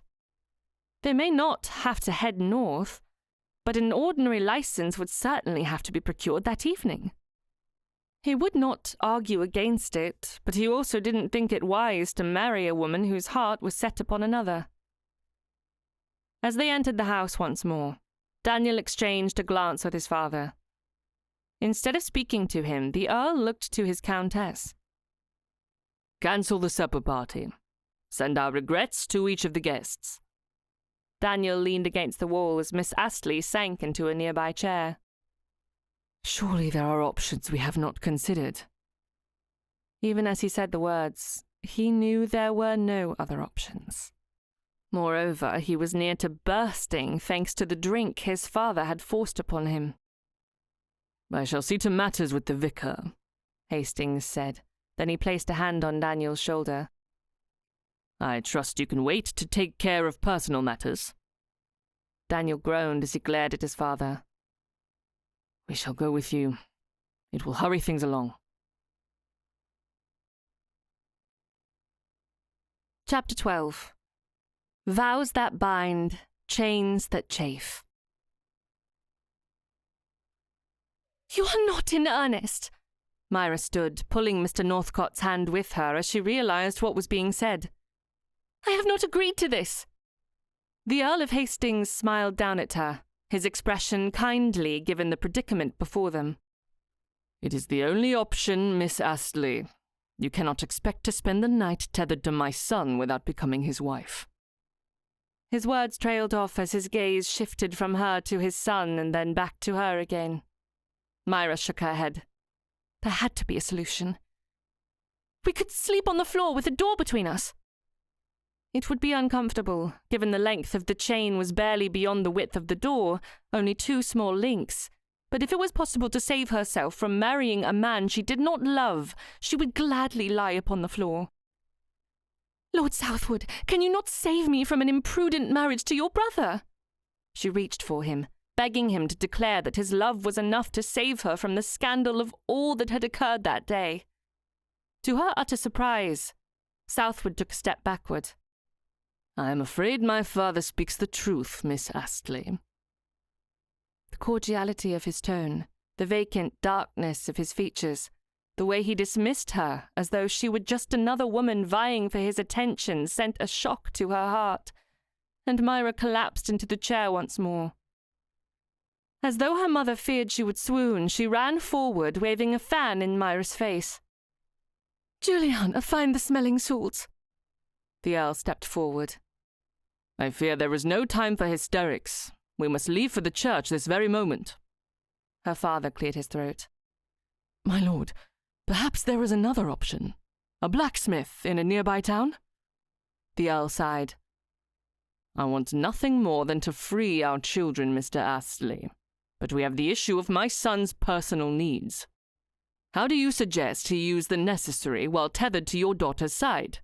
And what of her needs? Indeed, her father said. Myra let out a whimper as her father patted her shoulder. The situation is not ideal, but I see it must be. Far from ideal! Southwood yelled as he kicked the foot of the chair Myra sat in. The Earl took hold of Southwood's arm. You have only yourself to blame. Had you chosen to entertain your guests instead of... Lady Hastings stepped forward, tears piercing her eyes. Perhaps the arguments could wait until later. Very well. Lord Hastings swept his hat off the hook by the door and gestured for everyone to follow. Myra tried to stand, but her legs shook, and her chest was heavy, a pain piercing her heart as the Earl's pronouncement replayed in her mind. The church. Were they truly leaving Northcote Castle for the church? She tried to stand, but her legs would not function, causing her to collapse. Myra woke to the jostling of a carriage. Her head rested against something quite comfortable, and so she slightly adjusted and moved her head around her hand, stretching forward to embrace the soft pillow. Until her senses returned and she realized the person next to her was not a pillow. Instead, it was the same shoulder that had shielded her hearing in the stables. Sitting upright, she could see Mr. Northcote watching her in the dim moonlight shining through the windows of the carriage. Where are you taking me? Mr. Northcote cleared his throat. The church. Turning away from him, she found her mother and father sitting in the carriage across from her. Mamma, please do not allow this to happen. There is no other option, my dear. Her pleading eyes fell to her father. She knew he'd been pleased with her decision to marry the Viscount. Certainly he could not be so close to catching a title for his family only to let it slip away for a little blunder at the bazaar. When he didn't immediately appease her concerns, she looked down at her hand, a stark reminder that it wasn't just a little problem. Outside the window of the carriage, she could see her fate looming ever closer as the carriage rolled up to the front of the chapel. Mr. Northcote gently assisted her down each step, his concern that she might swoon once more evident as he watched her every move, not releasing her until she was clearly stable on her feet. Her 4 sisters exited the carriage behind theirs, and Lord and Lady Hastings stepped out from theirs, but to her surprise, Lord Southwood was not present. Was his heart aching as deeply as hers? Certain she would drop dead the moment the vicar declared her Mrs. Northcote, Myra walked on shaky legs into the chapel. They sat on the front bench as the Earl and her father spoke with the vicar. Coins were exchanged, and far too soon they had procured the ordinary license. Myra closed her eyes, praying she would wake up to discover this had been a horrible dream, when the sound of footsteps stopped directly in front of her. Miss Astley, Mr. Northcote, if you will but stand for the ceremony. A ceremony seemed unnecessary, given neither she nor Mr. Northcote wished for a marriage. Can we not simply sign the license and be done with the matter? Of course not! Her mother pulled her to her feet. You may not be able to marry the man you previously thought would offer for your hand, but that does not mean you can forego the vows. Her head hung low, the view of her wrinkled day frock leaving her further distressed. The gold silk gown she'd purchased in expectation of a wedding was hanging in the wardrobe, waiting for a special day that would never happen. She couldn't even wear the dress for this impromptu ceremony, stuck as she was in a day frock. She'd saved her favourite dresses for Lord Southwood, opting to wear an old frock to the bazaar. Mr. Northcote, please take Miss Astley's hands, the vicar said, his voice stern as though he were rebuking them for their careless behaviour. This most certainly was not her fault. If she could place the blame on Mr. Northcote, she would, but he also shared no fault in their current predicament. In fact, he'd tried to convince her not to go into the mystic's tent. She'd been foolish to sit down at the table, foolish to put her hand under a curtain, foolish in everything she'd done that day. Unwilling to meet his eyes, Myra kept her head down as tears streamed down her cheeks. The words she'd dreamed of hearing for her marriage to Lord Southwood played out exactly as they were written in the Book of Common Prayer. When prompted by the vicar, and then compelled by her mother, she agreed to the vows. It was all over, at least as far as their families were concerned. But for Myra and Mr. Northcote, she knew their lives would never be the same.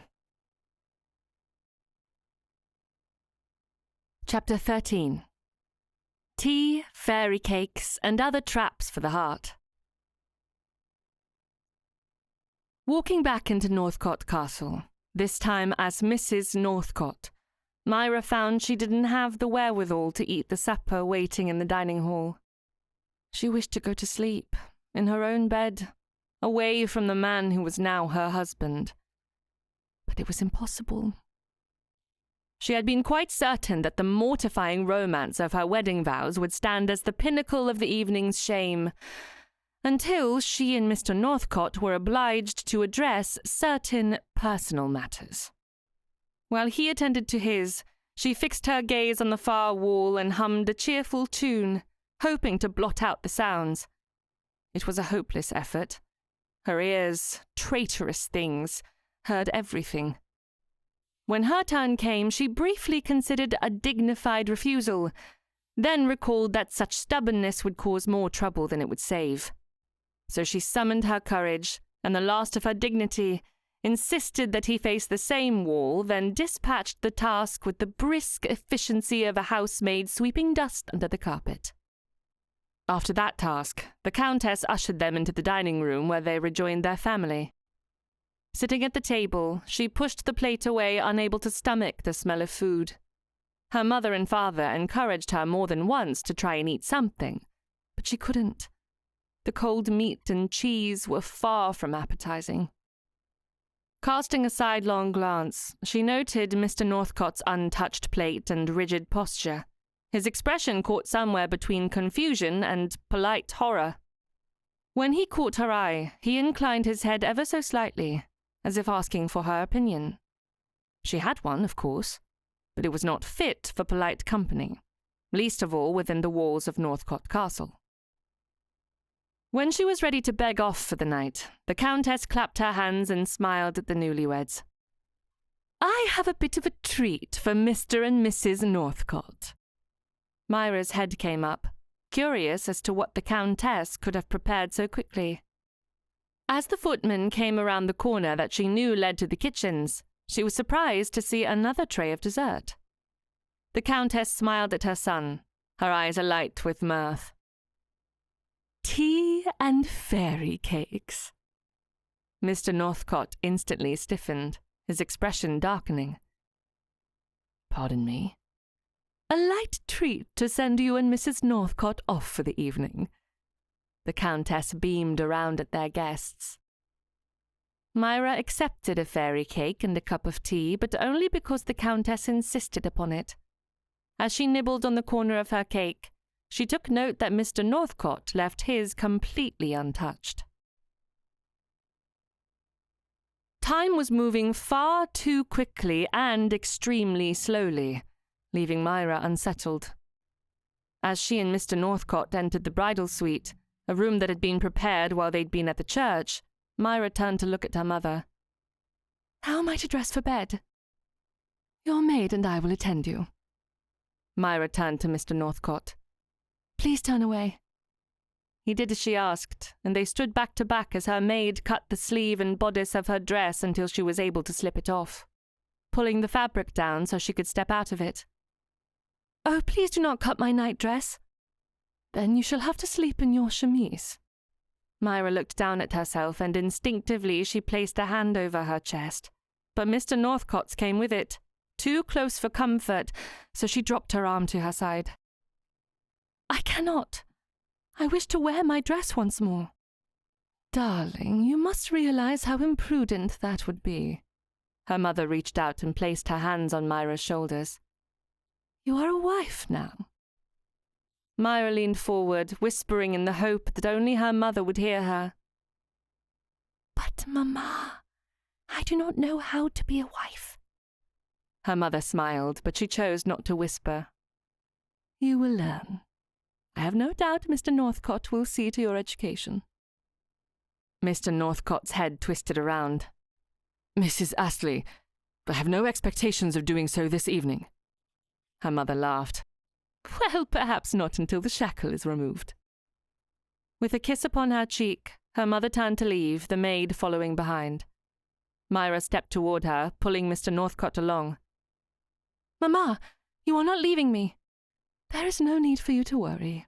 Lord Hastings has assured your father and me that Mr. Northcote will treat you with respect." Myra shook her head, confused. "But even you and father do not sleep in the same bedchamber?" Her mother laughed. "We do on occasion, dearest. Moreover, I do not know how you and Mr. Northcote will manage to sleep in separate beds, what with the shackle upon your wrists." Grabbing onto her mother's arm, she tried to pull her toward her. "Do not leave me." "I am sorry, Mrs. Northcote, but the day is far spent. I too must retire."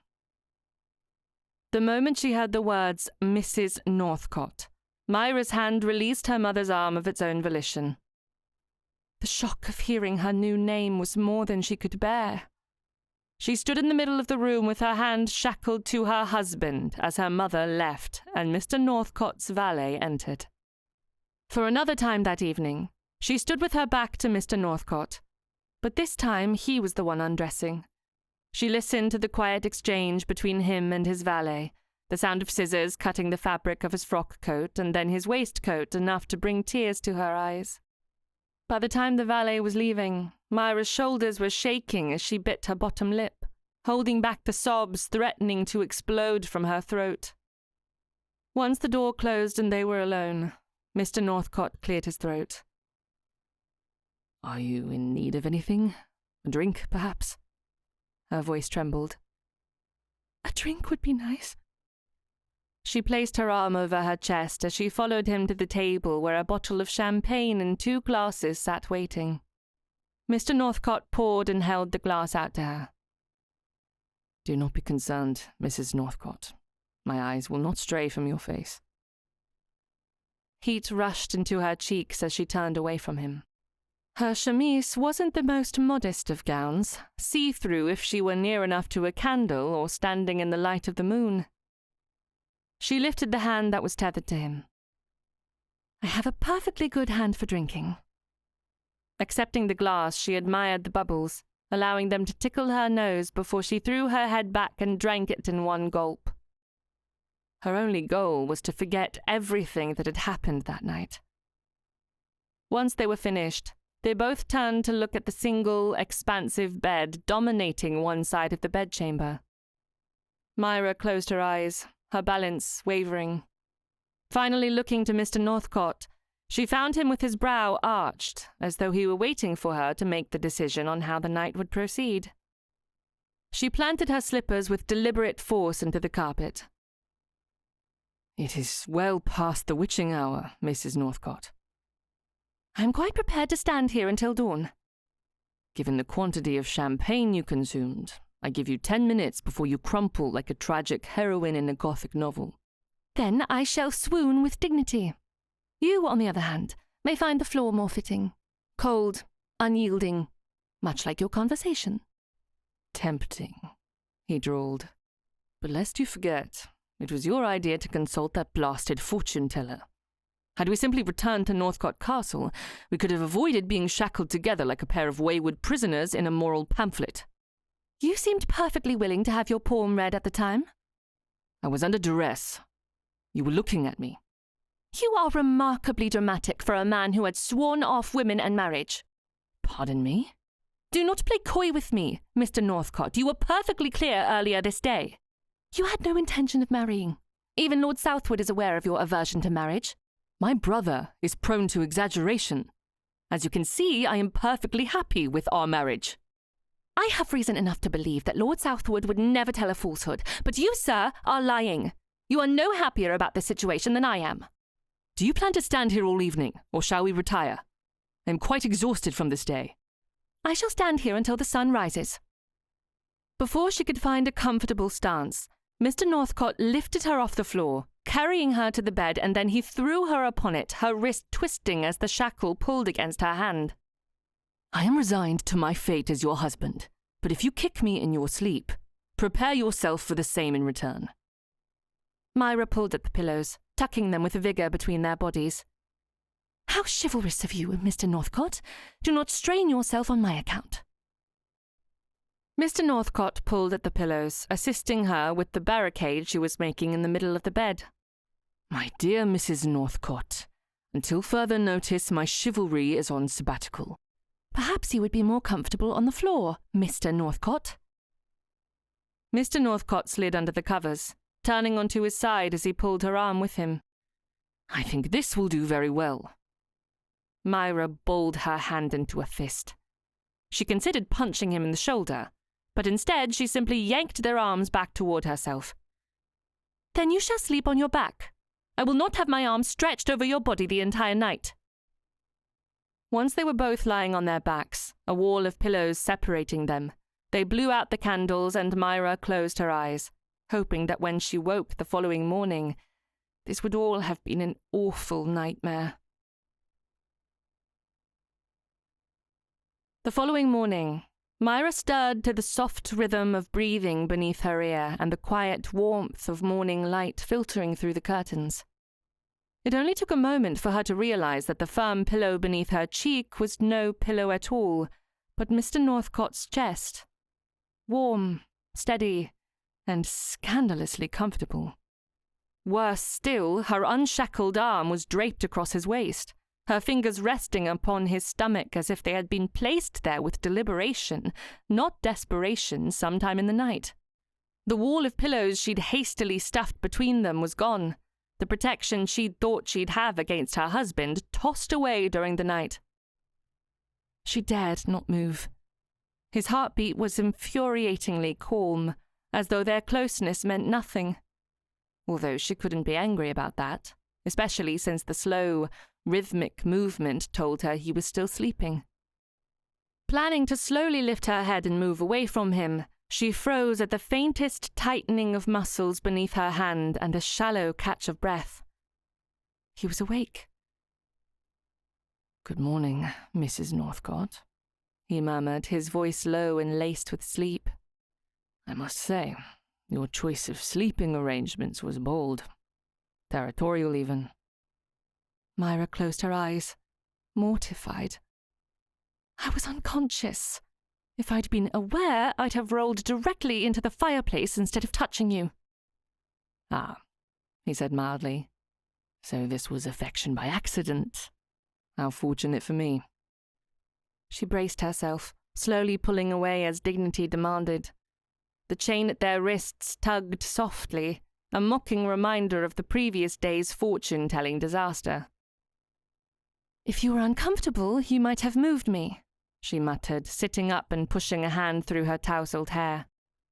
"I considered it," he replied, propping himself on one elbow with maddening ease. "But you looked peaceful." She narrowed her eyes. "Please do not mock me." He placed his free hand over his heart as he intoned. "I'm a gentleman, Mrs. Northcott. I dare not treat you with disrespect." "I have a mind to throttle you." "Please do. But not until we break our fast. You have already stolen my blanket and most of my dignity. At least allow me to have a full stomach before I go to my grave." "Very well." Myra slid out from under the covers, yanking his arm as she did so. "We must dress if I am to succeed in making myself a widow this day."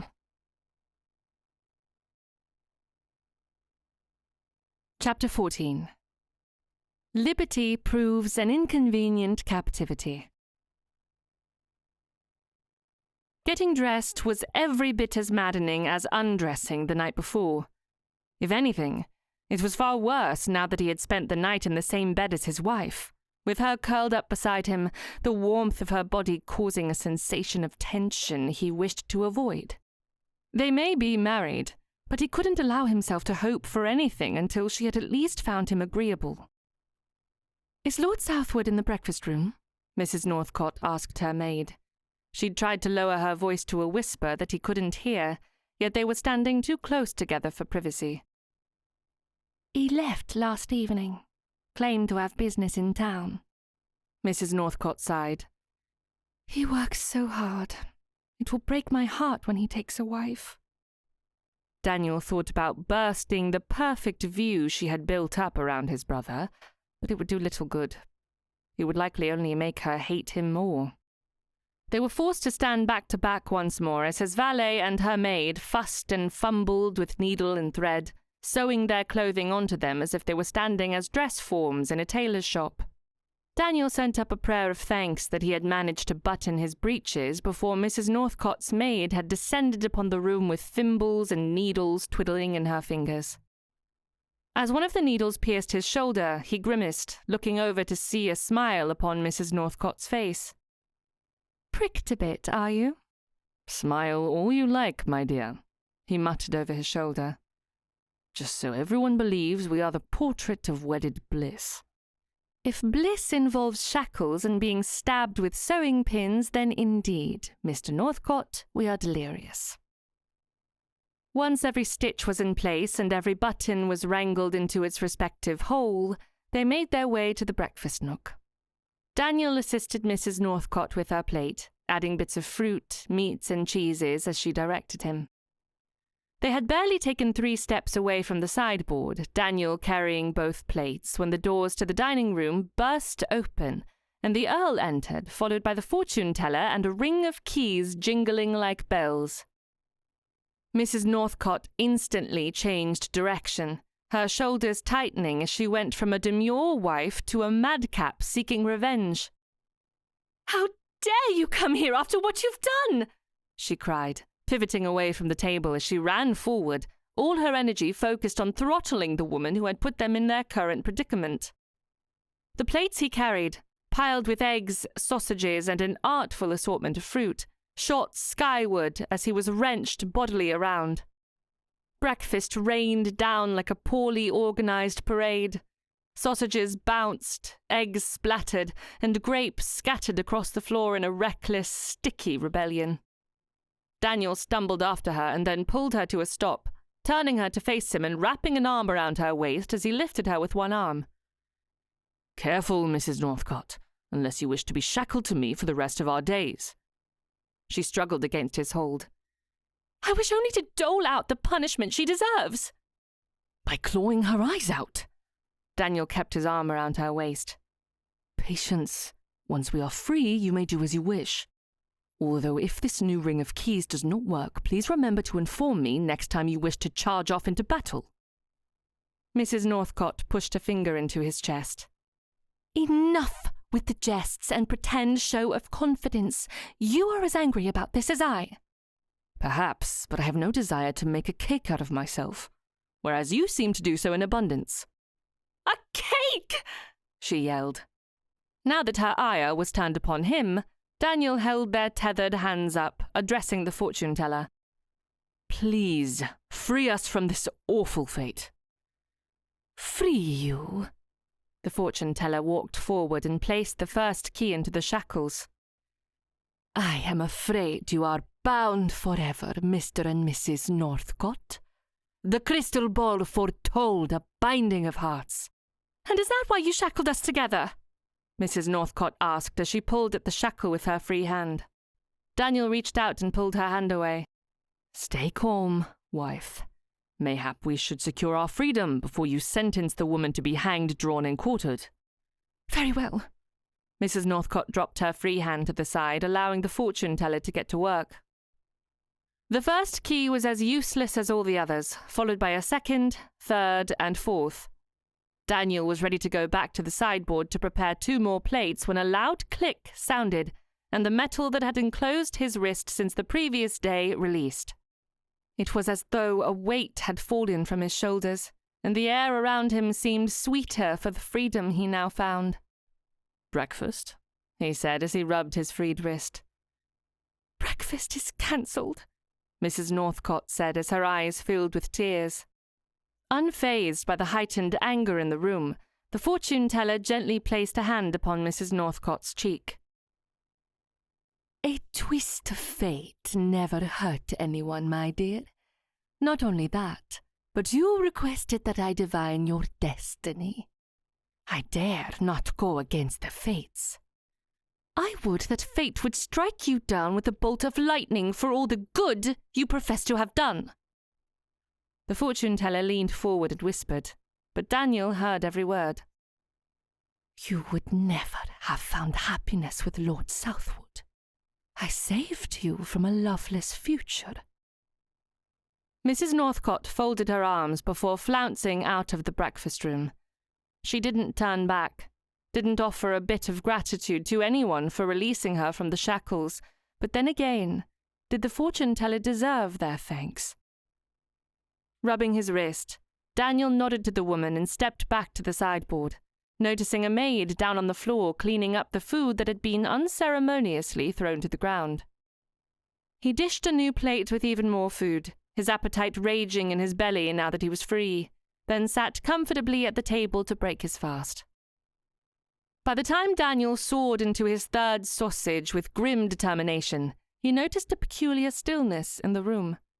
No clinking of forks, no polite murmur of conversation, no blessed distraction from a few moments before when his wife of 12 hours had stormed from the breakfast nook. He glanced up, looking around to see that he had an audience. He was the sole focus of their attention, as though he were a 3-headed monster on exhibit at the bazaar.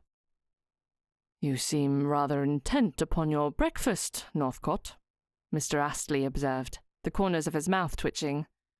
Daniel, undeterred, lifted a forkful of sausage with something bordering on defiance. "If you recall," he said dryly, "I had a distressing day and night. I am a bit famished, and between the spill of our last plates and my current freedom, I find my appetite has quite returned." He took a deliberate bite, chewed thoughtfully, and continued. "My wife, I suspect, hoped to starve me into an early grave. A clever strategy, but alas." He stabbed another piece of sausage. "I am made of sturdier stuff." Mrs. Astley coughed delicately into her napkin, though her eyes gleamed with amusement. Daniel hardly blamed her.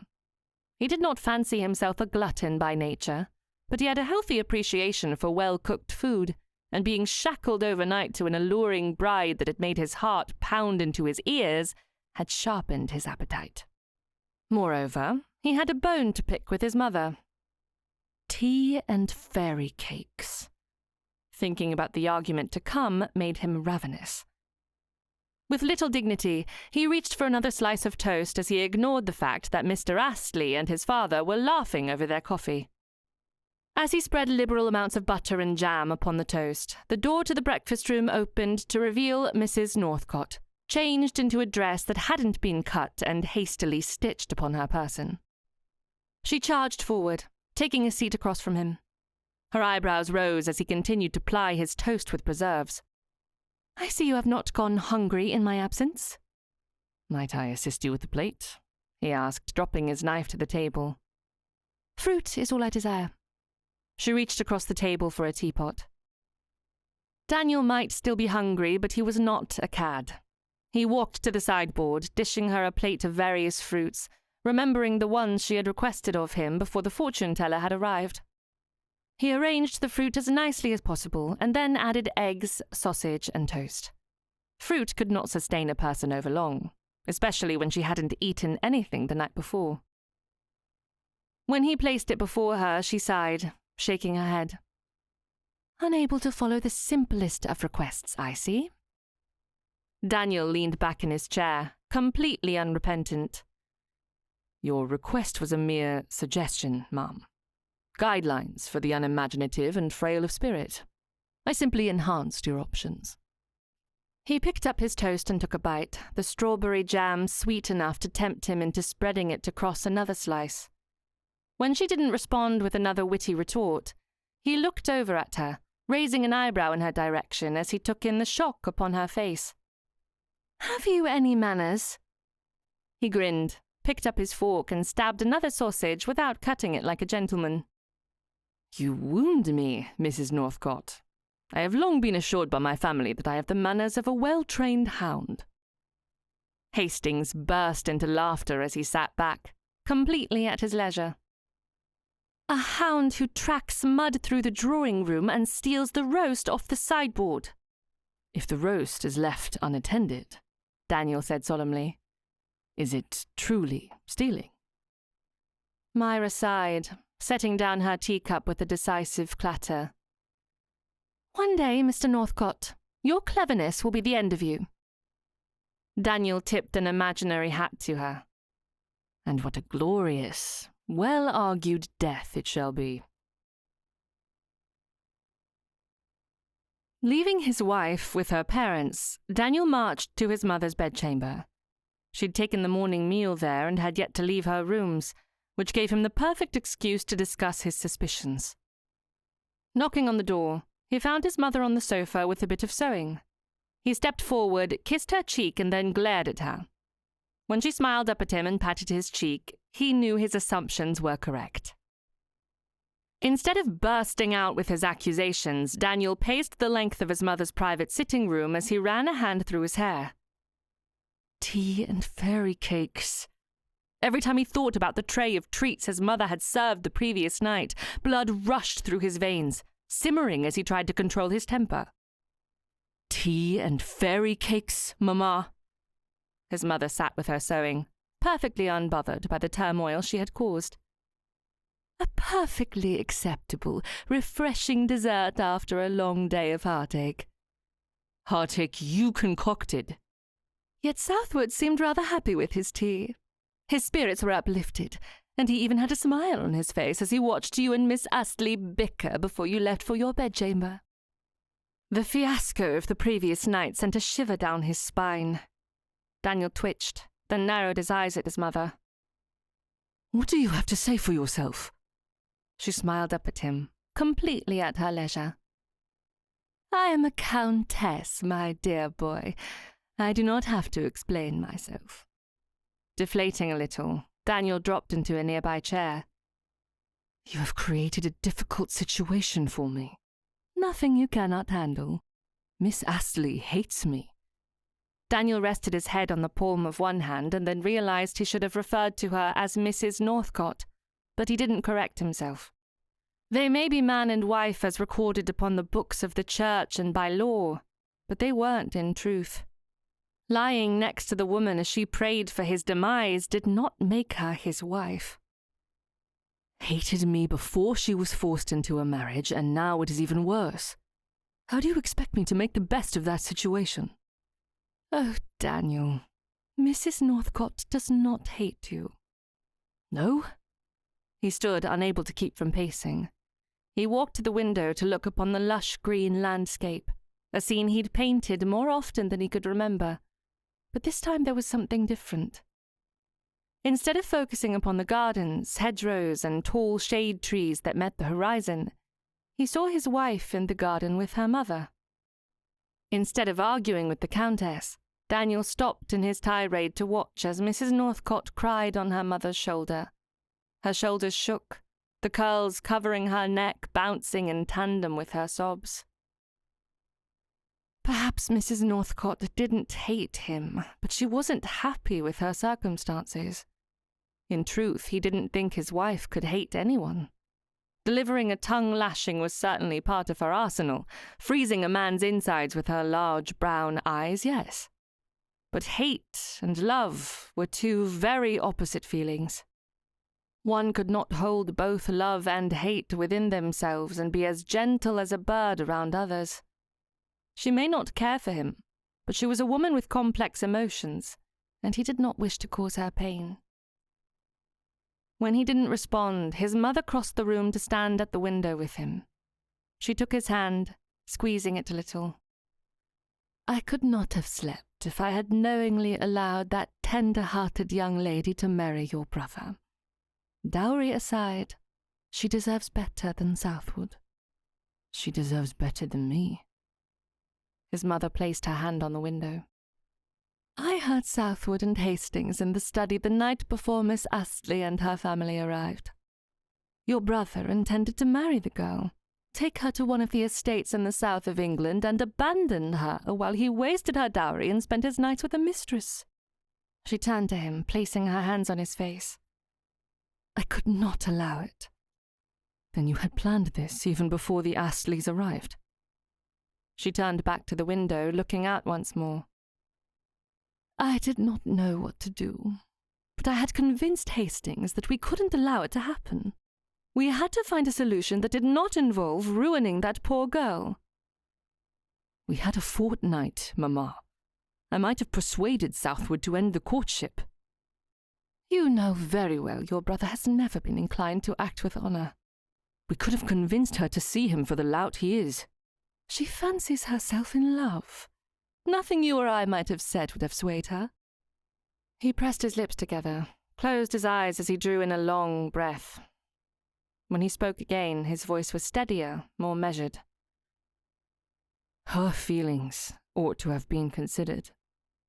Indeed they were, his mother replied softly. Once I discerned your growing attachment, it was out of concern for her that I took such a desperate course. Her happiness was all I thought of. She shook her head, tears glistening in her eyes. She does not yet understand what true love is. That, my dear, she shall discover with you. Daniel cleared his throat as he placed his free hand on his neck, squeezing, as he hoped to soothe the pain of a headache forming at the base of his skull. There were other options.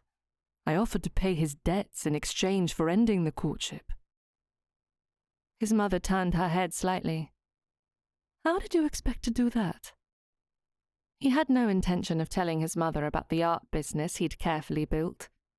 Clearing his throat, he kept his eyes focused on his wife in the garden below. Wise investments and the sort. Investments? She squeezed his hand once more. You must inform your father of these investments. He is always looking for financial advice, especially given your brother's penchant for bringing ruin upon the family. His eyes blurred as Mrs. Northcott released her mother, dabbing at her tears with a handkerchief. Tell me what to do, Mamma. He didn't know how to be a husband. The responsibility for his estate was overwhelming at times, but with his father's wisdom, a faithful steward and trusted servants, he'd done well enough. Because he'd purchased the estate from his father, it had come to him as a well-maintained property. The few renovations he'd done since taking possession had been expected with the salty sea winds and the age of the buildings. His mother leaned against him, wrapping one arm around his waist. "Give her time to adjust. The son I raised will have no problem charming his young wife." "If she does not find a way to rid herself of me before long." She laughed. "Perhaps you should not allow her to order tipsy cake, plum pudding, or anything doused in brandy or sherry that might require a flame. But if you do, sit on the opposite end of the table." "There are other ways a wife can accomplish widowhood, especially near the sea." "Then I suggest you make a pact with her. Convince her that you are not the enemy, and if you must reveal my hand in this arrangement, be gentle with your censure of my actions." Daniel wrapped both arms around his mother, pulling her into his side. "I shall always respect you." "Because I am a countess?" "No. The only title that matters to me is Mamma." "Ah, there he is." "Who?" Daniel asked as his eyes roamed the yard. His mother tightened her hold on him. "The sweet boy I raised. He's been hidden behind a mask of sarcasm and biting comments for the last few years. I wondered if he would ever return." It might have been unwise, unworthy even, to hide behind a wall of retorts, particularly where his wife was concerned. Yet such was his manner of meeting life's difficulties, and Mrs. Northcote had proved the most formidable of them all. Until she softened toward him, he could not bring himself to reveal what lay within. "She will be lonely." "I shall speak to her about Blackbriar Hall before you leave. Not only will I advise her to renovate the drawing-room and the dining-room, but I think she will love walks into town. Did you know her aunt and Uncle Kingsley live near your estate? Do you remember them from the summers we spent in Bardsea?" "Of course, they are kind people. I am happy she will not be lonely." "She will have you, Daniel. That is more than enough company, I am sure." "Must I remind you, she has a special sort of dislike for me." His mother pulled him around so she could place her hands on his arms. "Daniel, I would not have chosen you as her husband were I not convinced of your admiration for her." Daniel laughed. "Oh dear, your imagination is the source of all my troubles." "Do not deny your feelings. I have seen them in the way you look at her. This marriage is as much a relief to you as it is frightening." "You consider me a coward?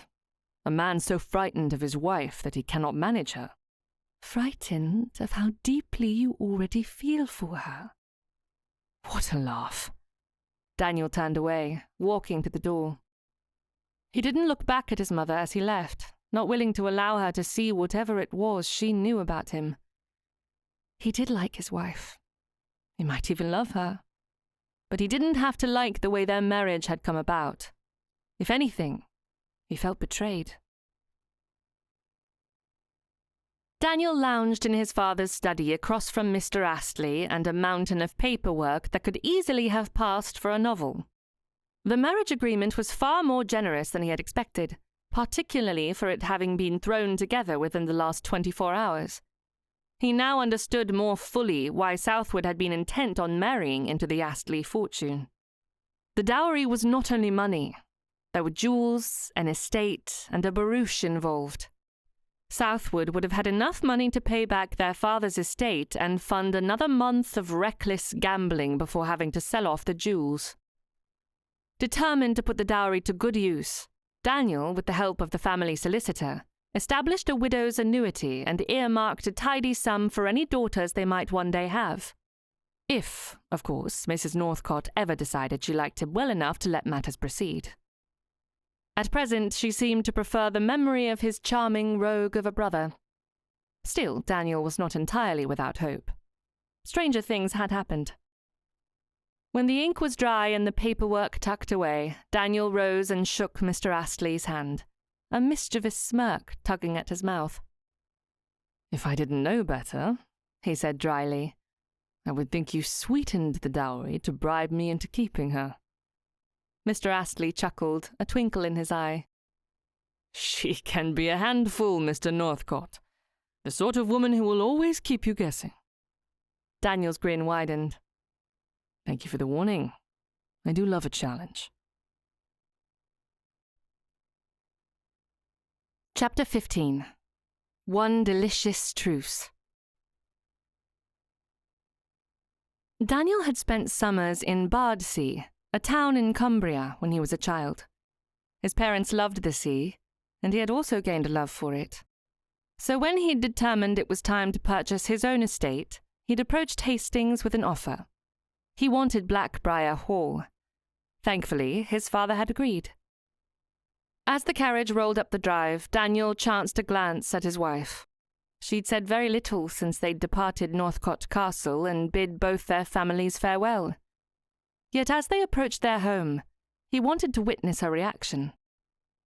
Mrs. Northcott's eyes went wide as they entered the gate, and then she settled back in her seat, her gaze resting upon him. "I pray you will find a bit of happiness at Blackbriar Hall. The local town is lovely, and you may do as you please with the interior, within reason." "It is larger than Lady Hastings intimated. I was expecting a cottage." "In comparison to Northcott Castle, I suppose it is small." He pulled at his waistcoat as he looked out at the house once more. He couldn't help but share his pride in the estate. It was home, more so than Northcott Castle. "The cook at Blackbriar Hall is accomplished. Sets a fine table." "Then you shall not starve. How unfortunate." Daniel smiled, excited for a renewal of his wife's sharp tongue. "I certainly do not plan to go without." He pointed out the opposite window. "The ocean is near enough for the salty sea air to send a blustery wind at us at least once a day. The estate has a beach area where you can walk in the sand and get your toes wet." "If it does not have the healing powers of the sea water in Bath, then I see no reason to make a spectacle of myself." "Healing powers? Come now, Mrs. Northcott. You cannot believe the waters have healed anyone." "I most certainly do." "Name one person who has shown improvement after taking the waters." "My aunt." "Mrs. Kingsley?" Mrs. Northcott pursed her lips as though she might not admit to which aunt it was. Her words were careful, her tone chilled. "I have more than one aunt, sir." "What was her infirmity?" "Pain in the abdomen." Mrs. Northcott shifted in her seat, setting her back against the window. "She was healed within a month." "Indeed. I stand corrected. If ever you wish to dip in the hot baths, we shall travel straight away to see to your needs." "Mr. Northcott, if you continue mocking every word that escapes my mouth, I shall find a way to make you repentant." "Please do, my dear. I shall await the day." "What else do you think I shall enjoy at Blackbriar?" Daniel crossed one leg over the other. "There are walking paths, a pond with geese, and many gardens. It is a traditional estate." "What about the neighbourhood?" "Good people, I am sure. I have not been to any society functions for many years in this area." Mrs. Northcott bit her bottom lip. "What is your age?" He turned, allowing her to view his profile. "Take a guess." 35. "Hardly." "Well, you are certainly old." She leaned forward, pointing to his left side. "I see a few strands of grey." Daniel narrowed his eyes at his wife. "I am younger than my brother, for whom you unfortunately still hold a candle." Fire flared in her cheeks as she narrowed her eyes. "You will never need fear my faithfulness, Mr. Northcott. According to our vows, I belong to you." He may not have claimed to own her, but it was true. By virtue of the vows they had shared and the law, she was his wife. "Thank you for easing my concern upon the matter." "What of you, husband?" "I will do as you wish. trusting that you will be the picture of perfection in front of the staff and any guests. As for the privacy of our chambers, I imagine we shall keep to ourselves." Mrs. Northcote nodded. "Then it seems we have a truce." "Indeed." With the arrangements settled, Daniel again pointed out the window, all the while keeping his eyes focused upon his wife. "We are here." Her eyes went wide, and he found it pleased him to see her reactions were genuine. She sat back once more, regaining her composure. "It is sufficient," she said with a smirk. Daniel nodded. "A pile of bricks, I suppose." As the carriage came to a stop, Daniel knocked on the top of the roof to indicate they needed a moment. "If you wish it, we can invite your parents and sisters to stay until you are comfortable." "I shall do very well without them, Mr. Northcote." He knocked once more on the roof. As the door opened, he stepped out and offered his hand to her. They walked forward, a line of servants waiting to greet them. It was strange, arriving at home with a wife in tow. When last he'd left Blackbriar, he certainly hadn't expected to return with a wife.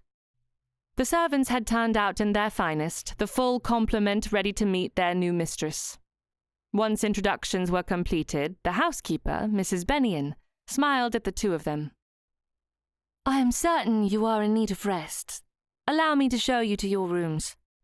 Daniel nodded and held his arm out, thankful that Mrs. Northcote didn't pull away from him as she placed her hand upon his arm. Walking side by side, they entered Blackbriar Hall and followed the housekeeper up the staircase and down a hall, where she opened a door to reveal the bedchamber. "Supper will be ready when you wake. I shall have it delivered to your sitting room. It is through that door." Daniel cleared his throat. "Is my bedchamber aired out?" Mrs. Bennion's eyes slid from him to his wife. "Certainly, sir. We followed the instructions you sent." "Thank you." Mrs. Bennion continued, her focus upon Mrs. Northcote. "On the morrow, I shall take you for a tour of the house, if you would like." Once the housekeeper was gone, Daniel marched out of Mrs. Northcote's bedchamber and went to his own, closing the door softly behind him. His trunks were already there, having arrived the day before, but he didn't call for his valet. Instead, he removed his boots, tossing them away, and then removed his frock coat to fall upon the bed and allow sleep to claim him. Chapter 16. Wherein days grow insolently into months. Blackbriar Hall was grander than Myra had imagined. Her father had a great many homes, but none of them as beautifully decorated as this one. Each morning, Myra would begin her day with a small breakfast in her bedchamber. She would then find her way down to the kitchen to review the menu and discuss any household issues with Mrs. Bennion. She didn't know any of Mr. Northcote's favourite meals, but it wouldn't have mattered. She chose the usual items: venison, poultry, and beef, mixed with an assortment of vegetables and pies. It was the sort of menu her mother would have planned, and Mr. Northcote hadn't yet complained about any of the food, and so she continued in the same manner day after day, week after week. Once she'd settled the household affairs each day, Myra sat at a beautiful mahogany desk in the corner of the drawing room to review her correspondence.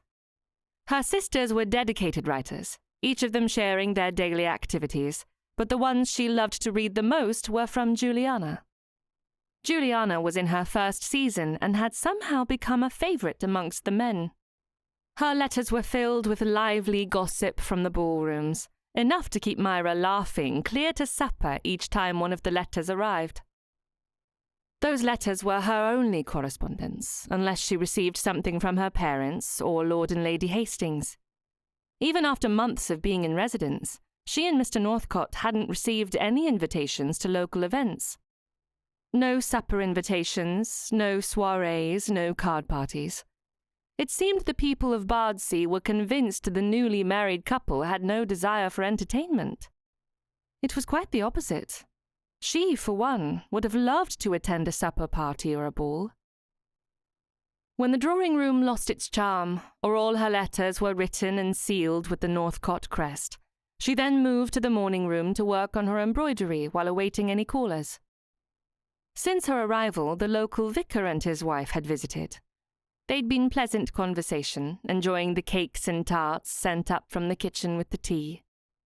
The vicar and his wife were the sort of people who spoke about the state of the roads, the weather, and previous sermons she had missed before her arrival. They hadn't returned since that first visit, and since she and Mr. Northcote had attended services each Sunday, Myra was certain that meant the vicar now considered his obligations complete. When the ticking of the grandfather clock finally grated on her nerves, or she had pricked her finger one too many times, Myra would drift down the hallway to the music room, her favourite refuge. She'd learned to play the piano in her youth, and although she wouldn't consider herself a proficient, she enjoyed playing jaunty country tunes to liven up her lonely days. On days when she was particularly lonely, she would sing. Life at Blackbriar Hall was in many ways exactly what she had expected. It was orderly, respectable, and proper. In other ways, her life was nothing like what she expected. When Mr. Northcote had said they would be cordial and spend time in their separate rooms, she hadn't realized that he would stick to his study like a bear in hibernation.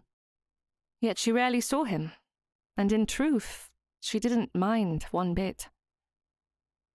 Walking arm in arm with her Aunt Kingsley, Myra noticed Mr. Northcote and her Uncle Kingsley near the edge of the cliff in what looked like amicable conversation. Mr. Northcote looked out at the sea, his hands clasped behind his back. Her chest constricted for a moment as she found a new appreciation for her husband. He didn't have to entertain her uncle while she and her aunt spoke in private, but he had invited Uncle Kingsley to join him, without having to be asked, and that was far more than she expected. "And how do you like marriage?" Her aunt squeezed her arm, pulling Myra's attention away from the cliffside. She took a moment to consider her answer. "There are many advantages to being married." "Such as?" Myra laughed. "You know very well, Aunt. I can go where I want without a companion. No one faults a married woman for being an eccentric, at least to my knowledge. No one has declared me a madcap here at Bardsea." "When your uncle and I were first married, I remember thinking how very odd it was that no one cared about my shopping trips into town anymore. It was quite nice." "Exactly. I have visited the haberdashery twice a week since I have been at Blackbriar. I walk to the village on my own, and no one has reproved me. It is a change I should recommend to all my friends and sisters." Myra bit the side of her mouth, and then she amended her statement. "Although I do so hope they marry for love." Aunt Kingsley stopped walking, pulling Myra to a halt. "Surely after these last few months at Blackbriar Hall your feelings have changed. Please relieve my mind and tell me you have forgotten Lord Southwood." "I do not think of him any longer." "Have you admitted as much to Mr. Northcote?" "We do not speak about anything personal." "Dearest," Aunt Kingsley said as she pulled Myra along the path. They walked a few feet before her aunt spoke once more. "How do you expect to fall in love if you do not speak to your husband?" "I did not say we never speak. Morning and evening pleasantries are comfortable enough." "What about household issues?" Myra bit her lips together. "I hardly need Mr. Northcote to advise me on the staff." "Yet if you allow him to help, it will show your willingness to be his friend and his wife." "Must I be both?" "Surely there is something you admire about Mr. Northcote." She turned to look at her husband once more. "He is handsome." "A shallow observation. You can do better." Heat rushed into her cheeks as she turned away from her aunt. "Mr. Northcote is thoughtful, far more than Lord Southwood ever was." "Ah, you have started comparing them to each other. What is your conclusion?" "I think I am married to the better man." Myra placed a hand to her stomach as she realized the truth of her words. Now that she had said them, she couldn't possibly take them back. "Mr. Northcote does not leave for days at a time to conduct business matters." "Not yet. Surely he must at some point." The property your father included in the dowry will have to be seen to. I suppose. But there is a difference in his mannerisms. After he speaks with his steward or spends a day seeing to business matters, he is not distracted or bitter. He does not pace around the room like a man who has... She couldn't finish the statement, for it was an assumption on her part. Lord Southwood had seemed altered at times, agitated and ready for a fight. Those traits had shown up after a few rides through Hyde Park. She had ignored the Viscount's ill temper. If her husband had those inclinations, he was doing a better job at hiding them. Like a man who what, dearest? Myra sighed. Like a man who has lost his yearly annuity in a wager. It is normal for men to gamble. Ladies want to dance and gossip, and while they do so, the men hide away at the tables. It is not uncommon. Does my uncle gamble? On occasion. But he has never lost his yearly annuity. Thankfully, he sets a limit and never exceeds that amount. I do not think Mr. Northcote has an issue with gambling. If he did, I should know by now. Both your uncle and I are happy you married Mr. Northcote. I admit, when you wrote about your courtship with the Viscount, I was worried. Why did you not say as much? Her aunt placed an arm around Myra's waist, pulling her close. You were convinced it was love. Nothing I could have said would have persuaded you otherwise. Myra laughed as she placed her arm around her aunt. You are right. I have been a fool. Then, how will you fix your marriage with Mr. Northcote? I do not know. They walked in silence until they met up with Mr. Northcote and Uncle Kingsley. Her aunt and uncle walked ahead of them, her aunt's arm tucked snugly beneath her uncle's. Myra wished Mr. Northcote would extend his arm to her, but instead he held his hands behind his back, fingers laced together in a vice grip. She stole a sideward glance at him, her tongue suddenly unsure how to speak, having admitted to her aunt he was a man of far greater character than she had imagined. But speak she must. Thank you for spending the afternoon with my guests. I am very appreciative. His features softened in a manner most uncharacteristic, yet entirely charming. I am happy to do so. She smiled up at him, hoping this could be the start of a different sort of truce between them, one where they didn't spend so much time apart. She almost asked him to commit to 2 nights a week in the drawing-room after supper. She opened her mouth to say the words, but then lost her nerve at the last second as a footman ran up to them, a letter in his hand. This arrived only moments ago, sir. The rider said it is most urgent. Mr. Northcote accepted the letter and placed a hand on the footman's shoulder. Thank you, William. Rest here a bit and then take your time returning home. Myra watched as her husband broke the seal, the snap drawing her eyes to the tightly scrawled words. 2 words stood out: trouble and Southwood. He'd crumpled the missive before she could read anything more. I must apologize, Mrs. Northcote and Mr. and Mrs. Kingsley, but the matter is most urgent. He turned toward Myra. I should return before the end of the week. If not, I will send word. Can you not wait until tomorrow? A full day of travel is surely better than starting out this late in the day. He shook his head. I must away, this very moment. My valet will pack my bags and travel behind me. He dipped his head to her, and then to her aunt and uncle. I do apologize, Mrs. Northcote. Myra watched as he ran down the pathway that led back to Blackbriar Hall. She looked to her aunt and uncle, and then to the footman who was still attempting to calm his breathing. Shall we adjourn to the drawing-room for tea? Later that evening, after supper and sitting in the drawing-room by herself, Myra wandered into the study. It was strange how deeply she yearned to see Mr. Northcote. He'd been gone only a few short hours, but it was long enough for her to realize she wanted him there, with her. Walking around the room, she took the opportunity of his absence to examine the study. This was his hideaway, the section of the house where she could always find him if ever she needed to speak to him. Running her hand along the desktop, she realized how silly it was that she had avoided her husband since their arrival, only to miss him now that he was gone. Just as she had convinced herself to go back to the drawing room to sew a bit more before turning in for the night, her eyes fell upon a slender black ledger. She looked to the door, having left it open upon her entry, but the hallway was empty. No one was there to witness her curiosity. Opening the book, she took a moment to admire the handwriting. Mr. Northcote's penmanship was refined, evidence of his years at Harrow and Cambridge. Sitting in the chair, she read the first lines of what looked to be an accounting of expenses and deposits. Each line in the ledger had a detailed description. Expenditures for the estate, wages paid to the staff. But the curious entries in her estimation were those that held descriptions of a more creative nature. Midnight at Widow's Hollow, Summertime in Bath, and her favourite, The Amber Light of Love. Each of those lines were followed by a deposit of funds, large amounts that made her wonder what Mr. Northcote was doing to make money.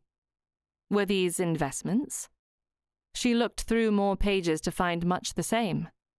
Of course, there were additional line items regarding the estate and the addition of her dowry, followed by entries that suggested the money was not available for spending. She was following each line item when a throat cleared near the door. Myra's head shot up as she quickly slammed the book closed. "Mr. Melbourne, I was only—" "There is a man here to see you, ma'am." Mr. Melbourne stepped forward, a silver tray in his hand. "I told him you are not at home to visitors, but he insists on using his position and title to gain entrance to the house." Myra accepted the calling card. "The Duke of Schomberg?" Surprised that the Duke would travel to Blackbriar Hall to see her, Myra stood and smoothed her dress down and then put a hand to her hair to test her coiffure. She was presentable, or so it seemed. "Where did you leave him?" "In the drawing room." "Thank you, Melbourne. Please have cook send tea and cakes in. I am certain the Duke will enjoy refreshment." Myra checked her reflection in a looking-glass before she entered the drawing room. Schomberg stood near the grate, his posture far more comfortable and at ease than she'd expected for a guest. "Your Grace, what a pleasure it is to see you, and in Bardsey of all places." She motioned toward an overstuffed chair as she took a seat on the sofa. "Mrs. Northcote, I am happy to be received by you at this late hour." Schomberg dipped his head and accepted the chair. "Well, I do hope you had other business in the area. I would not wish for you to have travelled this far to see Mr. Northcote when he is not at home." "That is a pity, but I did not come all this way to see your husband." Schomberg crossed one leg over the other as he pulled a cigar out of his pocket. "Do you mind?" "My drawing room is no place for the stench of smoke. If you wish to partake, you may do so in the beautiful summer air upon your departure." Schomberg laughed as he wagged his cigar at her. "You were always a spitfire. Tell me, has Northcote attempted to tame you, or does he allow you to run wild upon the estate?" "I assure you, Your Grace, I have never run wild in all my life." Bristling a little, Myra sat taller. The assumptions of society had grated on her nerves when she'd been in London. She had no desire to allow such rumours to spread in this place she now called home. No one in this little corner of England would think of her as a madcap. Not if she could help it. As the maid entered with the tea tray, Myra waited for her to set it on the table and then leave before she poured and offered a cup to the Duke. Schomberg took a loud sip and then settled back in his seat once more. "Mrs. Northcote, I came here in search of Lord Southwood. Do you know where I might find the Viscount?" "I do not, sir. Have you been to Northcote Castle? It is more likely he is there with the Earl and Countess." "Then you have not heard. Surely Mr. Northcote would have informed you of the situation?" "My husband left this morning on urgent business, Your Grace. I am unaware of anything that has occurred outside of Blackbriar Hall." Schomberg took another sip of tea, his searching gaze roaming about her person as if he could see the truth of her statement. When he was convinced, he stood. Then I must leave you to your solitude. Forgive my intrusion. Without another word, the Duke of Schomberg took his leave. She watched from the doorway as he rode away, the cigar in his mouth lit and a puff of smoke billowing above him as he made his escape. Myra looked to Mr. Melbourne as he shut the door. No more visitors for the night, no matter their title or sense of superiority. She spent another hour in the drawing room, reviewing the curious happenings of the day. The letter Mr. Northcote had received was urgent, something to do with his brother. It was worrisome, especially given Schomberg's visit. Even though she knew it was Southwood that was in trouble, Myra found her concerns were focused solely upon her husband. She paced the length of the drawing room, knowing there was nothing she could do stuck at Blackbriar as she was. She only hoped Mr. Northcote would return, unharmed, before the week was out. Chapter 17. The Woes of Being a Viscount. The coaching inn was foul-smelling, as though a corpse was rotting in the corner and the proprietor had forgotten to have it cleared out. Rats skittered across the floor in search of crumbs dropped by the patrons newly arrived from sea. Daniel crossed to the bar, holding his calling card between two fingers. He allowed the man to see his name and then twisted it away, folding it into his hand. The letter he'd received had told him that Southwood was using the nickname from his youth. Do you have a Tommy Northcote staying here? His brother rarely used his Christian name, and he never used the nickname, but the situation was dire. His whereabouts needed to remain unknown, or so his father had said when he'd apprised him of the situation. He tucked the card into his pocket as he withdrew 3 quid, placing them in the proprietor's outstretched hand as he waited for the information he sought. 3rd floor, end of the hall. He hasn't left the room for 2 days, sir. Daniel withdrew another coin. For your silence. Never saw you nor Tommy, sir. Taking the stairs 2 at a time, Daniel found the room without trouble. He knocked, and when he received no answer, he turned the knob and entered to find Southwood passed out, lying on his stomach with one hand falling over the side of the bed and a bottle of spirits clutched in the other hand. Southwood's face was covered with an untrimmed beard that looked as though it had been glued mistakenly to his chin instead of his head. Pulling a chair across the room, Daniel sat and stretched his legs out to wait for his brother to wake. Tipping his hat down over his eyes, he allowed himself to drift off in an uncomfortable slumber. He had slept for only a short time when he was startled awake by a pillow slamming into his legs. Daniel pushed his hat up, glared, and kicked Southwood in return. About time you woke. What are you doing here? Southwood asked as he loosened the lid on his bottle and took a drink. Our father seemed to think you were in a spot of trouble. Daniel made a show of looking around the room. I must admit he is right. If you do not appreciate my living situation, then you may leave. Daniel yawned and stretched a little. Is this what you consider living? One would think with your connections and title you could afford better accommodations. The Earl has withdrawn his support. I am a man without the means to succeed in life. Southwood took another drink and then lay back on his flat, sweat-stained pillow. Go back to your wife and charmed life. Leave me to the mess I have made. I cannot leave you here. With the losing streak you are on, you may well catch your death in this place. Southwood perked up a little. I suppose this could be the end of it all. A mere joke, and a bad one at that. Daniel sat forward, pulling the bottle out of his brother's hand.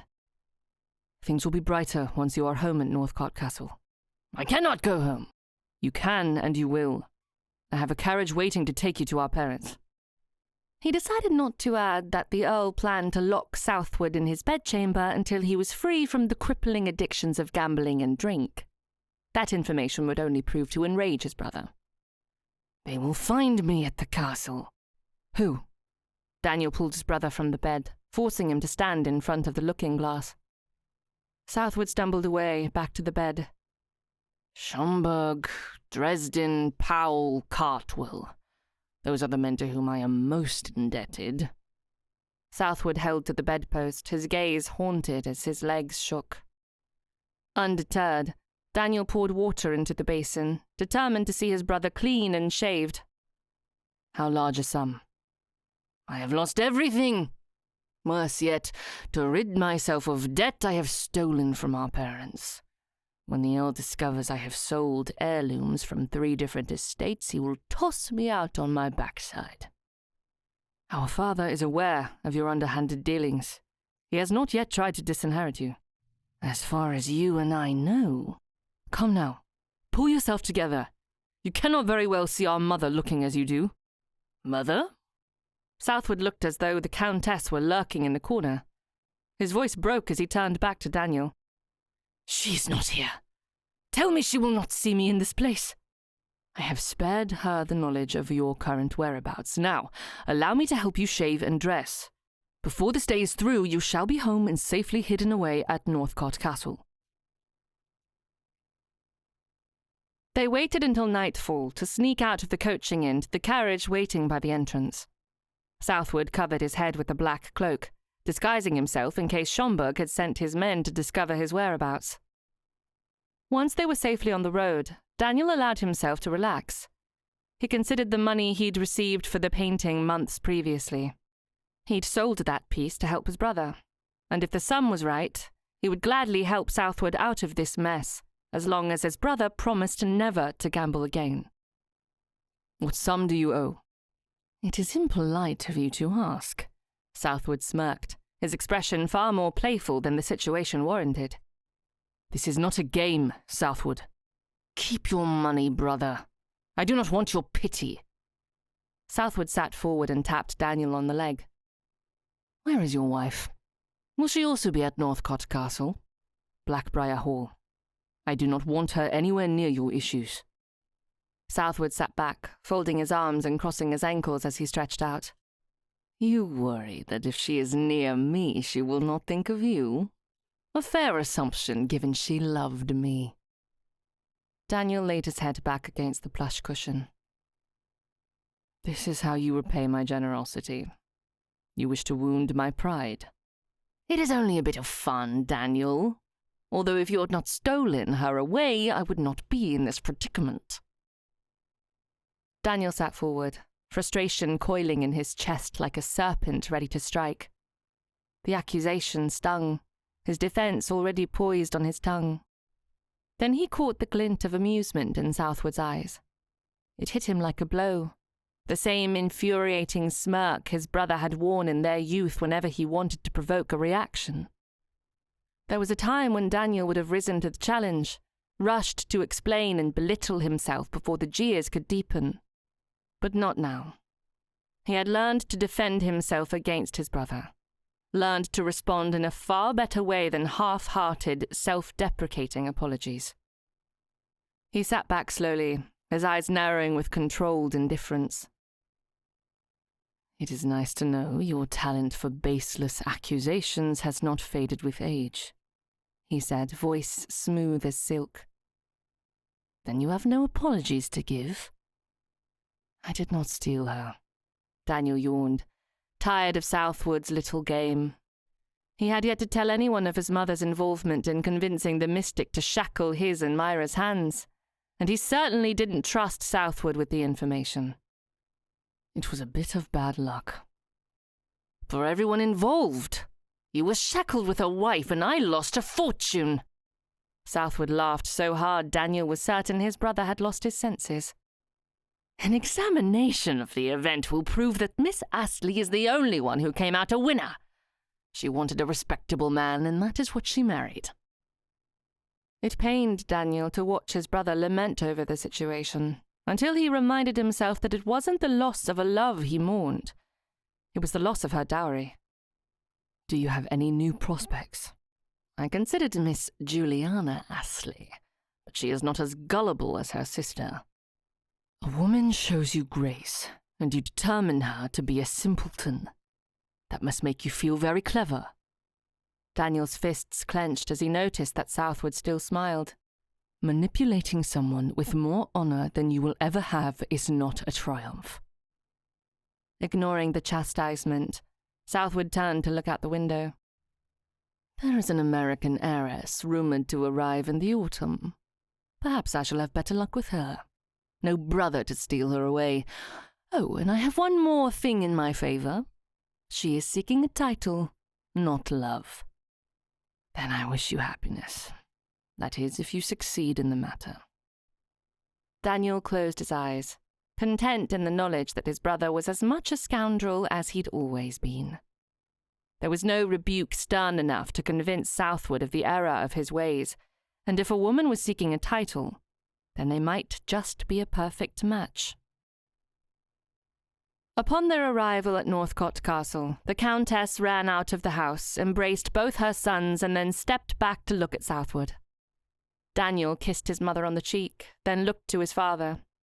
He'd been given the charge to find Southwood and return him to their parents, and that was exactly what he had done. The Earl gave a nod of approval, and Daniel knew it was time he left. He needed to go home, to Blackbriar Hall. Chapter 18. Was it a declaration or not? Myra's eyes flew open and she sat up, clutching her bedsheets to her chest as another crash sounded on her windows. The wind whipped against the house, the outside shutters occasionally slamming against the windows in her bedchamber, so Myra slowly crept out of her bedchamber through the door that separated her room from Mr. Northcote's. The windows in his bedchamber were on the opposite wall, his chamber being the last one in that hallway, which meant the wind would not make such a ruckus in his room.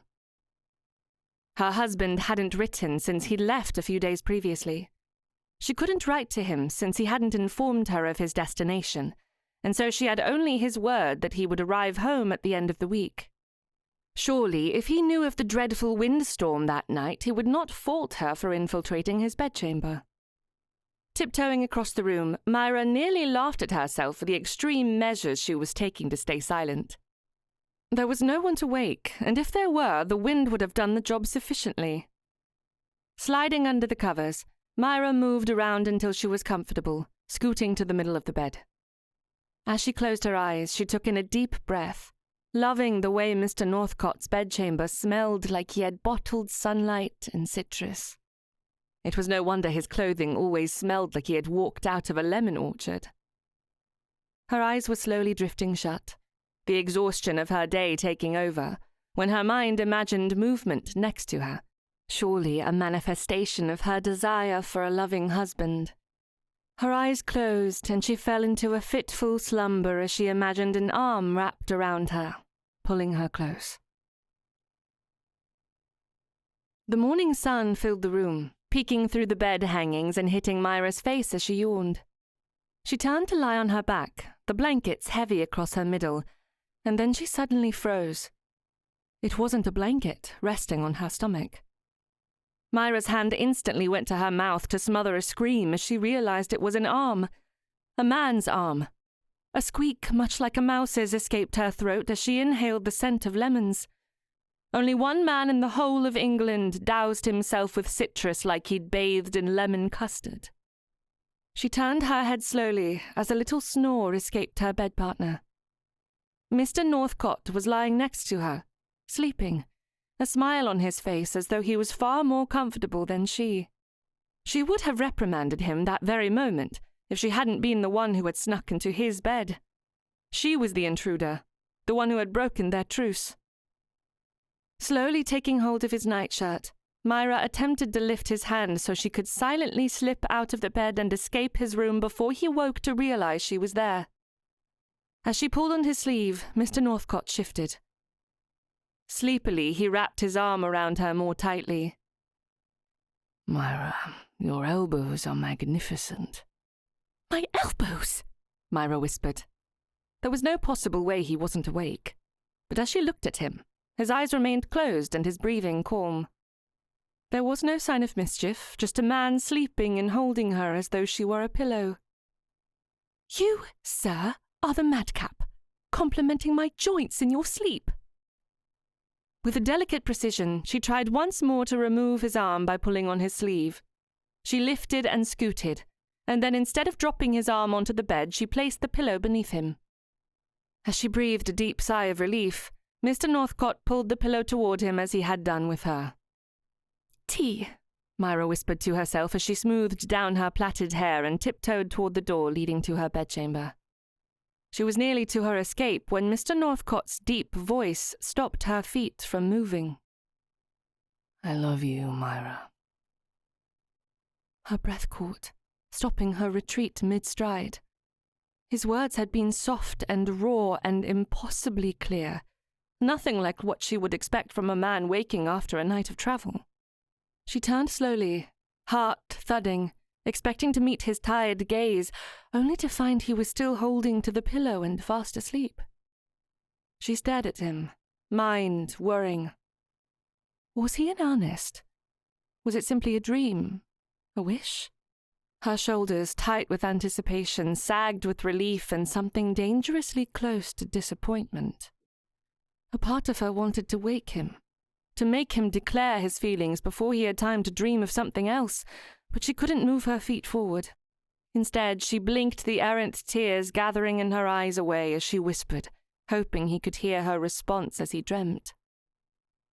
"Then why does it feel like I am the only one who heard your words?" It took a few moments to catch her breath and gather her composure before she was able to move once more. After slipping back into her bedchamber, she sat at the dressing table waiting for her maid. It was difficult to think of anything other than Mr. Northcote, the way his arm had felt and how she'd slept, pressed against his body. It was strange how little she knew of her husband, yet somehow this night had been much different than their wedding night. Her heart raced, her head spun, and she wanted to run back into the room and cuddle up against his side once more. His arm was safe, as though she were his to protect, his to love. Pulling her fan out of the drawer, Myra was a blissfully fluttering mess when Lucy arrived with the breakfast tray. "Did you sleep well, Mum?" Myra slowly walked to the table where the tray was placed. She didn't respond, so the maid continued to talk. "Horrid storm last night. I heard from the kitchen staff that a few trees lost branches. There will be much to clean up over the next few days. Good thing Mr. Northcote is home." At the mention of her husband, Myra's head cleared. "What time did he arrive?" "Early morning, Mum. He'll likely sleep most of the day.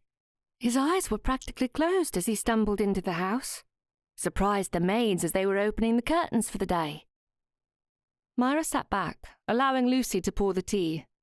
If this was true, it made sense that he hadn't noticed her lying in his bed. She needn't worry about his reaction. He would wake this afternoon without any knowledge that she had broken their truce and entered his private chambers.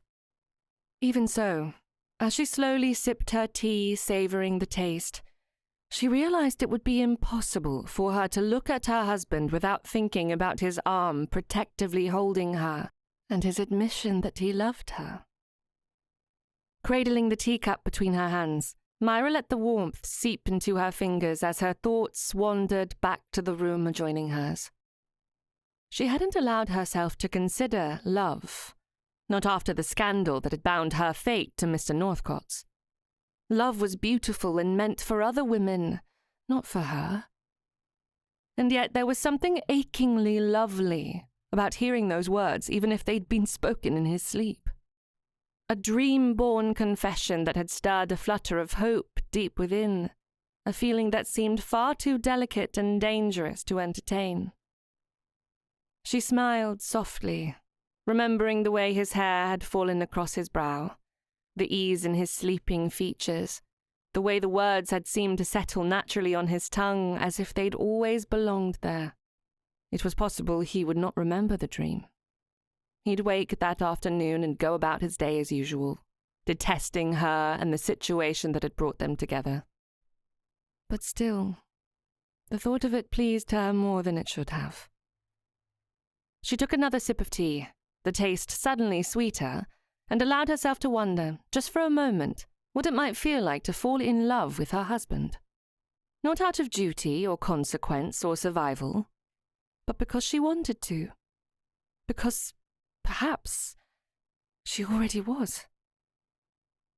Lingering a bit longer in her bedchamber than usual, Myra allowed the tea and her food to grow cold. When she was finally dressed for the day, she skipped the morning meeting with the housekeeper, as she was unable to focus on anything except her husband. She sewed her skirt into her embroidery, only noticing the error when she tried to change from brown thread to green. Foregoing another hour of sewing, she slowly walked to the music room to sit at the piano with her hands resting on the keys, yet not pressing them. Giving up on practicing, Myra sat on the cushion in the window seat staring out at the estate. She was completely useless. Servants walked about the estate cleaning up after the storm, tree branches and torn-up hedges dotting the landscape, but she could not spare a thought for any of that. Her mind was focused upon a man she had convinced herself to loathe for eternity. Just as she was attempting to clear her thoughts, Myra's gaze fell upon the object of her rumination. Mr. Northcote was walking, rather quickly, along a path she had not yet explored. She'd never noticed Mr. Northcote leaving his study during the day. She had convinced herself that he spent all his time reviewing the ledgers or reading books. Curious, Myra lifted her skirt and ran to the doors at the back of the house that led out to the gardens. It didn't take long for her to find the path he'd taken, his footprints still visible in the mud.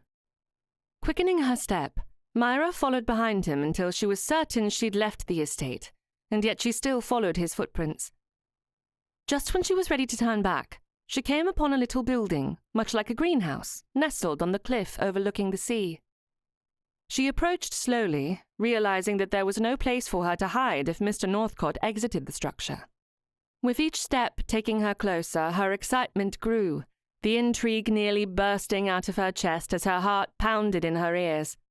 Approaching the windows, she peered in to find her husband in a paint smock, with a brush in hand as he stood back, admiring a half-finished painting of a ship with waves crashing upon it. The movement in the painting made her sway, as though she were on the deck of a boat. Myra watched for over an hour as he painted until her stomach grumbled. Then she slowly walked back to Blackbriar Hall, her mind filled with the image of her husband, and the realization that he was far more than a man armed with sarcasm and a cultivated talent for pretending he didn't care. A strange sensation burned in her chest, far stronger than the distraction plaguing her since she'd woke that morning. She suddenly wished she knew Daniel Northcote as more than just the man she'd been forced to wed. Wanting to know more about her husband, and actually speaking to him about anything other than pleasantries, were two very different things. The notion that he found their arrangement sufficient stirred a quiet dread she could not entirely dispel.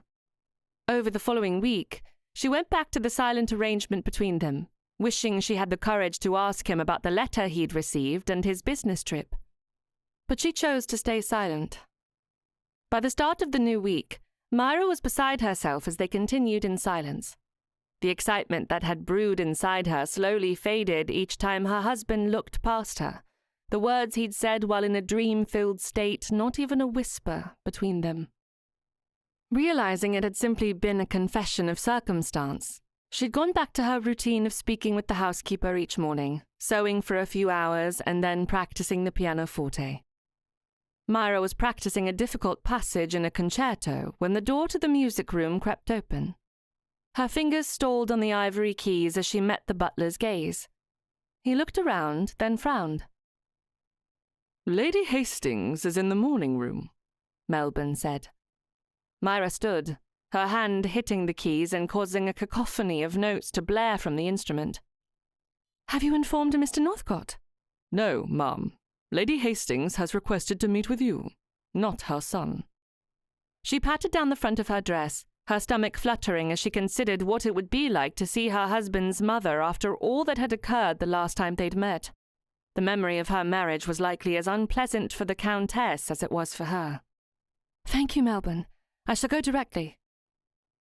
Myra waited until the butler left before she looked down at her dress. It was respectable enough for visitors, but was it the right gown for the Countess? She considered calling for her maid, but decided against it. It wouldn't be right to keep the Countess waiting. Entering the morning room, she dipped into a curtsy. "My lady, I apologize for the delay in my arrival." "Not at all, Mrs. Northcote." The Countess held her hands out, so Myra crossed the room and took hold of them. Allow me to look at you. Standing in front of the Countess, Myra was fully aware that she was still wearing the gown she'd put on that morning, having opted not to change into a day frock. There was no need to change her clothing multiple times a day when no one except the servants were witness. Perhaps if she were to take the grounds, she might need to wear a frock and spencer. You are lovely. The Countess smiled at her and then pulled her down to sit upon the sofa. It has been too long since we last saw you and Daniel together. I nearly forgot your features. The Countess was being a bit dramatic. It had only been 3 months since their wedding. 3 months since she had seen her own parents and her sisters. I will speak with Mr. Northcote. Mayhap we could visit. My son is stubborn. He enjoys the country far more than town. Now that he is married, he will likely find every opportunity to avoid London. You and the Earl of Hastings are welcome to visit Blackbriar Hall. She would love to have visitors, someone other than herself and the servants to occupy her time. You are very sweet, Mrs. Northcote. I am thankful you and Daniel are happily situated here in Bardsey. This part of Cumbria has always held my heart. If I could have raised my boys here instead of at Northcote Castle, perhaps Southwood would not suffer from the difficulties he faces at this time. Instantly on alert, Myra sat forward. Is something amiss with Viscount Southwood? Nothing you need worry about. The Countess patted Myra's hand. You have bigger concerns as a wife and mistress of an estate. Myra allowed her shoulders to slump a little as she sat back. What sort of concerns should I address? The same that every married woman must consider, that of bearing a child. Myra's fingers drifted unconsciously to her abdomen, as if willing it to respond. She hadn't thought about a child, not with the continued strain with Daniel. She wanted children, but now that the expectation had been voiced, the question achingly arose in her mind. What if wanting a child was not enough? What if being a wife was not enough? Oh, Myra dipped her head, her eyes landing upon her flat belly. It has not happened yet. I am quite concerned. The Earl and I expected to hear you were increasing by now. Certainly you wish to have a child, do you not? Yes, of course I do. Is it possible you could be with child? Has my son seen to your health, requested a physician to attend you? Heat rushed into her neck as she considered the Countess's question. She bit her bottom lip as she thought about the women she'd known who had children. Each of them had slowly increased over several months, the size of their middle growing soon after they were wed. But for her that had not happened. I do not know, my lady. And no, a physician has not been called, as I do not see a reason for it. It pained her to admit her lack of understanding upon the matter. I shall write to my mother to see if she can guide me on the matter. The Countess took hold of Myra's hand. There would be indications of a child. Sickness in the morning. Your dresses would have to be let out. If none of that has occurred, then I shall speak to my son upon the matter. Myra's stomach instantly fluttered, her heart racing as she squeezed the Countess's hands. She stumbled over the words, nearly unable to speak until she finally caught her breath. No need to speak with him, my lady. Ignoring her breathless plea, the Countess stood and walked to the bell cord. She pulled it 3 times before taking a seat next to Myra once more. As the door opened, before the butler could fully enter the room, the Countess called out, "Melbourne, send for my son." Chapter 19. A lifetime compressed into a moment. Daniel sat in his study, scowling at the clock on the mantel. For the last 3 months, Myra's daily tasks had been as predictable as the sunrise, until now. Each day she had spent 2 hours playing the pianoforte and singing, inspiring the same musical pleasure within the housemaids, who merrily hummed along while the footmen tapped their feet as they went about their duties. He enjoyed listening to the music, her voice angelic.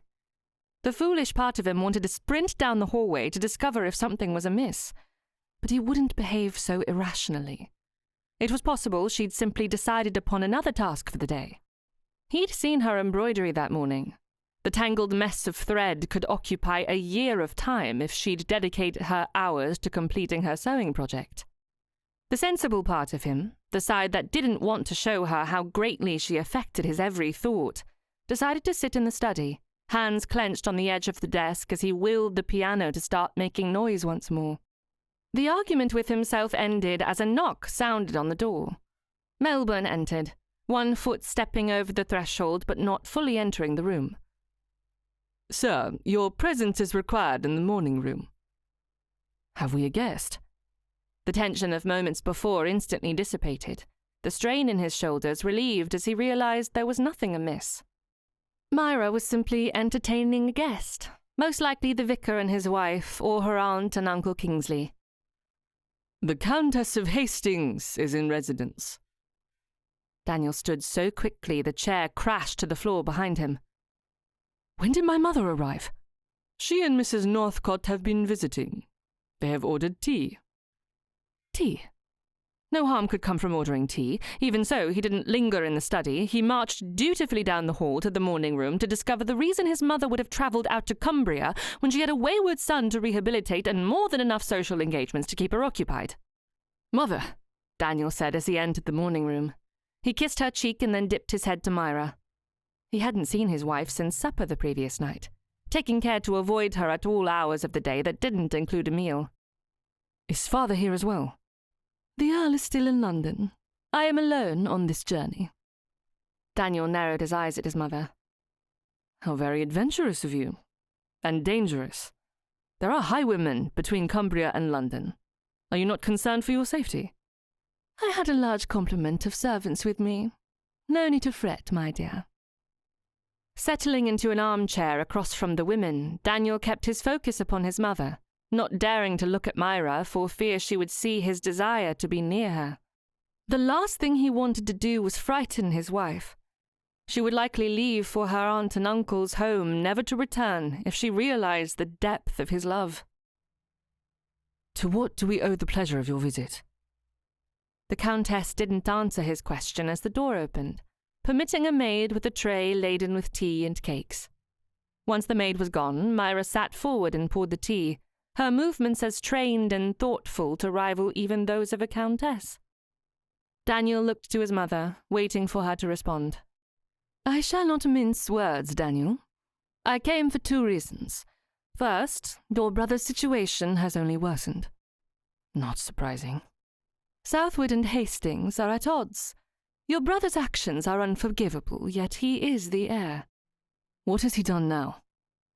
The Countess looked to Myra and then back at Daniel. "He attempted to win another dowry, but he went about it in a much different way." "How so?" "Gretna Green." Daniel sat back, crossing one leg over the other. His eyes met Myra's and she stared back, hand lightly concealing a gasp of disbelief. "Then he is married?" "I'm afraid not. But the young lady is ruined. Her father has demanded a settlement, an amount the Earl refuses to pay." "What am I to do about it?" His mother took a sip of tea. When she placed the cup back upon the saucer, she met his gaze. "If you would but speak to your brother, convince him of the error of his ways." Holding out his hands, Daniel pointed not only to his wife but also to the home. "I have more than enough to occupy my time, Mother, and it seems my last conversation with him did nothing to persuade his actions." "I beg of you, Daniel. You and Mrs. Northcote are welcome to stay with us while you assist in sorting out this terrible ordeal." Daniel stood and walked to the window, looking out at the well-manicured lawn and the peaceful world surrounding Blackbriar Hall. "Southwood has never listened to me. What difference do you think I could make?" "Your father and I are desperate to help him, but he does not listen. Please, Daniel." "I will think about it." "Very well." The Countess lifted her cup once more and took another sip. Now for the other reason I am at Blackbriar. I wish to know when I can expect a grandchild." Daniel turned from the window, a smile curling at his lips. He could splutter a response. It would be appropriate, given the cold sweat dampening the back of his cravat, yet he betrayed nothing. Over the years, he had learned to swallow discomfort whole, to tuck it behind charm and measured glances. "You must admit, Mamma, 3 months is rather swift work, even for the most diligent of husbands." "Very true, Daniel, but I fear you have not been so diligent. Mrs. Northcott tells me she does not know how a woman becomes with child, as though she expect it to naturally occur if she drinks the right medicinal remedy. How is that possible?" Myra turned her head so he could not see her expression, but a crimson heat spread up her neck and into her ears. Daniel had unfortunately decided to take a sip of tea to hide his discomfort, but his mother's claim of a medicinal remedy nearly broke through his cultured facade. Spitting the liquid back into his cup, he placed it upon the saucer with a clatter as he coughed. Gathering his composure, he narrowed his eyes. "Subtle, as always, Mamma." The Countess matched his glare, refusing to allow him to make a jest of her question. "Should I explain the process to her?" "I was unaware you had taken such a scholarly interest in the mechanics of matrimony. Shall I send for a bit of chalk and a slate?" "Do not mock me, Daniel. I want an honest explanation." "Perhaps we should speak in private." He clenched his jaw, his mood souring further as his mother smiled at him. "Privacy is not necessary, my dear. This concerns Mrs. Northcott as much as it does you." Taking a seat once more, he placed the teacup and saucer on the table. "Very well. If you wish to know the details of our marriage—" Daniel crossed one leg over the other, his focus upon his mother as he attempted not to look in Mrs. Northcott's direction. "I do not need details, Daniel. I simply wish to know what has delayed a discussion on children." He chanced to look at his wife. Her face was red as she tilted her head downward, paying extra attention to the lace on her frock. Clenching his fists, he said the first words that had plagued his thoughts from the moment he'd realized marriage was their only option. "My wife is still in love with my brother." The silence was deafening. Mrs. Northcott's eyes went wide as she looked at him. She slowly shook her head, her lips forming a silent denial, but he didn't believe her. The words Southwood had said in the carriage as he dragged his brother to Northcott Castle still played in his head. It had nearly ripped his heart out to say the words, but he knew they were true. Myra loved Southwood. Knowing his own heart, he knew love was not so easily swayed when the heart had settled upon another. The Countess took a moment, her gaze drifting between him and Myra as she considered his words. When she was satisfied, she stood. Crossing the short distance to her son, she placed a loving kiss upon his cheek. "It seems the two of you have much to speak about." Daniel frowned. His mother had blown into Blackbriar Hall like a tempest, swallowing the estate whole, and now she was leaving. She was as dramatic as the wrath of Neptune, and far more intuitive. Controlling his temper, Daniel turned away from his mother. "How long do you plan to stay?" "I shall be leaving in the morning." "Such a long trip for so short a stay. It hardly seems worth the effort." His mother took his hand and placed her other hand on his cheek as she forced him to meet her gaze. What did she see? Did she know how completely she had destroyed him with her questions? He knew as he met her mournful irises that all she could see was a frightened son, a boy who had admitted his greatest fear, but instead of holding him and telling him all would be well, she was leaving him to carry the burden alone. "I only wished to see you for but a moment. Now I must return in the hopes of assisting your brother with his troubles." Daniel pulled at his waistcoat. "I suppose I should accompany you. Speak with Southwood about his situation. Attempt to convince him of the error of his ways." "I admit that is what I had hoped. But now I see you and Mrs. Northcote should not be taken away from this blissful time together.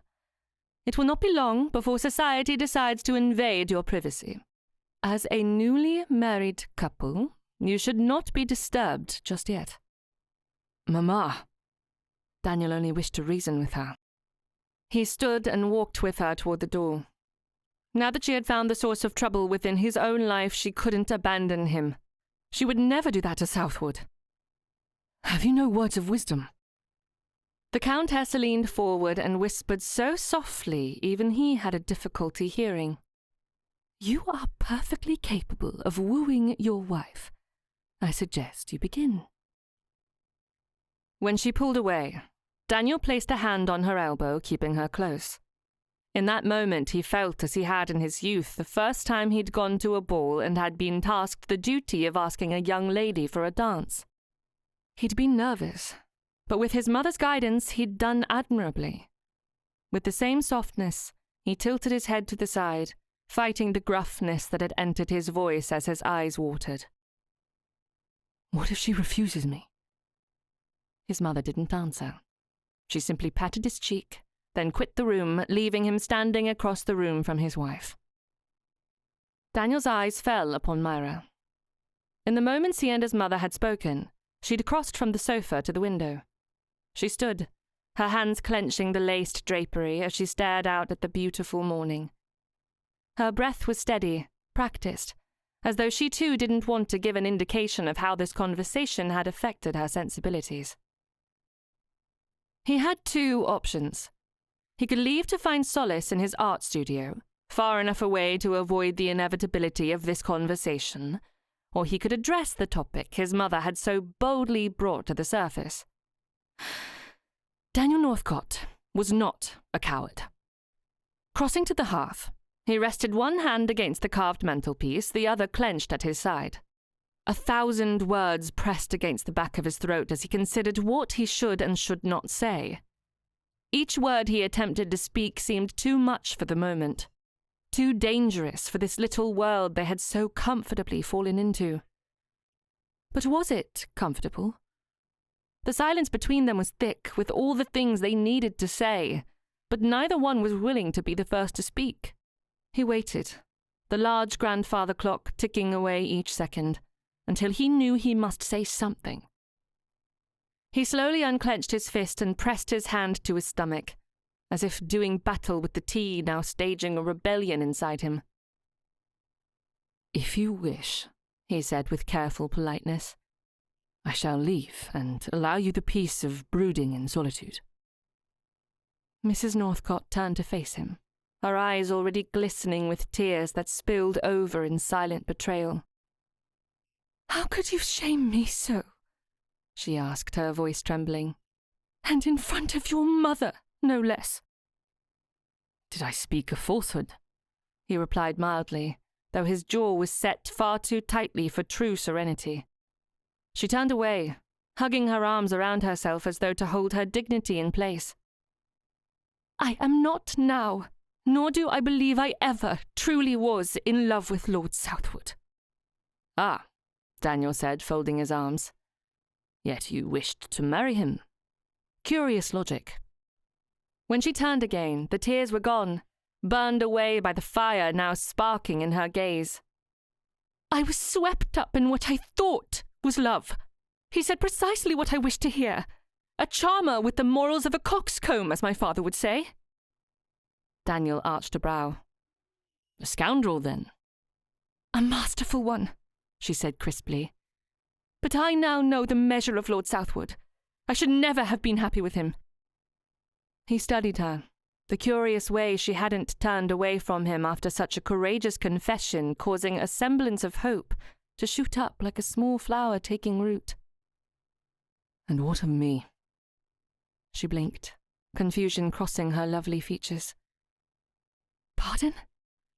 His hand clenched once more, slow and deliberate.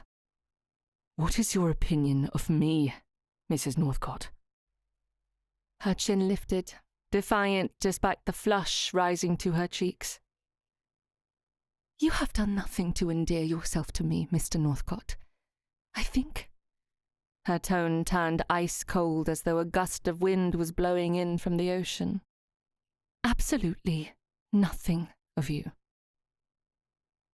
Daniel could see the lie in her face, but he didn't understand it. Was it possible she cared for him? Choosing not to poke at her restrained falsehood, he gave a stiff bow. How comforting. I do so love beginning my days with affectionate sentiment. Instead of finding solace in his study once more, Daniel left for his art studio. He needed to put distance between himself and his wife, elsewise he might be tempted to kiss her in an attempt to dull her sharp tongue. But as he looked at the paintings waiting to be finished, he realized the desire had completely gone out of him. Throwing his latest painting to the ground, he picked up a new canvas and stood with the brush in hand, waiting for inspiration to strike. Chapter 20. The Assignment That Sparked Desire. Myra waited until her husband left for his art studio before she rushed up to her bedchamber. As she ran through the hallway, she spotted Melbourne. Have my horse saddled and send Lucy to my chamber. Yes, Mum. Not waiting for Lucy to arrive, Myra ran to the wardrobe and pulled out her riding habit. She was fumbling with the buttons on the back of her dress when her maid arrived. Help me out of this frock. Yes, Mum. Myra hadn't been on horseback since arriving in Bardsea, preferring to stay away from the prying eyes and wagging tongues of her neighbours. What would they think if she were to be seen galloping along the shoreline without her husband so early in her marriage? Not wanting to make a spectacle of herself, as she didn't need the moniker madcap following her from London, Myra had been patient. But she had reached her limit. She had questions, and the only person she trusted to answer them besides her mother was her Aunt Kingsley.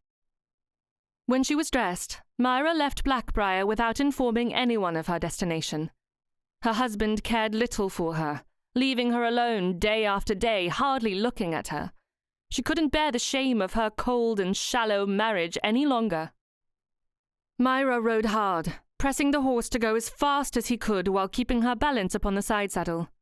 The wind tugged at her bonnet until it flopped uselessly behind her shoulders, pins scattering like breadcrumbs in her wake and leaving her hair, once arranged in the elegant twists of a morning coiffure, a tangle of wild curls. But Myra didn't care. She was too busy rehearsing her questions, too busy trying not to blush at the memory of the Countess's interrogation and her own naive reply. She had made a ninny of herself, and if she were to survive marriage to Mr. Northcote, she could not afford to do so again. Shame pierced her chest, and her stomach turned over as she thought about the fanciful dreams she'd entertained over the last weeks, and she'd realized her feelings for him. It was foolish to believe he might have thought of her in the same manner. Now she only had reason to regret her feelings. He would never love her, and she would spend the rest of her life wondering how the man she had given her heart to could be so cruel. As she came to a harsh stop in front of Kingsley Place, tears pierced her wind-worn eyes as her aunt and uncle rushed out of the house. "Myra, dear, what has happened?" Her aunt's frightened tone brought her up short until her uncle had pulled her off her horse and she had a moment to look down at herself. She was a sight to behold. "I need to speak with you, Aunt. It is urgent." "Mr. Northcote?" Her aunt's question stung a little, until she realized its implication. She'd arrived in a flurry of skirts and dust, her horse's hooves thundering as though a ghost was nipping at his heels. Myra took a deep breath as she fell into her aunt's embrace, a cry ripping from her throat as she held on to her. When she finally pulled away, she wiped at her tears. "He is perfectly well, or so he was when I left Blackbriar Hall." Uncle Kingsley smiled down at her. "You gave us quite the fright, my dear. Your aunt threw her embroidery in the air in her haste to see you were well." "Indeed? Aunt, I do apologize for the fright. I only need speak to you on a matter of greatest importance." "Well then, child, all the dramatics, and it is only a question. I am intrigued. Do come in and sit for tea." Myra hadn't realized how crazed she looked until her aunt sent for a maid to assist in untangling her hair. Once she was presentable, she sat across from Aunt Kingsley in a private parlour, sipping tea. "We shall not be disturbed in here, my dear. Your uncle is likely in his garden, recording the growth patterns of his flora and fauna. He is quite dedicated." Myra admired her uncle for the care he took in seeing to the gardens. He employed servants who assisted him, but he was an enthusiast. Thinking about her uncle caused her to think about Mr. Northcote and his paintings. He was talented, a master of the brush, yet he would likely never share that world with her. "That is one of the reasons I love him so dearly." Her aunt's words pulled her back to the tea and cakes sitting before her. Myra lifted her cup, took a sip, and then placed it on the saucer once more. "Do you not worry that he loves the flowers more than you?" "Not at all." Aunt Kingsley winked at her. "For he brings me a variety of flowers every few days to brighten my parlour and bedchamber. If he preferred the gardens over me, he should never snip the stems." Myra dipped her head as she considered her aunt's words. Neither she nor Mr. Northcote had done anything to show affection since their arrival at Blackbriar. But she also didn't think it would be appropriate to take flowers to him. "What do you do for uncle to show affection?" "I request his favourite meals for the menu. If I find a book on herbs or fauna, I purchase it for him." Her aunt took a bite of her cake, her eyes wide with mirth. "Is this all you needed to speak with me about?" Heat instantly pierced Myra's neck and cheeks as she lifted her cup, her hands shaking as she tried to take a proper sip. She'd rehearsed the questions ad nauseum on her ride to Kingsley Place. It seemed ridiculous to be so nervous now that she was there. Sitting up straight, she knew her face resembled a strawberry, but she didn't care. Her aunt would not forsake her. She was certain of it. "No, Aunt. Indeed, I do have a very pressing matter." "Then you should say what you need, unless you plan to spend the night."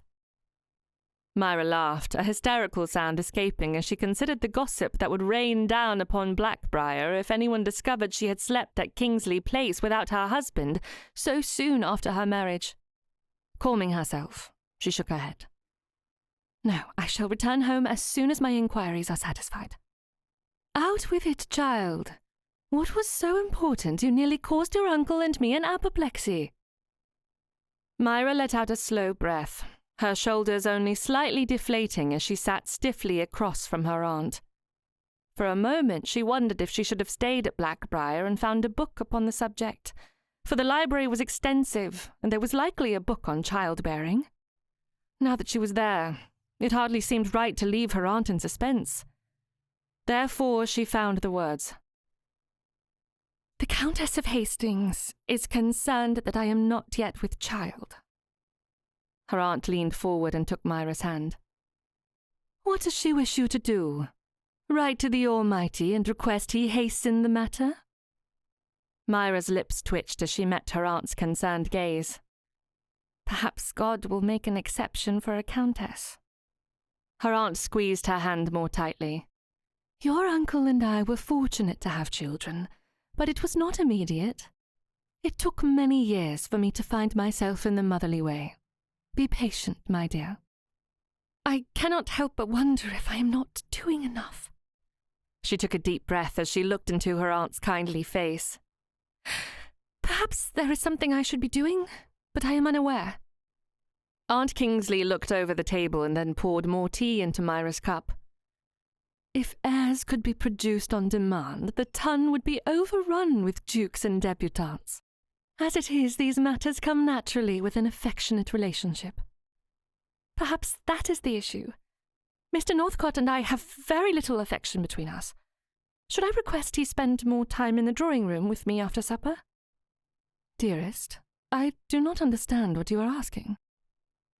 "Aunt, you look at me as though I am daft. Mr. Northcote spends his days in the study or in other pursuits." She chose not to disclose his art studio, as she was not certain he would want anyone to know of his accomplishments. He certainly had never divulged the information to her. "We only see each other during meals." If we must be in the same room for a child to occur, then perhaps I can convince him to spend a little more time with me. Surely he could not object, knowing his mother wishes for grandchildren. Sitting back in her chair, her aunt's expression went from confusion to concern. My dear girl, does not your husband show affection at night? Myra shook her head. She was not ready to divulge her growing feelings for her husband, and so she spoke carefully. Mr. Northcote did not wish to marry me, and I am certainly not so lonely as to need his attention.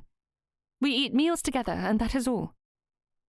Then I am afraid a child shall never occur. What? Myra clenched her hands in her lap. But my governess told me that a woman begins to increase when she is married. I am married. Surely the circumstances behind my marriage should not restrain the comfort of children. Dearest, her aunt replied with a tender smile, if you wish for children, then I have a little assignment for you. You must find a way to encourage your husband to kiss you. A kiss? Before her marriage to Mr. Northcote, Myra had longed for a kiss. She'd imagined Lord Southwood would be the man with whom she would share such an intimate moment, but that had never happened. Yes, my dear girl. That is all I will share with you this day. If you wish to find yourself increasing, then you shall be required to start with a kiss. You wish me to be so brazen as to kiss my husband? Either that or convince him to kiss you. Aunt Kingsley's eyes sparkled, a glow of a most mischievous nature filling the air around them and making Myra shiver with intrigue over the assignment. Once you have, report back to me upon the matter. I shall then give you another assignment. Myra had stayed longer than she'd intended, so Uncle Kingsley insisted on sending her home in their carriage, and Aunt Kingsley would brook no refusal. You have more than enough to think about on the way home. Allow your mind to settle as you ride in the carriage and give your horse a rest. The poor beast will need a week after your mad dash this morning, she'd said, giving Myra's hand a final squeeze. Myra kissed her uncle and then her aunt before climbing up into the carriage. When she was settled, she smiled at her aunt. Are you certain of the advice you gave? Aunt Kingsley pressed a bundle of wildflowers into her hands. To remind you that there is gentleness, even in a storm. The carriage door closed, and then the conveyance jutted forward, taking her back to Blackbriar Hall. The blooms rested in her lap, their scent mingling with the faint perfume of horse and leather. The carriage ride back to Blackbriar was blissfully calm, the wheels turning over the rutted country road with a rhythm that allowed Myra to consider all that her aunt had said. Myra sat nestled in the corner on the light blue seat, her elbow resting against the window, her chin in the palm of her hand as she considered how best to go about encouraging a kiss. She watched as the sun set, almost like a painting with the orange and red of the sun dancing across the sky. Blackbriar Hall came into view as the sun dipped below the horizon, the lapping of waves in the sea offering calm to her overwrought nerves. The great house looked serene, and a sense of being home filled her chest as she looked upon the windows glowing with candlelight. As she entered, she nodded to Melbourne. "Is Mr. Northcote at supper?" "No, Mum. He is not here." She nodded, the peace she'd experienced on her ride back slowly ebbing as she realized her husband was still away. Had she hurt him so deeply that he wouldn't return that night? Perhaps she should have stayed at Kingsley Place. She looked at Melbourne once more. "The Countess?" "In the drawing room." Myra entered the drawing room, her flowers still clutched in her hand as she noticed Lady Hastings sitting on the sofa, her eyes filled with tears as she dabbed them with a handkerchief. Stepping forward, Myra didn't wish to break the silence, but she had to know what had put the Countess in such a state. "My lady, are you unwell?" The Countess stood, her handkerchief pressed against her mouth as she crossed the room. "Oh, Mrs. Northcote," she whispered, her voice trembling. "How thankful I am to see you. I must apologize for all I said this morning. It was not my intention to cause you distress." Before Myra could inquire further as to what had put the Countess into such a state, the elderly woman pulled her into an embrace reminiscent of the one her mother had given her upon her marriage to Mr. Northcote. The embrace was firm, full of relief and fear, far different than what Myra had expected upon her return home. They had scarcely stepped apart, Myra still searching the Countess's face for an explanation, when the doors to the drawing-room burst open, crashing against the walls with a thunderous bang. Mr. Northcote strode into the room, his cravat askew, his waistcoat half unbuttoned, the flames in his eyes nothing short of a blazing fire that could have heated Blackbriar Hall for the whole of winter. He flung his hat toward Melbourne with more force than was necessary. "Myra!" he barked. "Where the devil have you been?" She stepped away from the Countess, the stems of her flowers slightly crushed in her fingers. "I wished to visit my aunt." "You vanished without a trace for most of the day," he shot back, striding to the sideboard where he poured a glass of brandy. Taking a sip, he turned back to her. "Do you not care for your husband's peace of mind?" "Peace of mind?" Myra arched a brow, holding tight to her crushed bouquet. "From what I recall, you had very little peace to begin with. I thought it best not to interrupt."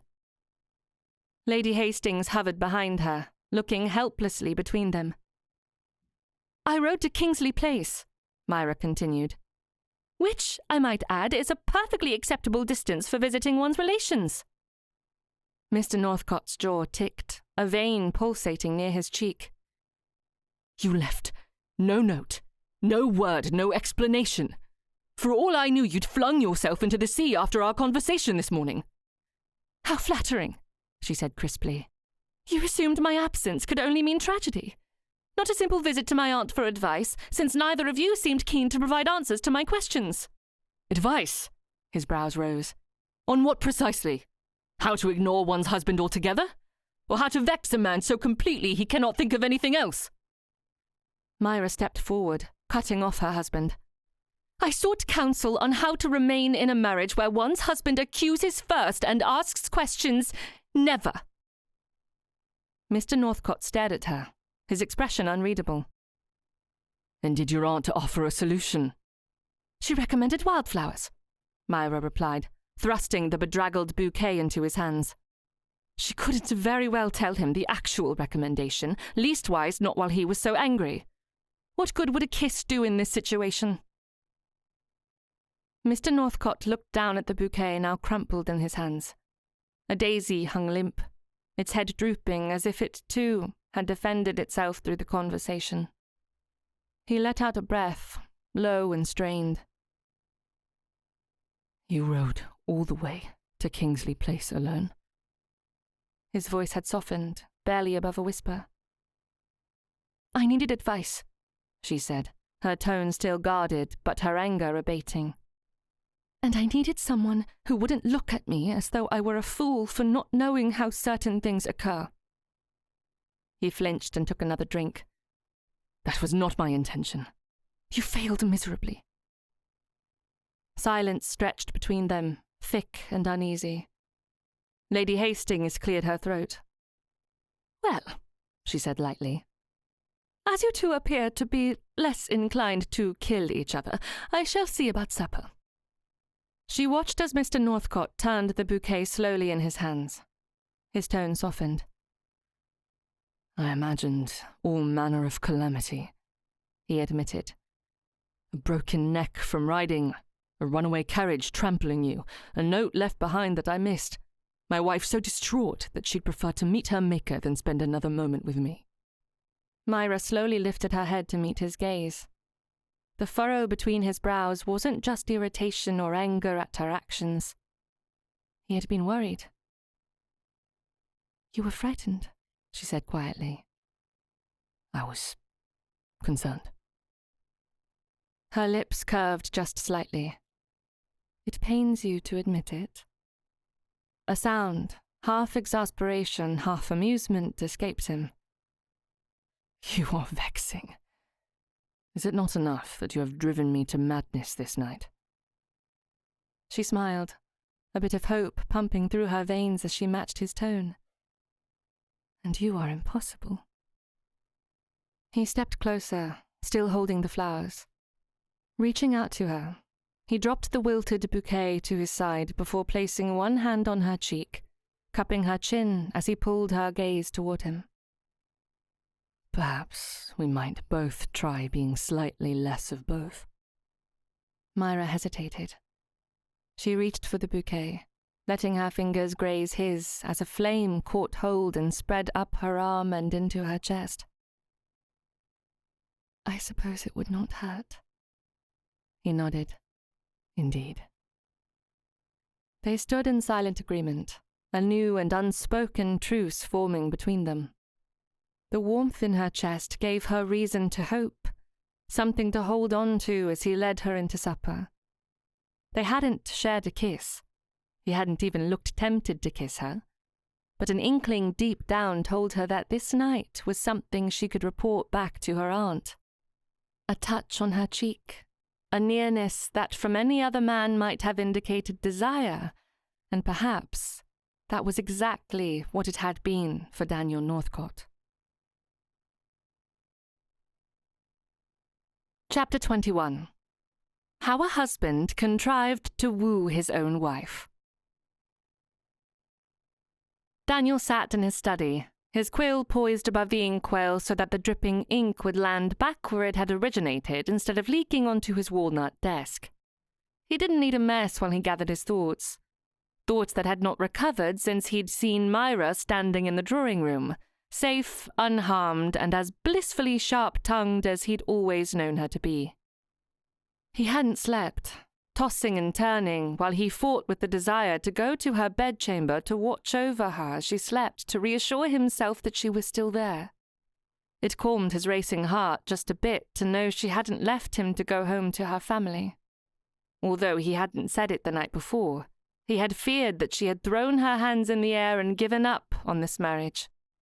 Her only option would have been to run home to Mr. and Mrs. Astley to report that he was a horrible husband and she needed an annulment.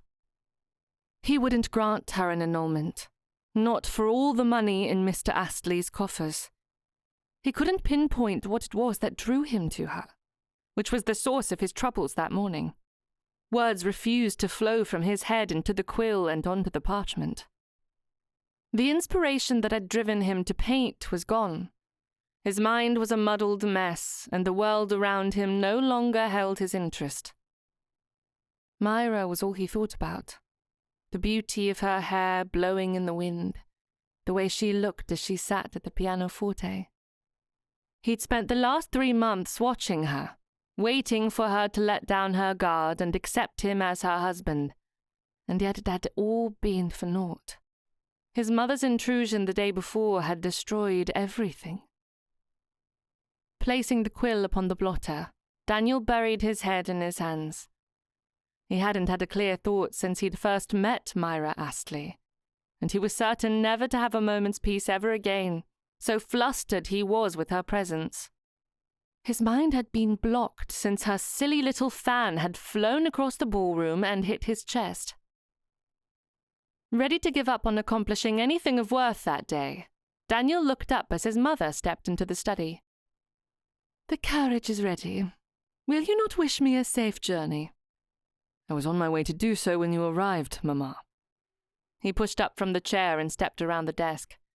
Reaching into his frock coat, he extracted the letter he'd penned to Southwood that morning.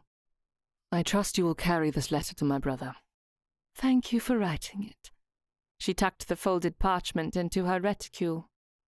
"Southwood may not ever admit it, but he desires to be like you, Daniel." Daniel grimaced as he took a step backward so he could lean against the desk. "I do not know why.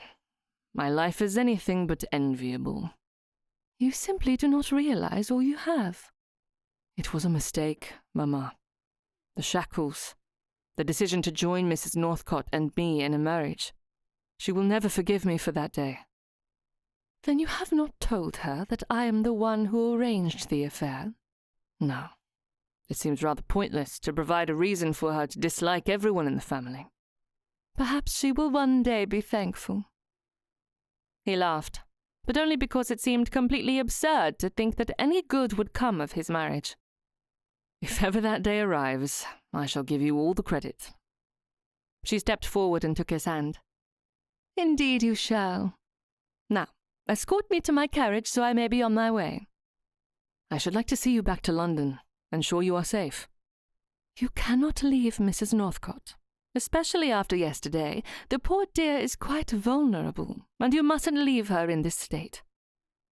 Myra is made of sturdier qualities than you give her credit. She laughed, patting his cheek. My dear boy, why have you not yet told her how you feel?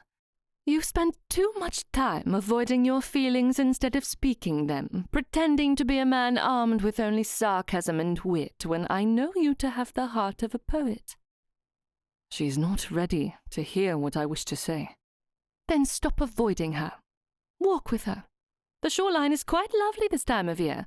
Blackbriar Hall has plenty of walking paths and even a pond for a picnic.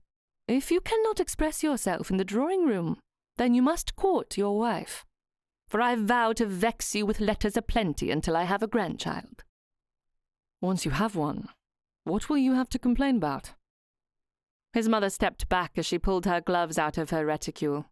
As she fit them onto her hands, she said, Then I will simply be annoyed that you have not brought my grandchild to Northcote Castle for a visit. Letter upon letter will arrive at Blackbriar Hall until I am satisfied. He held his arm out, allowing his mother to take it as he walked with her to the front of the house. Then I am never to have another moment's rest. Not so long as I am alive, Daniel. He waited by the post-chaise as his mother said farewell to Myra. When she was ready, he assisted his mother into the carriage, and then he stood by Myra as it rolled away. She means well. I do hope her inquiries did not offend, Daniel said as he watched the progression of the carriage as it rolled out of the front gates. For the briefest of moments, her fingers brushed against his, and Daniel wondered if his wife would take his hand. But then she held her hands locked in front of her stomach. Not at all. Your mother will always be welcome at Blackbriar Hall. Daniel cleared his throat as he considered the advice his mother had given. He knew she was right. Swallowing his pride, he turned to Myra. It is a lovely day. I should like a walk. Would you care to join me? Myra's countenance warmed in an instant, her eyes shimmering with a curiosity that sent an unsteady rhythm through his chest. Had she been waiting for him to relent? Fool that he was, he realized it could be nothing else. He had kept himself a fortress these past months, offering her no sure footing on the shifting sands of his moods. She bit her lips together and reached out, taking his hand, squeezing it and sending a flutter of nerves through his chest. Yes, of course. I only need step inside to retrieve my bonnet and parasol. He nodded, certain the few minutes it would take her to gather those things would be enough for him to gather his composure. But when she returned, he was still quite unsettled. Whatever would they speak about? The topic his mother had introduced into their marriage was one he would rather not approach, which meant he needed to think of something else before they reached the path that stretched between the front walkway along the garden paths. The gravel crunched beneath their shoes, every sound echoing in his ears as he fought to say something interesting. He'd never had trouble speaking to women, but his wife tended to render him mute. They walked side by side along the manicured hedges of the rose garden, not entering but continuing along a path that would take them out toward the cliffs. The air was mild, the morning sun bathing them in light with a soft breeze from the salty sea. Daniel admired the way she twirled her parasol in a gentle, idle circle. He was about to speak when she chose to start the conversation. I received a letter from my sister Juliana this morning. How is your family faring in London? Very well. The summer months haven't been as exciting as Juliana hoped, but I am sure she will have enough to do once the fall session is in full swing. I think Juliana wishes she could visit Blackbriar Hall. Your family is welcome to join us here. Myra turned to look at him, her eyes squinting up at him due to the sun. I should love to have Juliana in residence. I miss her more than the rest of my sisters, though they are also wonderful. Daniel nodded. He would leave the invitation in her capable hands. Did she have any news from London? Quite a lot. Myra smiled up at him. You are aware of Lady Evans? I am acquainted with her, more so her husband. Well, it seems she has acquired a new pet, a fox that she claims is domesticated. Do you mean to say she treats it as though it were a puppy? I'm afraid so. Daniel whistled. A recipe for disaster. Indeed. Myra twirled the parasol again, her eyes alight with mirth.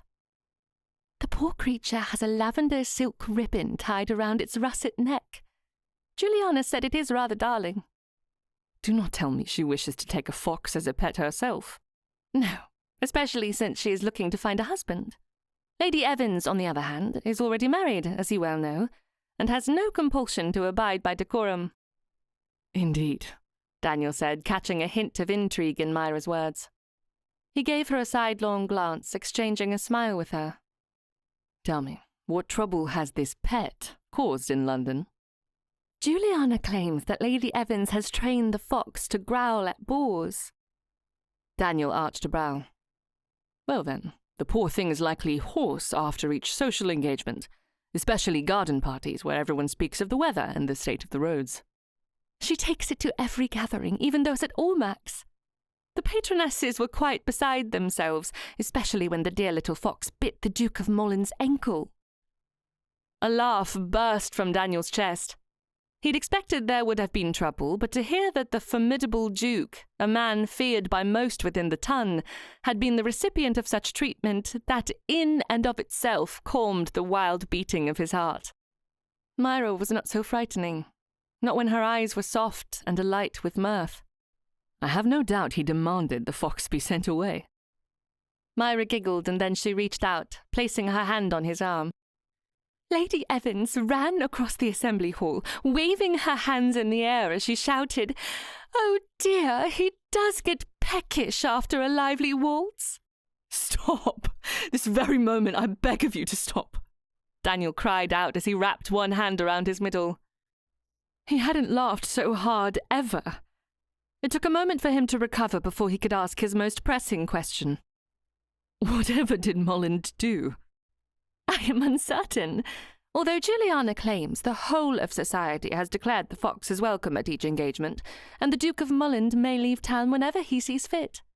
Can you believe we have missed such excitement? No matter the year, there will always be something lively happening behind the walls of society and along the hidden pathways of the gardens.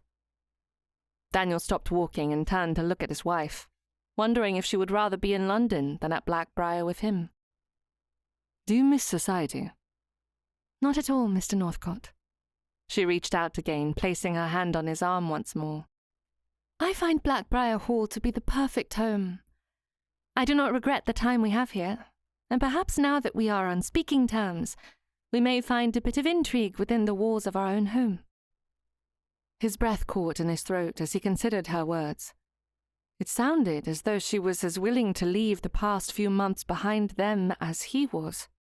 In his excitement, he was more than ready to declare himself, but the situation was still too delicate.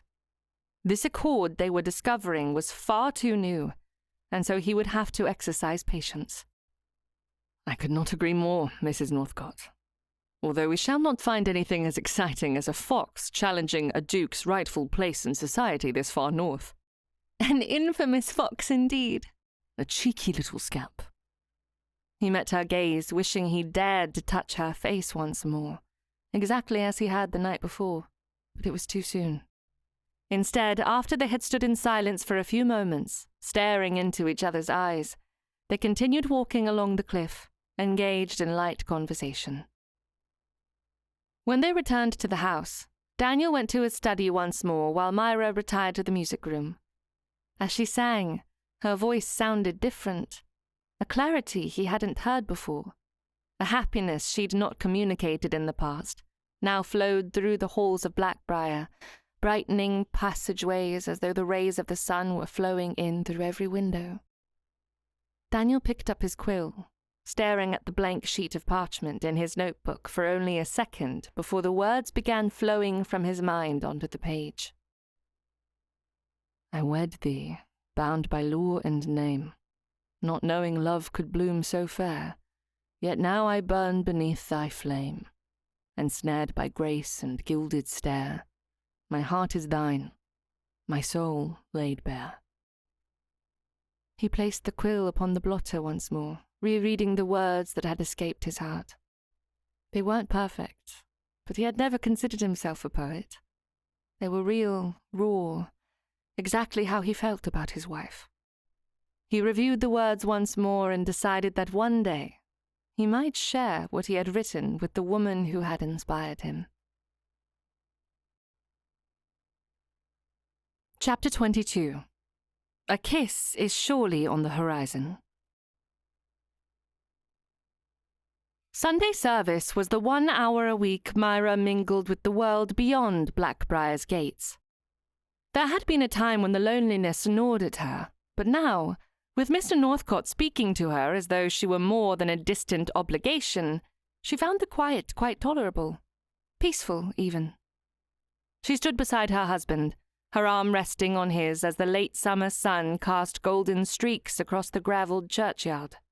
His voice, rich and steady, rose and fell as he exchanged familiar pleasantries with an elderly gentleman he had known since boyhood. Myra had seen this exchange before, the two men conversing beneath the budding yew tree like clockwork every Sabbath. Her gaze wandered past them, searching. Neighbours meandered toward their carriages or set off on foot down the winding road, their Sunday finery catching the breeze. Then she spotted them. Her gaze followed Aunt and Uncle Kingsley as they emerged from the nave, her aunt's bonnet listing slightly as she fussed with her gloves. Myra's heart gave a small flutter. She stepped back, brushing her gloved fingers along her husband's coat sleeve. "Excuse me," she said softly, though he likely hadn't heard. He'd certainly been more attentive over the last week, but she knew him well enough to trust that he had given the elderly gentleman his full attention. With careful poise and a smile, she crossed the churchyard and caught her aunt's arm just as she adjusted her reticule. "Aunt, might I beg a moment of your time?"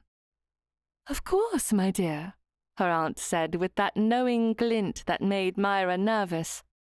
Her aunt must know what she wished to speak about. She only hoped there would be more advice, given she hadn't yet accomplished the first task. Linking arms, they drifted toward the gate leading into the older part of the cemetery, the hush around them growing as the voices behind them faded. "Pray do not torment me any longer. What news have you from your assignment?" her aunt murmured, glancing at her sideways. Myra steeled herself for the moment she would disappoint her aunt, ready to defend whatever romantic misstep she might have made. But the only person she seemed to have disappointed was herself. There had been no kiss, no leaning in to be closer to each other, no fleeting touch of the lips or moment of breathless anticipation. Smiling in the hope that a bit of cheerfulness would disguise the sting of her own foolish disappointment, she planned to do her best to make the few developments of the last week sound more promising than an outright kiss. "He has not yet kissed me." She put her hand out to stop a response. "But there have been developments. Do tell, my dear." "Mr. Northcote touched my face." "Do you mean to brush away dirt? That is not much of a development." Lifting her hand, she checked her surroundings before continuing. She cupped her hand and placed it on her aunt's face as Mr. Northcote had done to her. "More like this." Aunt Kingsley's eyes widened. "And he did not kiss you after that?" "I'm afraid not, Aunt." Myra bit her bottom lip. "We spent time together, walking along the cliffs, and we have laughed. Supper is no longer a chore. I do hope you see this as an improvement, as it is far better than the silence we have endured these last months." "Oh, dear." Aunt Kingsley reached out and took Myra's hands. "It most certainly is, at least as far as what you previously told me." "I am trying, Aunt." She looked down at their clasped hands, tears threatening to spill from her eyes as she acknowledged the deep disappointment of her attempts. Mayhap I am not the kissable sort. Tell me, dearest, how do you feel when Mr. Northcote joins you for a walk? I am nervous, worried I will say something silly and he will think I am ridiculous. My stomach flutters about the entire time, and I do not know if I should take his arm or twist my parasol. I usually choose the latter. And what of Mr. Northcote? Myra didn't understand. How am I supposed to know what he thinks? When he laughs, is it with you or at you? With me. Oh, how she hoped she was right about that. He hadn't ever made her feel insecure, leastwise not since the horrible conversation the morning his mother had arrived at Blackbriar Hall. Oh, Aunt, what am I to do? She waited, the wisdom she so clearly needed seconds away. She was certain of it. And then her aunt simply said, Stay the course, my dear. You most certainly are kissable, and I believe a kiss is on the horizon. I'd wager my best bonnet on it. The carriage ride back to Blackbriar was pleasant enough, birds chirping in the trees as they ambled along the country road. She leaned against Mr. Northcote, enjoying the warmth and closeness as they sat on the same bench, her heart fluttering with every rut in the road that caused them to lean closer. "How are Mr. and Mrs. Kingsley?" Mr. Northcote asked. Well enough. My aunt spoke of hosting a supper party. I think it shall be our first in society since our wedding. That is, if you are agreeable. I should like that very much. I wish to know the Kingsleys better, especially since they live so close. Mr. Northcote? Myra turned to him, her curiosity piqued. Did you not say you visited Blackbriar in your youth? I did. We spent many summers at this estate. Then how is it you are not at least acquainted with my aunt and uncle? I have cousins your age. You surely must know them. Certainly, I am acquainted with them. I even attended Harrow with one of your cousins, but that does not mean I know your aunt and uncle well. He frowned as he looked at her. Are you disappointed? Not at all. Although you must not have been very good friends with my cousins. I am afraid not. It is only that you may think poorly of me once I tell you the reason we were not the greatest of friends. Myra adjusted in her seat so she could face him, a hint of a smirk playing on her lips so he would know she was teasing. There is no fear of that, Mr. Northcote. I am already well aware of your snobbery. He laughed, and then to her utter surprise he took hold of her hand, lifting it to kiss her knuckles as he settled back against the cushions. Well then, no explanation is necessary. It wasn't the sort of kiss her aunt had spoken about, but it was a kiss nonetheless. Her hand had been kissed many times by numerous gentlemen, but there was something quite different in the way Mr. Northcote held her, his lips sending a fire rushing up her arm and then down her spine. For the first time in her life, she felt a spark of something deep inside, and she suddenly realized she might very well swoon if he ever let go. Eventually, he had to release her hand, but it made her quite happy that he hadn't done so until they arrived at Blackbriar Hall, where he was obliged to release her hand so that he could safely climb out of the carriage and assist her to her feet. Chapter 23. The Perils of Picnicking. The summer was nearing its end, but it was still warm enough in Bardsey for a picnic. Therefore, Daniel spent the morning in preparation to invite his wife on a walk, where they would chance upon a checkered blanket nestled under the shade of an obliging willow near the pond. Directing her along a path they hadn't yet taken on their morning walks, Daniel talked about the weather, the breeze coming off the sea, and his plans for the estate. It was important to him to let Myra know that when he was in his study, he wasn't simply wasting the day away. He did work, sometimes. He wasn't certain when it would be appropriate to show her the art studio, but he was slowly building up to a walk along the cliff and out to the old greenhouse. "Did you see that?" Myra asked as she ran toward the pond. He slowly followed after her, guiding her ever so slowly toward the picnic he had planned. Taking her directly would ruin the surprise. When she turned back, he realized the exact moment she saw the blanket. Instead of telling him what had drawn her attention to the pond, she ran back to him and took hold of his hands, pulling him forward. "Why, Mr. Northcote, you are full of surprises this day. Dragonflies skimming the surface of the pond like little fairies, frogs hopping lily pads, and a picnic. How did you manage to create such a magical moment?" I admit the dragonflies and frogs have minds of their own. I have nothing to do with them. But the picnic was my idea, with the assistance of Cook, of course. "It is perfect," she said as she turned back to look at the blanket and hamper. Everything was exactly as he had left it. Little sandwiches and lemon tarts tucked away in the hamper, 2 glasses sparkling in the sunlight, waiting for the chilled cordial he had tucked away in the shade, bobbing in the water to keep it at the perfect temperature. The two sat in companionable silence, eating their way through the hamper to their heart's content. Everything seemed perfect, his eyes catching hers, offering what seemed like stolen moments he'd never get back once they left the protection of the willow tree. Scooting closer toward her, he pulled at the strings of her bonnet, loosening them until he freed her hair. "If I end up with a face full of freckles, I shall blame you until they disappear." He placed the bonnet on the blanket beside him. "I shall take your warning under advisement, although do you not feel it is cumbersome on a day like this?" "Perhaps you are right," she said as she sat back against the tree trunk. "We shall not have many more days like this one, at least not if the vicar's wife is to be believed. Last Sunday she warned of terrible rainstorms that will soon shake the house with bouts of lightning and thunder." Daniel folded one leg up so he could lean against his knee.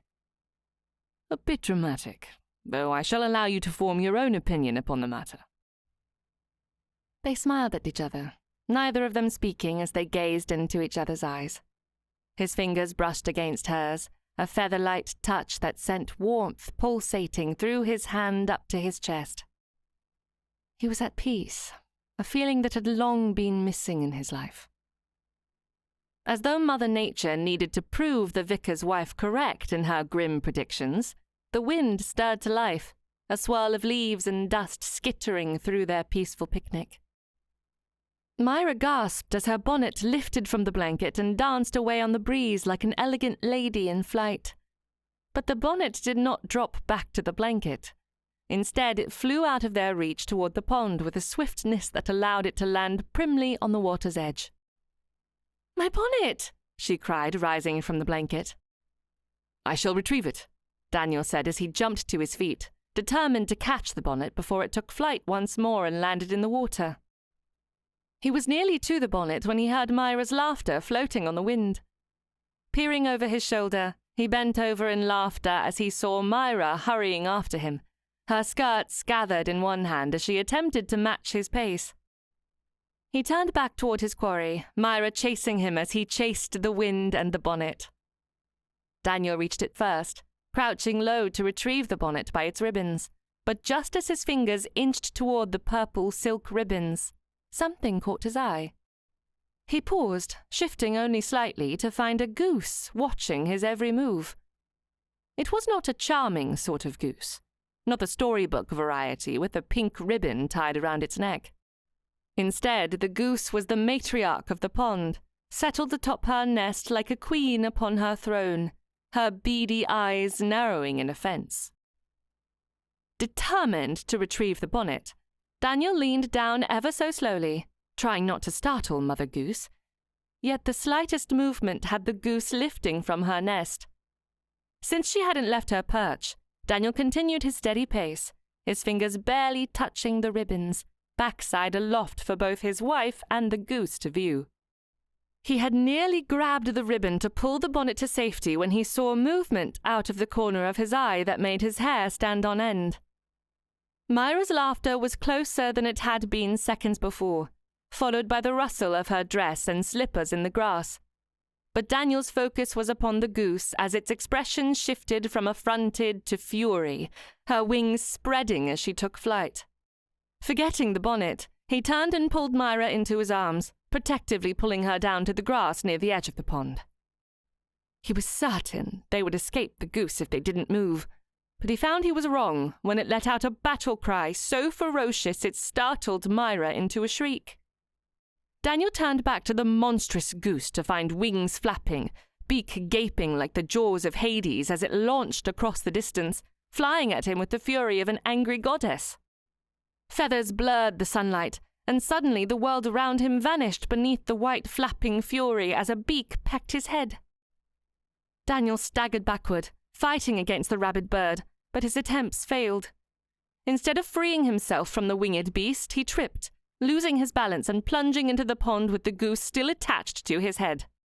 Suddenly locked in the greatest duel of his life, Daniel knew the only way to free himself from the bird would be to sink into the water. With as deep a breath as he could muster, he allowed his knees to buckle. He had no solid plan, only what he could manage within a few panicked seconds. Holding his breath, he continued the fight, until he was suddenly free.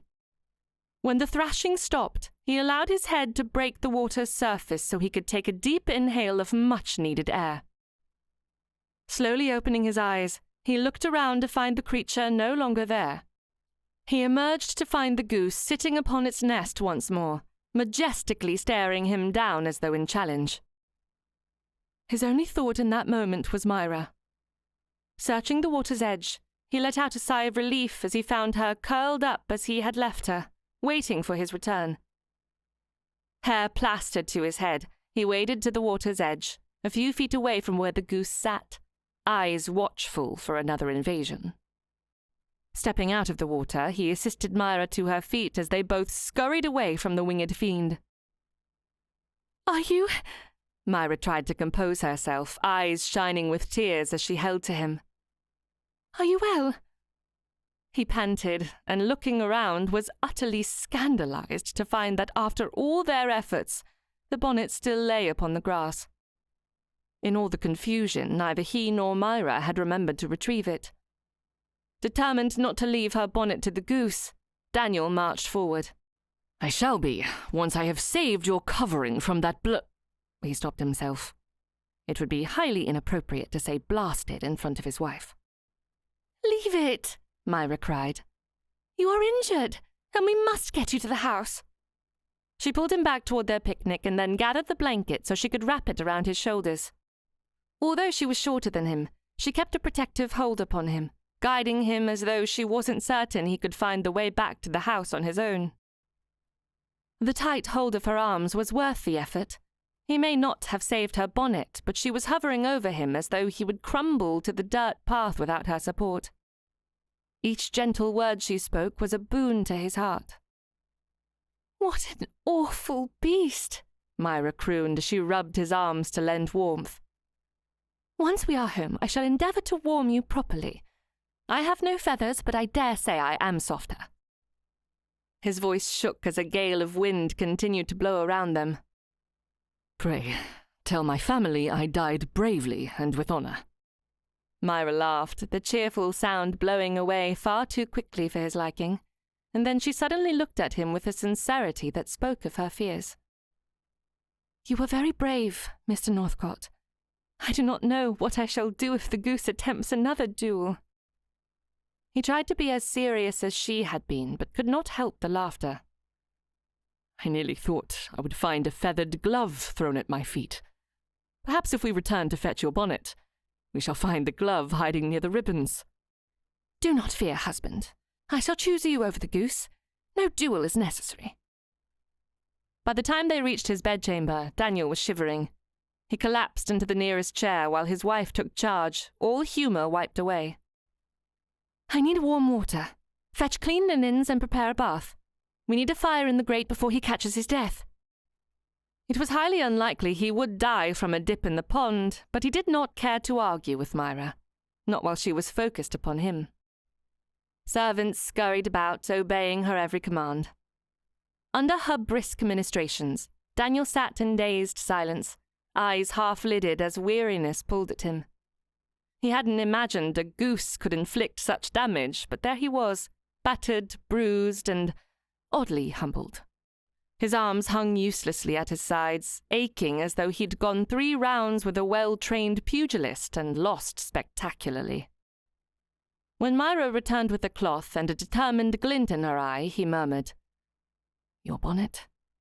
Do not concern yourself with something so frivolous at this moment." She paused in her ministrations long enough to meet his concerned gaze. "If in the morning you are still concerned over it, I shall allow you to buy a new one for me, once you have healed." He laughed, but only slightly, as the lack of movement over the last few minutes had brought awareness to his aching arms. "You may have as many bonnets as you wish, if only you will protect me from that murderous goose for the rest of my days." She dabbed a salve on his head. It stung, causing him to wince.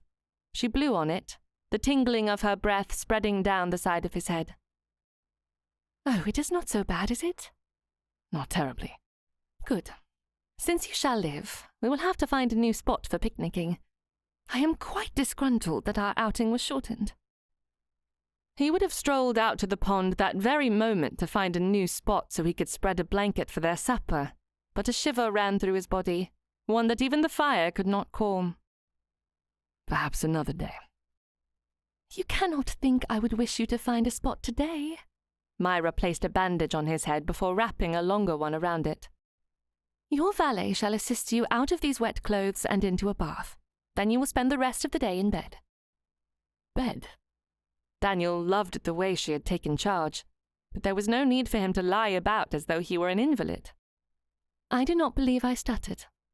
She leaned down, placing a kiss on his forehead. "I shall brook no refusals." His heart tripped as completely as he had over the tree root before he fell into the pond. Then it stalled entirely as her soft lips brushed his brow. He'd barely had time to steady his breath when she spoke again.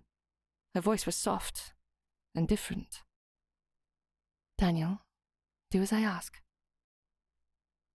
The pain was suddenly forgotten, and all he could do was stare up into her beautiful brown eyes. Her words echoed in his ears even though she was no longer speaking. It wasn't just a name, it was his name, spoken like a secret she'd finally decided to share. The sound of it from her lips stole what little breath he had left. For once, Daniel Northcott, sharp of wit and quick with retorts, could find nothing to say. Chapter 24. A Woman Most Fortunate. Keeping her husband abed proved less difficult than Myra had originally expected. As soon as she'd kissed his head, the fight went completely out of him, and he became the perfect patient, docile and willing to do whatever she asked. She spent the rest of the day stealing quiet glances into his room, reassured each time by the sight of him resting peacefully. Yet with every glimpse, a tingle flickered across her lips, a lingering echo of the moment she had dared to press them to his forehead. Rather than returning to her usual routines, she found herself adrift in her bedchamber, her thoughts consumed not with duties, but with the question that refused to leave her in peace. What might it feel like to kiss him properly? The following morning, Myra forced herself back into a normal schedule. She started out with household duties, reviewing the supper menu and resolving a dispute between two housemaids over a feather duster. But when she could handle the separation from her husband no longer, she chose to turn to the right and continue on to the study instead of spending her morning with her embroidery. Along the corridor, housemaids bustled about, dusting ancient vases and stern ancestral portraits that stared down disapprovingly from their gilded frames. Myra passed them with a nod, her slippers silent on the carpet, her mind focused upon seeing her husband and tending his wound. She hadn't meant to seek Daniel out again so soon, but with each passing hour spent away from him, the pull grew stronger, like a thread wrapped around her heart, tugging her to his side. She'd always thought love would arrive like a thunderclap, loud, undeniable, perhaps even inconvenient. But it was nothing like that.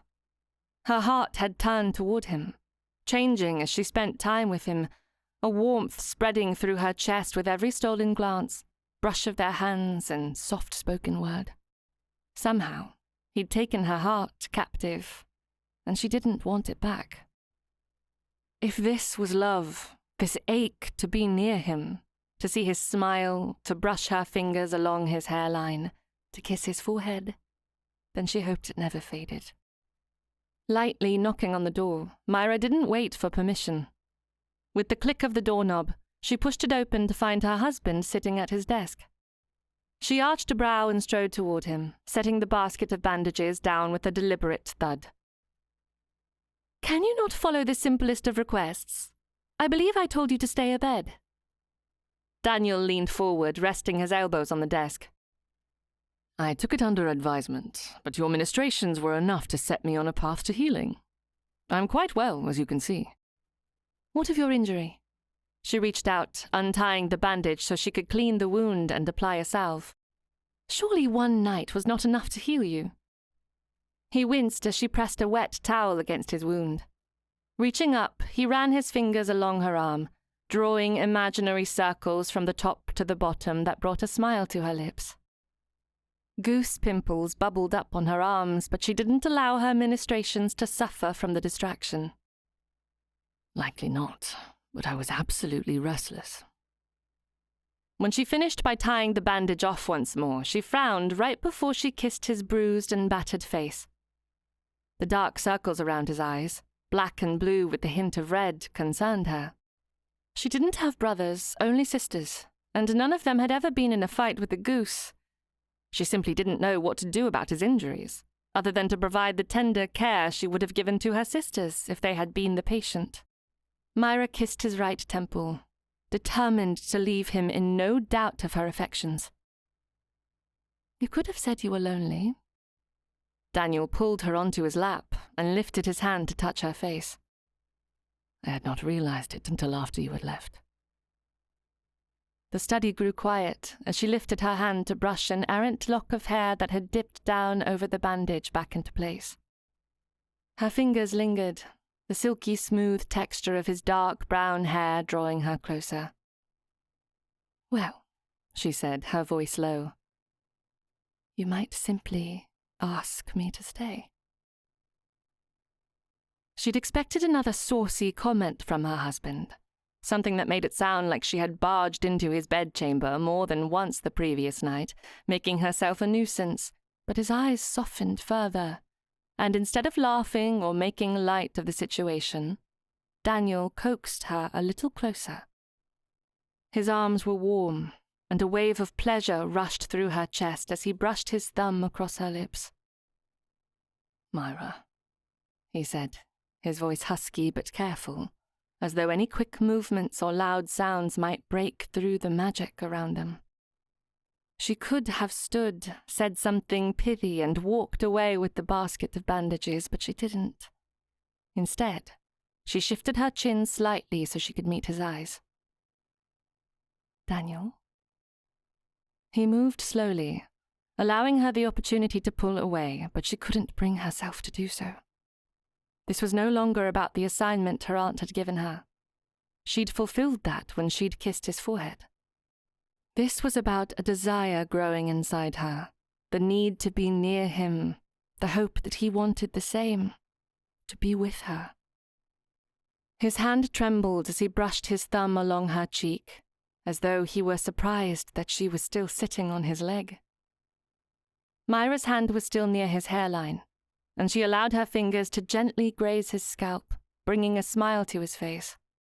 Leaning closer, she could feel the beat of her heart pounding against his chest, and she wondered if he too was experiencing the same thrill of intrigue.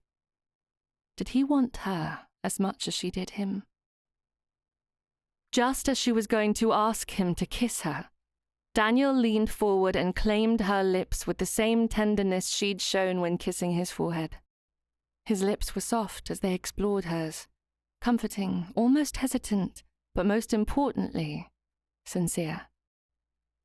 When he pulled away, Myra's instinct was to follow his every movement, lean into him and kiss him once more. As he pressed his forehead to hers, she whispered, "I was not expecting it to feel so intoxicating." Daniel smiled. "I expected your lips to taste like trouble. If I had known you would be so sweet, I would have kissed you the night we were wed." I likely would have bitten your lip. He laughed. Like this, I hope. Myra gasped as he nibbled on her bottom lip. As he pulled away, she shook her head as she attempted to regain her composure. Not at all like that, Mr. Northcott. Ah, well, I am happy to have been the gentleman that night, for I do not think you would be in my arms right now otherwise. Neither of them spoke, words not necessary as they held each other. She wanted to stay with him in the study, talking about all the random little things that came into her mind each day, but she knew there would come a moment when he would need to go back to the work he was doing, and she would have to untangle the knot in her embroidery. Could life truly go back to what it had been now that they had kissed? Daniel. She closed her eyes, hoping he would claim her lips once more. I do not dare hope that life shall always be this wonderful. My love for you shall never waver, my dear. Myra ran her fingers down his cheek. She closed her eyes as she rested her forehead against his.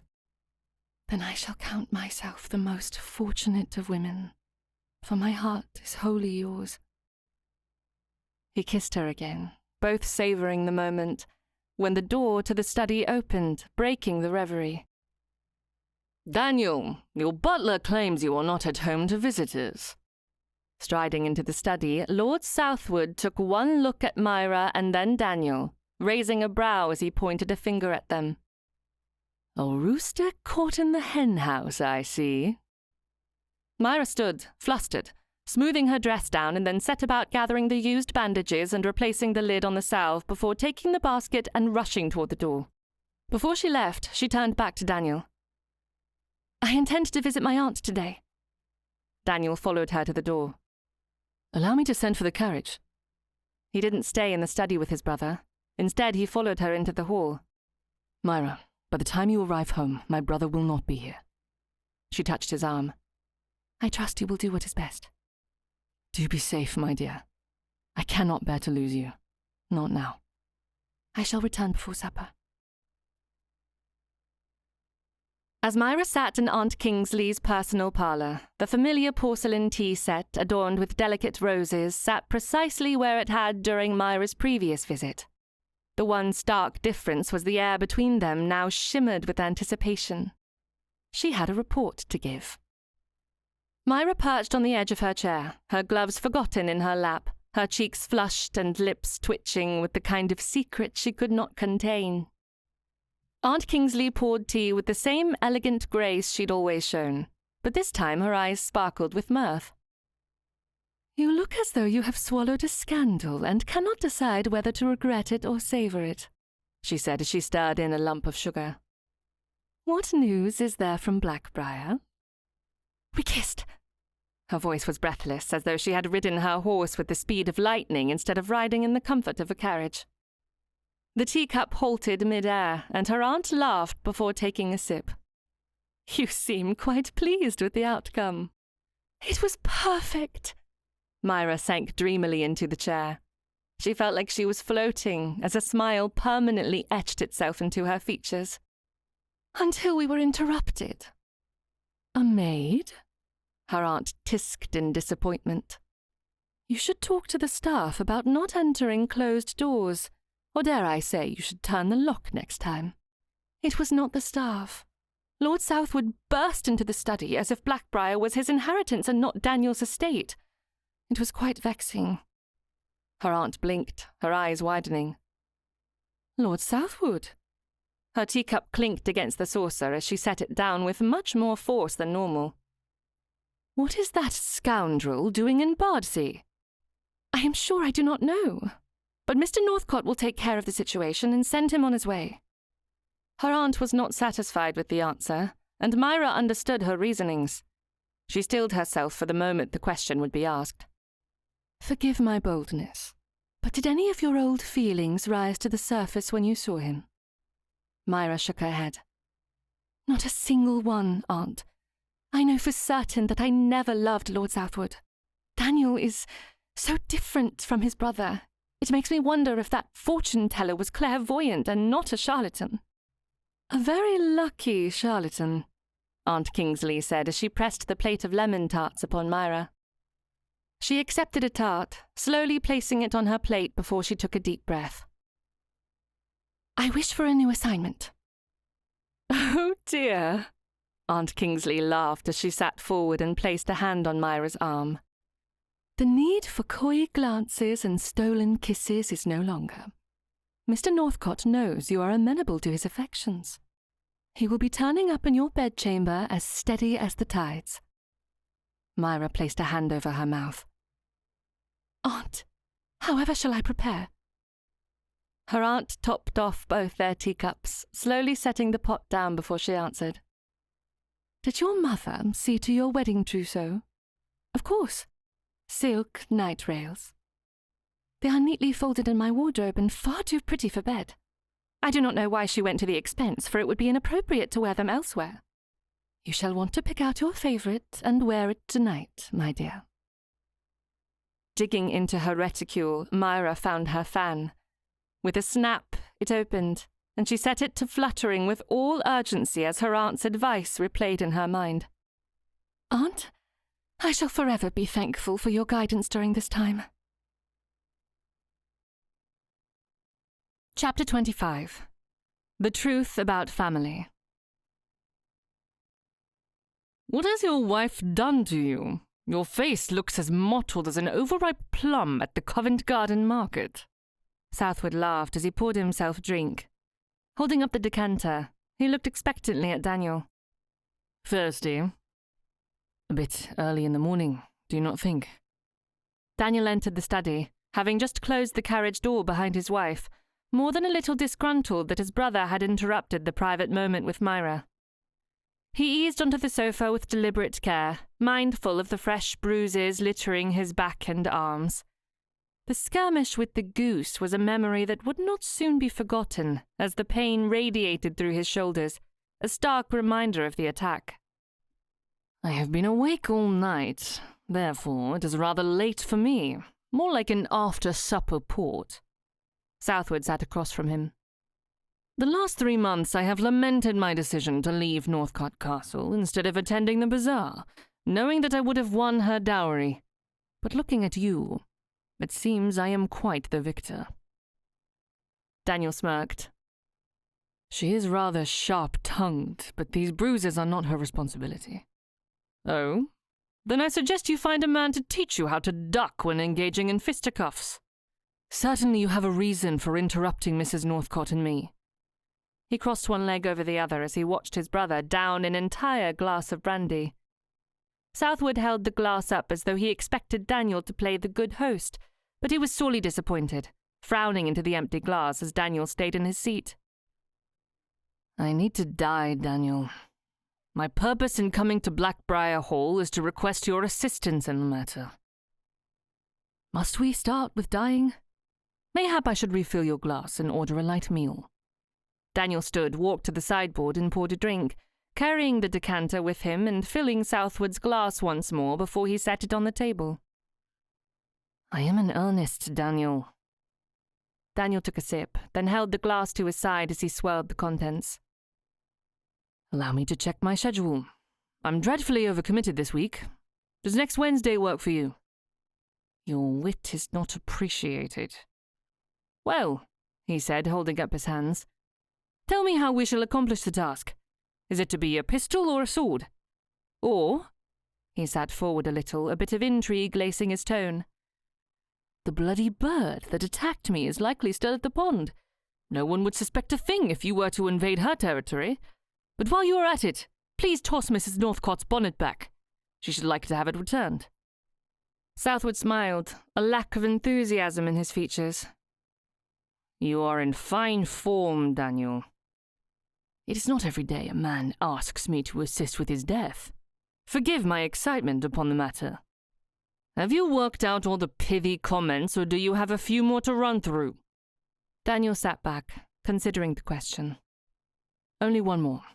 Thank you for your patience. He raised a brow as he tilted his head. How kind of you to travel to Bardsea to perish in my drawing room. I am flattered.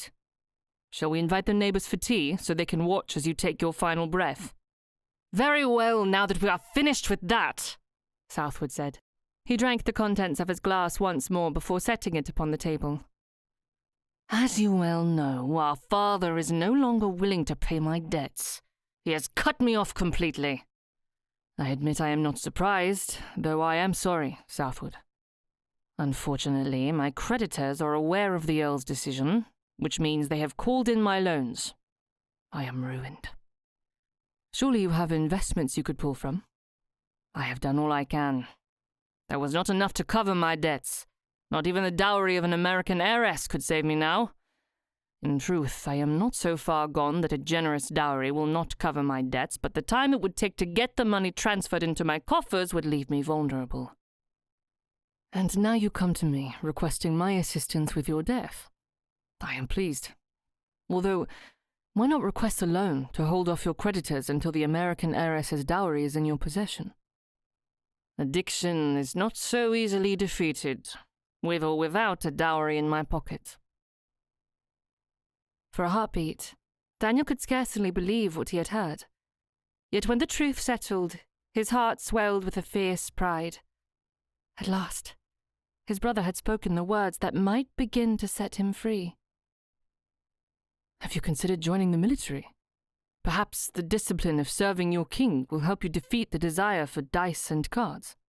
But if not, you can always rush a battle and find your spirit rising above your body. Southwood rose to his feet, a roguish glint in his eye and the ghost of a smile playing at his lips. Forgive me if I've been vague, but I'm not asking you to murder me, Daniel. Merely to announce my untimely demise with suitable gravitas. Say I was thrown from my horse, and sure the details are dramatic, tragic, yet terribly common so as not to bring suspicion upon the matter. How terribly rude of you to allow me to relish the idea of sticking a sword through your heart or consider putting a few drops of poison in your port, only to find out it is to be a ruse. Southwood ignored the comments, focusing on his plan as he paced the room. For you to be witness, it will have to happen at Blackbriar, naturally. The location is remote enough, and the Earl and Countess would never reach us in time to demand a viewing of my lifeless form. You may bury an empty casket in the churchyard, and our parents would take your word for it. And that is all. Thomas Northcott, Viscount Southwood, would be dead to all and sundry. I could begin anew. No gambling debts, no threat upon my life. No name, no family. Daniel shook his head. He wouldn't do it, not even to save his brother from the debts he'd incurred. I cannot condone such actions. You owe me, Daniel. He laughed, certain his brother could not be serious. I most certainly am not indebted to you. Myra Astley's dowry should have been mine. It would have saved me from the threat looming over my head. Hardly, Daniel said as he took another sip of brandy. You would have spent the whole of it within the first month. Oh, and never forget, she is Mrs. Northcott to you. She was supposed to be mine. My wife, my countess, my coffers should have had an increase. You could never have made her happy. Southwood laughed. And you have made Mrs. Northcott happy. Our mother seems to think you have completely ruined any chance of an accord with your wife. She daily laments the grandchildren she shall never have. Daniel ignored the comment. He pressed forward, focusing upon Southwood's request. Mayhap you should have put the dice and cards away and skipped the horse races. That would have saved you from this fate. Southwood ran a hand through his hair. You do not know these men. They will kill me, Daniel. If you wish to see my lifeless body, then send me away. But if you have a semblance of brotherly love, accept my title and become the new Viscount Southwood, our father's heir. Assist me in this one last request. It is all I will ever ask of you again. Where would you go? I shall not tell you, lest you get some crazed idea to seek me out. He didn't have to think about it. All the sarcasm in the world could not convince him to do as his brother requested. Southwood was the eldest son. His birth had earned him the right of his title, even if he was a blasted bounder with little to no morals. No, Daniel stood, marched across the room, and took the newly filled glass of brandy away from his brother.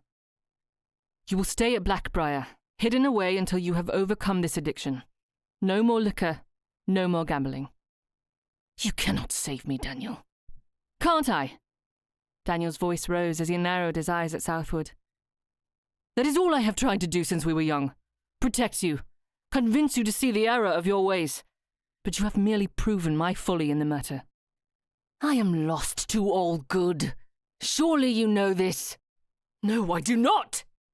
Daniel threw the glass into the grate, and then walked to the sideboard, breaking every last decanter, including the one with brandy sitting on the table. The smell of liquor as it seeped into the rugs filled the room, causing his mouth to water. Crossing back to his brother, he took hold of Southwood's cravat, pulling him close.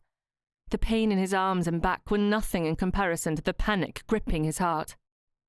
He may consider his brother a spendthrift, the worst sort of gentleman who would seek out an heiress to save himself, but he would not allow his brother to drift away into obscurity.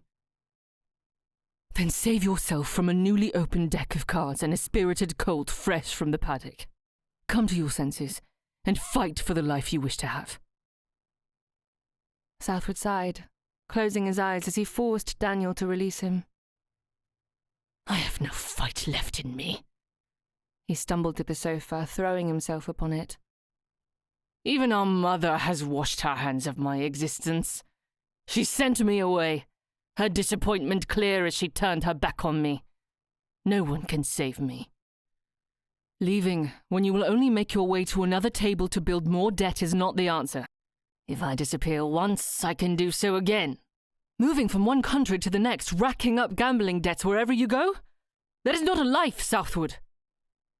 Southwood leaned forward, burying his head in his hands. You shall never understand. The excitement of winning is what drives me to try over and over until I have nothing left. My hands shake and my heart increases with the sound of dice hitting a table. The anticipation of a winning roll can make even the darkest of nights shine a little brighter. Daniel knelt before his brother, taking hold of his hands. I only ask that you try. You are welcome to stay at Blackbriar Hall. No one will know you are in residence. There will be no cards, no dice, no horse races. The liquor cabinet will be locked, and I shall allow wine with your supper and 1 glass of port each night. If we cannot break you of this addiction, then I shall consider doing as you ask. What of the men who wish me dead? They cannot murder you if they do not know where you are living. Southwood sighed, nodding in contrition as though this was the solution he had originally sought. Silence descended upon them, allowing the heated discussion of moments before to settle. Southwood sat back, narrowing his eyes once more. His face scrunched up as he looked about and then focused once more on his brother. Did you say a bird attacked you? A goose, to be exact. Well, will you at least show me where it nests? If we fail at breaking me from this habit, I shall take my chances with the creature. Chapter 26. One kiss being entirely insufficient. Myra nodded to the footman who opened the front door of Blackbriar while pulling at the strings of her bonnet as she stepped into the vestibule. She had only just reached up to pull the pins out of her hair when Daniel surprised her by lifting her from the floor and placing a gentle kiss on her lips. Breathless, she pulled away and then demurred, worried about the spectacle they were making in front of the servants. I take this to mean you are no longer in pain. Daniel pulled the pin out of her bonnet as he lifted it from her head. I missed you. Careful with this one. You never know what creature is lurking about, ready to wage a battle to steal my bonnet. He laughed as he placed her on the floor once more. Your aunt and uncle, are they well? Quite so, she said as she removed her gloves. She took her bonnet from him and then placed her items on a side table. They are quite concerned for your welfare. My uncle is ready to help you hunt the goose. He claims a triumph of serving the winged fiend at a supper party would do you good. We shall have to wait for that. Southwood may need to use the goose as an alibi before long. Oh? She pursed her lips at the mention of his brother. How was your visit with Lord Southwood? Like fencing with a mirror. He reflects all my irritation and none of my wit. Daniel took her hand, pulling her toward the study. Forgive me for leaving you with him. I had hoped after all these months a bit of time together would have been enjoyable. Daniel closed the door to the study and leaned down and kissed her on the spot between her eyes, just above her nose. The conversation was inevitable, given his circumstances. I must confess the whole of it to you. But not now. She loved the way his lips explored her face, moving across her cheek and down to her neck. Her aunt had been right. As regular as the tide, although she was certain the tide was a happenstance morning and night, not midday. She wrapped her arms around his neck, pulling closer to him as he lifted her and carried her to the sofa.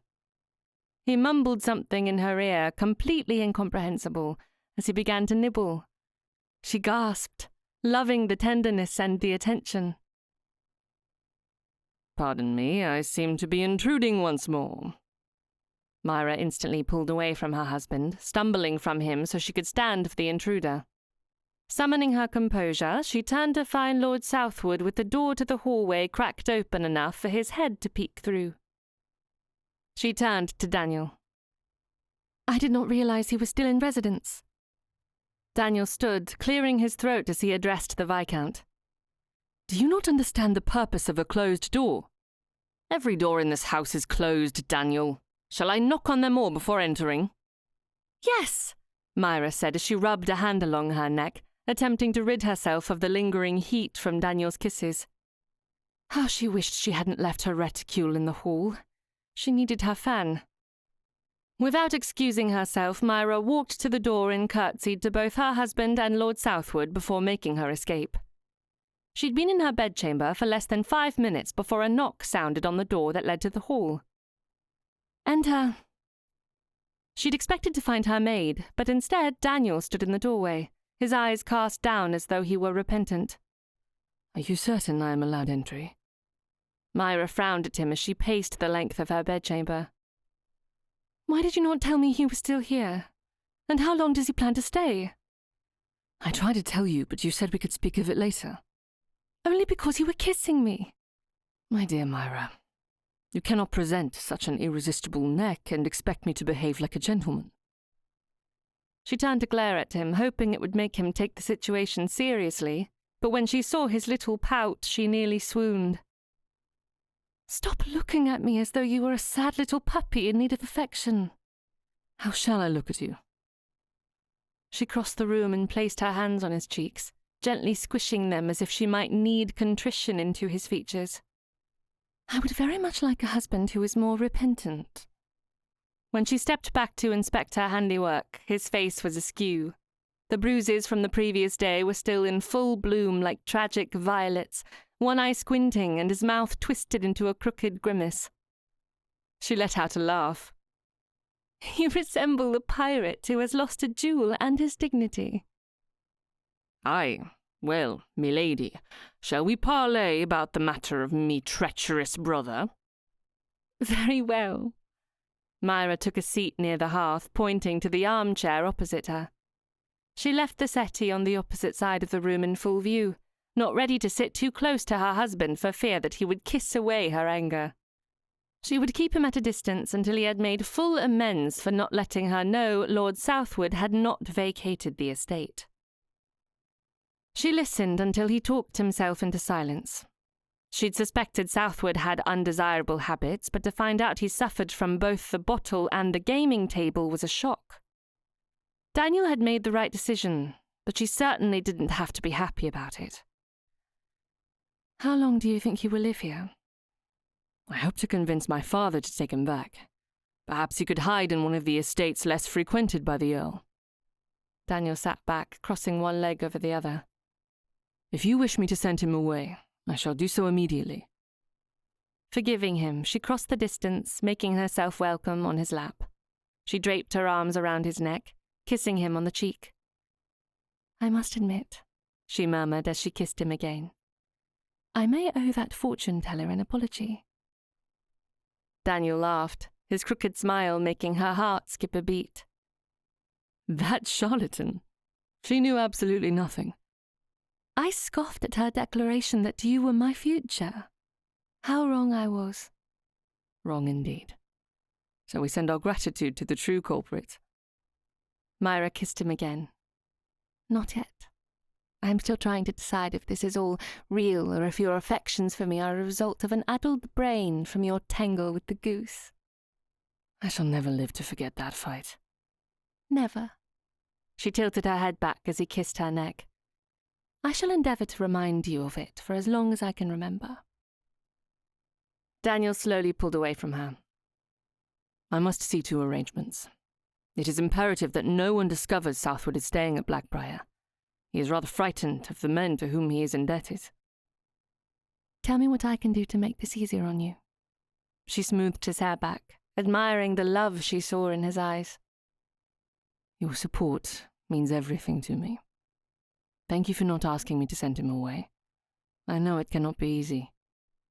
She bent down, catching his gaze and holding it as she whispered, With all my heart, I wish you to know my support will never waver.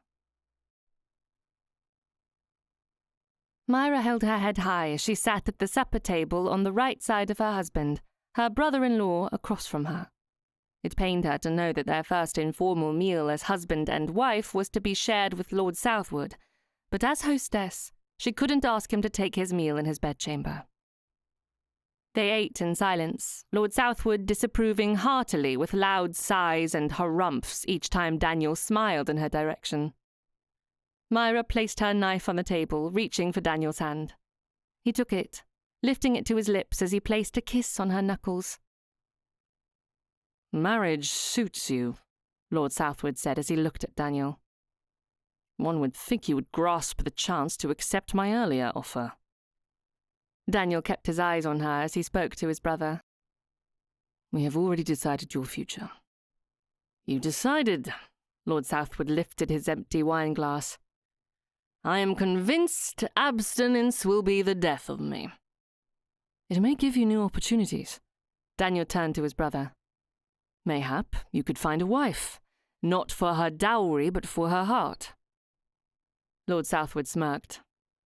Love may be your desire, Daniel, but it certainly is not mine. I wish only for a way to free myself from a mountain of debt. Myra cast a baleful glance at Lord Southwood. It was likely she would never forgive him for courting her dowry instead of her. It pained her to know how blind she had been to his true motives. I seem to remember you accused Daniel of being a fortune hunter the night I met him. How strange to find you were speaking of yourself. He leaned forward as though he were bowing. You have caught me out. I am a fortune hunter. It should relieve you to know I never cared a whit for you. Now you are free to love my brother. Have you no shame? Myra asked. Lord Southwood barked out a laugh. Ha!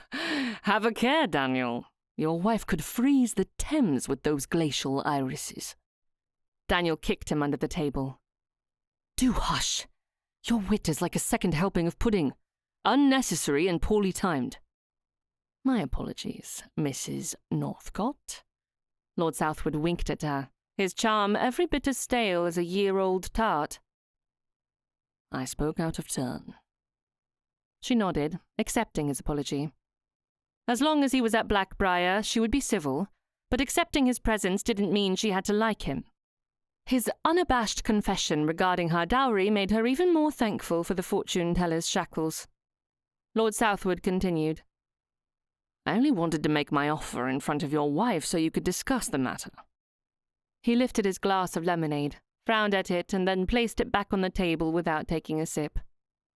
After all, Mr. Astley pulled me aside long before I invited her to Northcott Castle, offering a tidy sum if I would give his daughter a title. I imagine he would be quite happy to finally purchase his way into the upper echelons. What are you inferring? Myra asked. Upon my death, Daniel would become my father's heir. You a countess.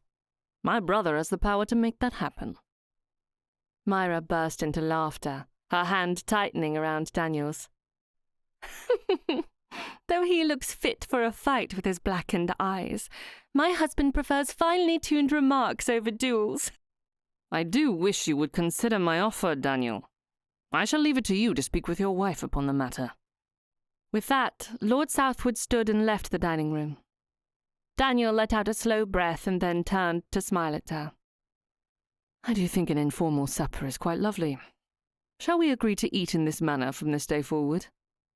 "Indeed, although," Myra said as she released his hand, "we shall have to figure out how to eat properly while holding hands. Elsewise we shall both starve." "Interesting," Daniel said as he went back to his fork and knife. "I dare say we should have been more contrite and taken the time to discover the trick to it when we were shackled." They finished their supper, both focused more upon each other than the food, and then to her surprise, Daniel skipped his regular glass of port, and instead of spending the night in his study, he joined her in the drawing room. They sat in silence, exchanging glances, she over her embroidery and he over a book. As the clock struck the hour, Myra stood. "I shall be off to bed now." "I will walk with you." Daniel held his arm out, tucking hers under his as though they were at a formal party. He escorted her up to her bedchamber and then left her at her door. Myra didn't have to ring for her maid.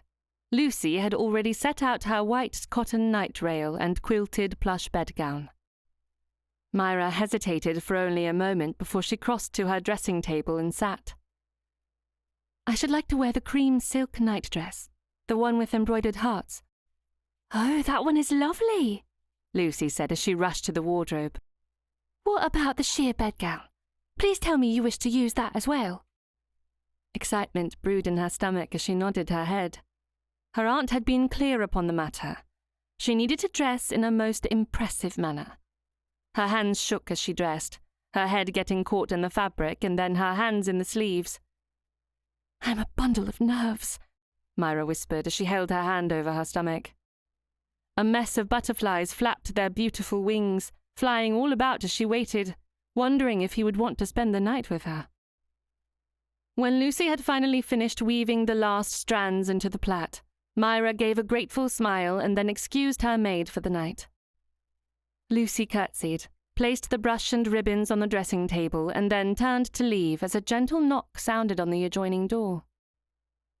Her breath caught, the kaleidoscope of butterflies she'd noticed earlier taking flight once more. "Oh dear," Myra said as she took one last look in the mirror. She waited for Lucy to close the door behind her before stepping to the adjoining door where Daniel had knocked. She placed her hand upon the knob, taking a moment to gather her composure. Hesitating for only a heartbeat longer, with a steady breath and trembling fingers, she welcomed Daniel into the room. Chapter 27. An Afternoon at the Shoreline. It took all his willpower to softly kiss Myra on the forehead before he crawled out of bed. The morning sun was barely peeking over the tree line, shining through the windows enough to allow him to move about without tripping as he went back to his own bedchamber.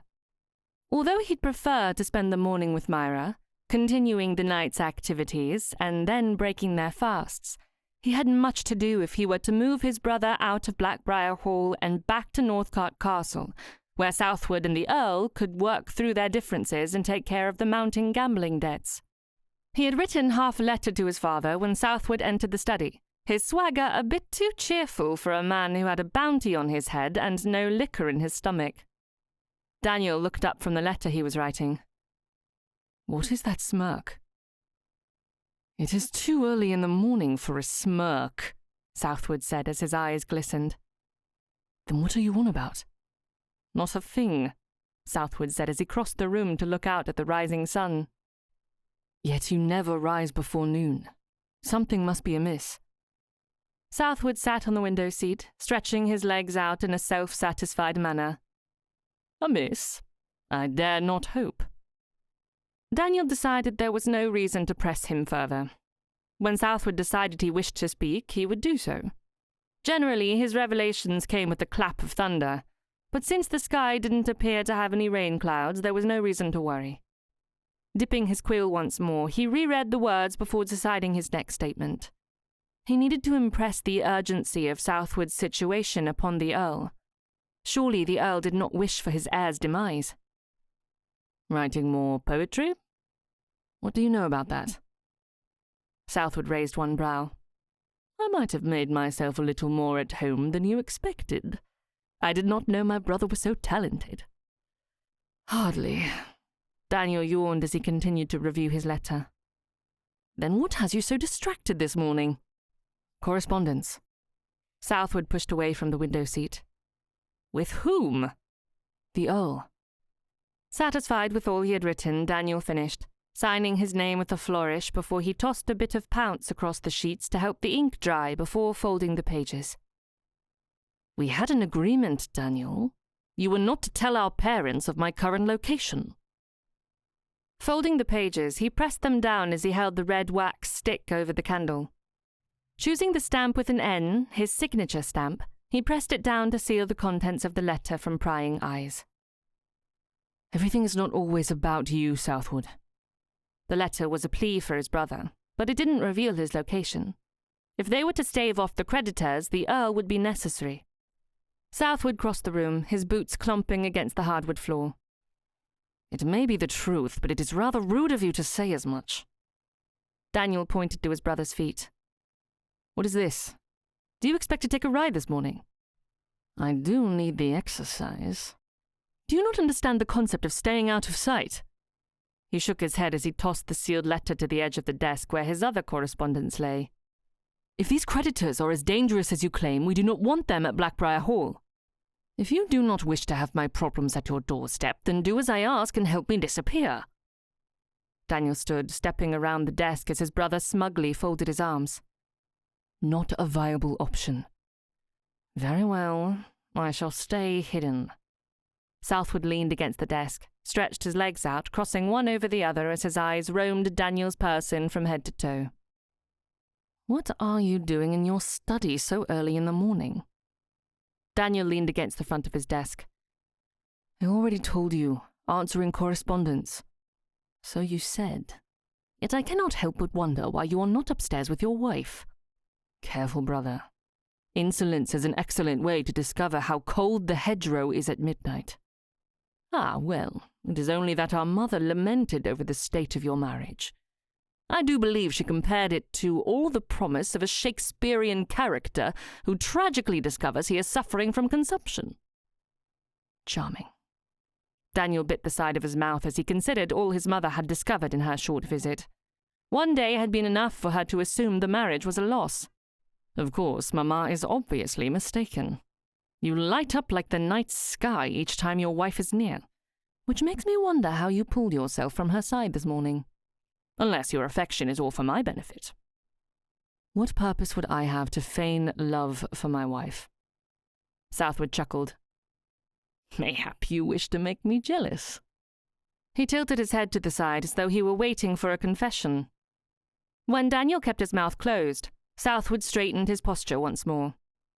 No need to do so. I might have wanted her dowry, but I didn't care for the girl. I assure you, Southwood, Mrs. Northcott and I care nothing for your validation. Perhaps not. But after witnessing the tender way you held Mrs. Northcott's hand last evening, I cannot help but wonder why you are lingering in the study and not, forgive my brashness, lingering beneath her coverlet.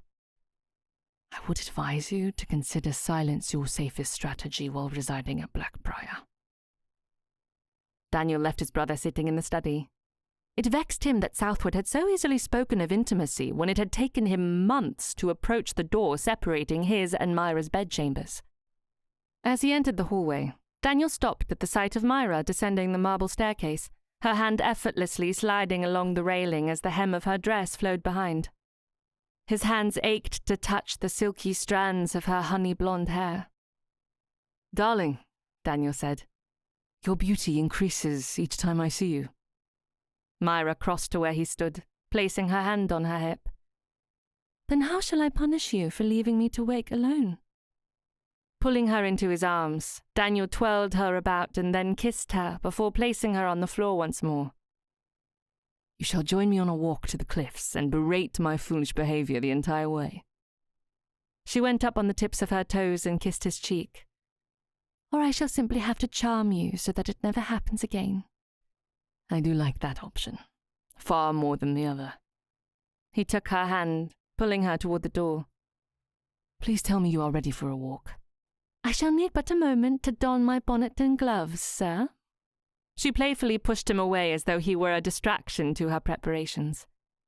He drank in the sight of her, the way her fingers moved with grace, the subtle sway of her hips. All of it was an unspoken symphony that played only for him as she tied the ribbons on her bonnet. His neck heated, his heart beating wildly as he leaned against the wall with his hat and gloves in hand. The rush to leave the house to be alone with her no longer pulled at his senses. He could wait, because she was his wife, forever and always. Daniel sat on a blanket, the sand beneath it soft and comfortable as he pressed his sketchbook against one knee. His hand moved quickly as he attempted to capture Myra's profile before she moved. He wanted to remember this moment, capture it with his graphite pen so he could remember the wind whipping the bottom of Myra's skirt as it danced around her legs and the rays of the morning sun as they spilled out from around her slender frame, glistening on the water. She turned to him, watching as his hand moved across the page. Her eyes were bright with laughter as she smiled and waved, beckoning him to join her by the water. He would gladly follow her anywhere, but there was something far deeper in the steely way her irises looked, as though she was drinking in his presence as deeply as he was hers.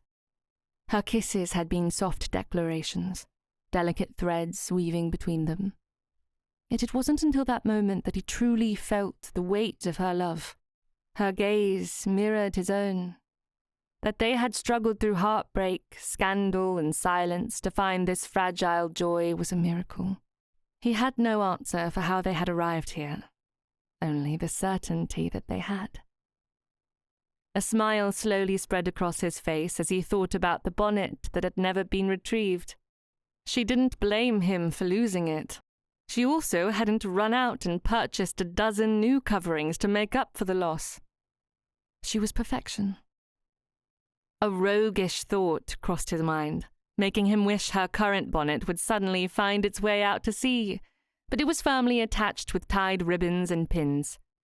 Yet, even so, he wished to see her soft, silky hair as it wildly flew about in the wind. Did she love him as he did her? Before he could answer the question, Myra ran across the shoreline. He closed the sketchbook, not wanting her to see his attempts at drawing her profile. As she knelt next to him on the blanket, she took hold of his hand. "What are you writing?" It is a secret. She bit her bottom lip as she pulled at his hand, pressing the palm against her cheek. "What is a wife, if not a confidant?" A compelling argument, my dear, although it is not yet ready for anyone's eyes but my own. Not even for me. She turned her head, kissing the palm of his hand as she gazed up at him, her lashes pulling him toward her. His chest tightened, heat spreading through him, begging him to surrender to her every whim. Mrs. Northcott, I dare say you shall be my undoing. He looked down at his sketchbook. He'd never shown anyone his sketches. Not even his parents or his brother knew he had filled numberless books with a lifetime of drawings that would later become paintings. But his love of art was nothing in comparison to his love for Myra. Lifting the book, he held it out to her, holding his breath as he waited for her response. Instead of opening the book, she turned around and curled up next to him, laying her head on his shoulder. "Will you show me?" "It would be my pleasure." Opening the booklet, he turned to the first page, a miniature of Northcott Castle, the exact replica of the painting she'd insisted on purchasing while at the bazaar. Daniel waited, wondering if she would notice the similarities. It was quite possible she wouldn't, given that this was just a sketch, but there was a part of his artist's heart that needed her to realize he was the artist she'd admired that day. Myra gazed at the sketch, her hand running along the top of the book, not touching the graphite so it wouldn't smear. He watched her expression go from curiosity to wonderment and then to recognition. A smirk stole across her face as she turned on him. Why did you not tell me the painting was yours? I did not wish for you to know. But why? He looked down at the notebook once more and knew he could trust her with this information. I have made quite a living selling artwork. The small piece you purchased is one of many I have sold. It is a very great secret, one I have told no one for fear of disapproval. Why ever would you have feared that? It is not becoming for a gentleman to find gainful employment, my dear. Yes, but surely your family must know. They would wish to support you. No. Daniel closed the book as he met her stunned gaze. No, my dear. That is exactly what I feared would happen if I had divulged my hand in the painting. If you had asked me to stay silent, I would have done so. He laughed, the strain of seconds ago instantly evaporating. You forget, my dear. We were not exactly friends that day.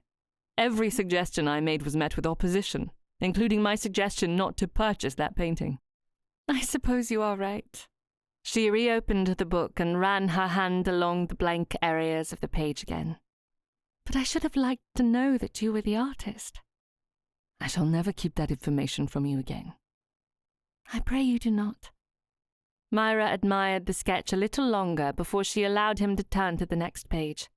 As he did so, she asked, How often do you sell your artwork? I have a man of business who arranges everything for me with shopkeepers and the like. Do you keep all your paintings in the studio on the cliff? Daniel laughed, pulling her closer.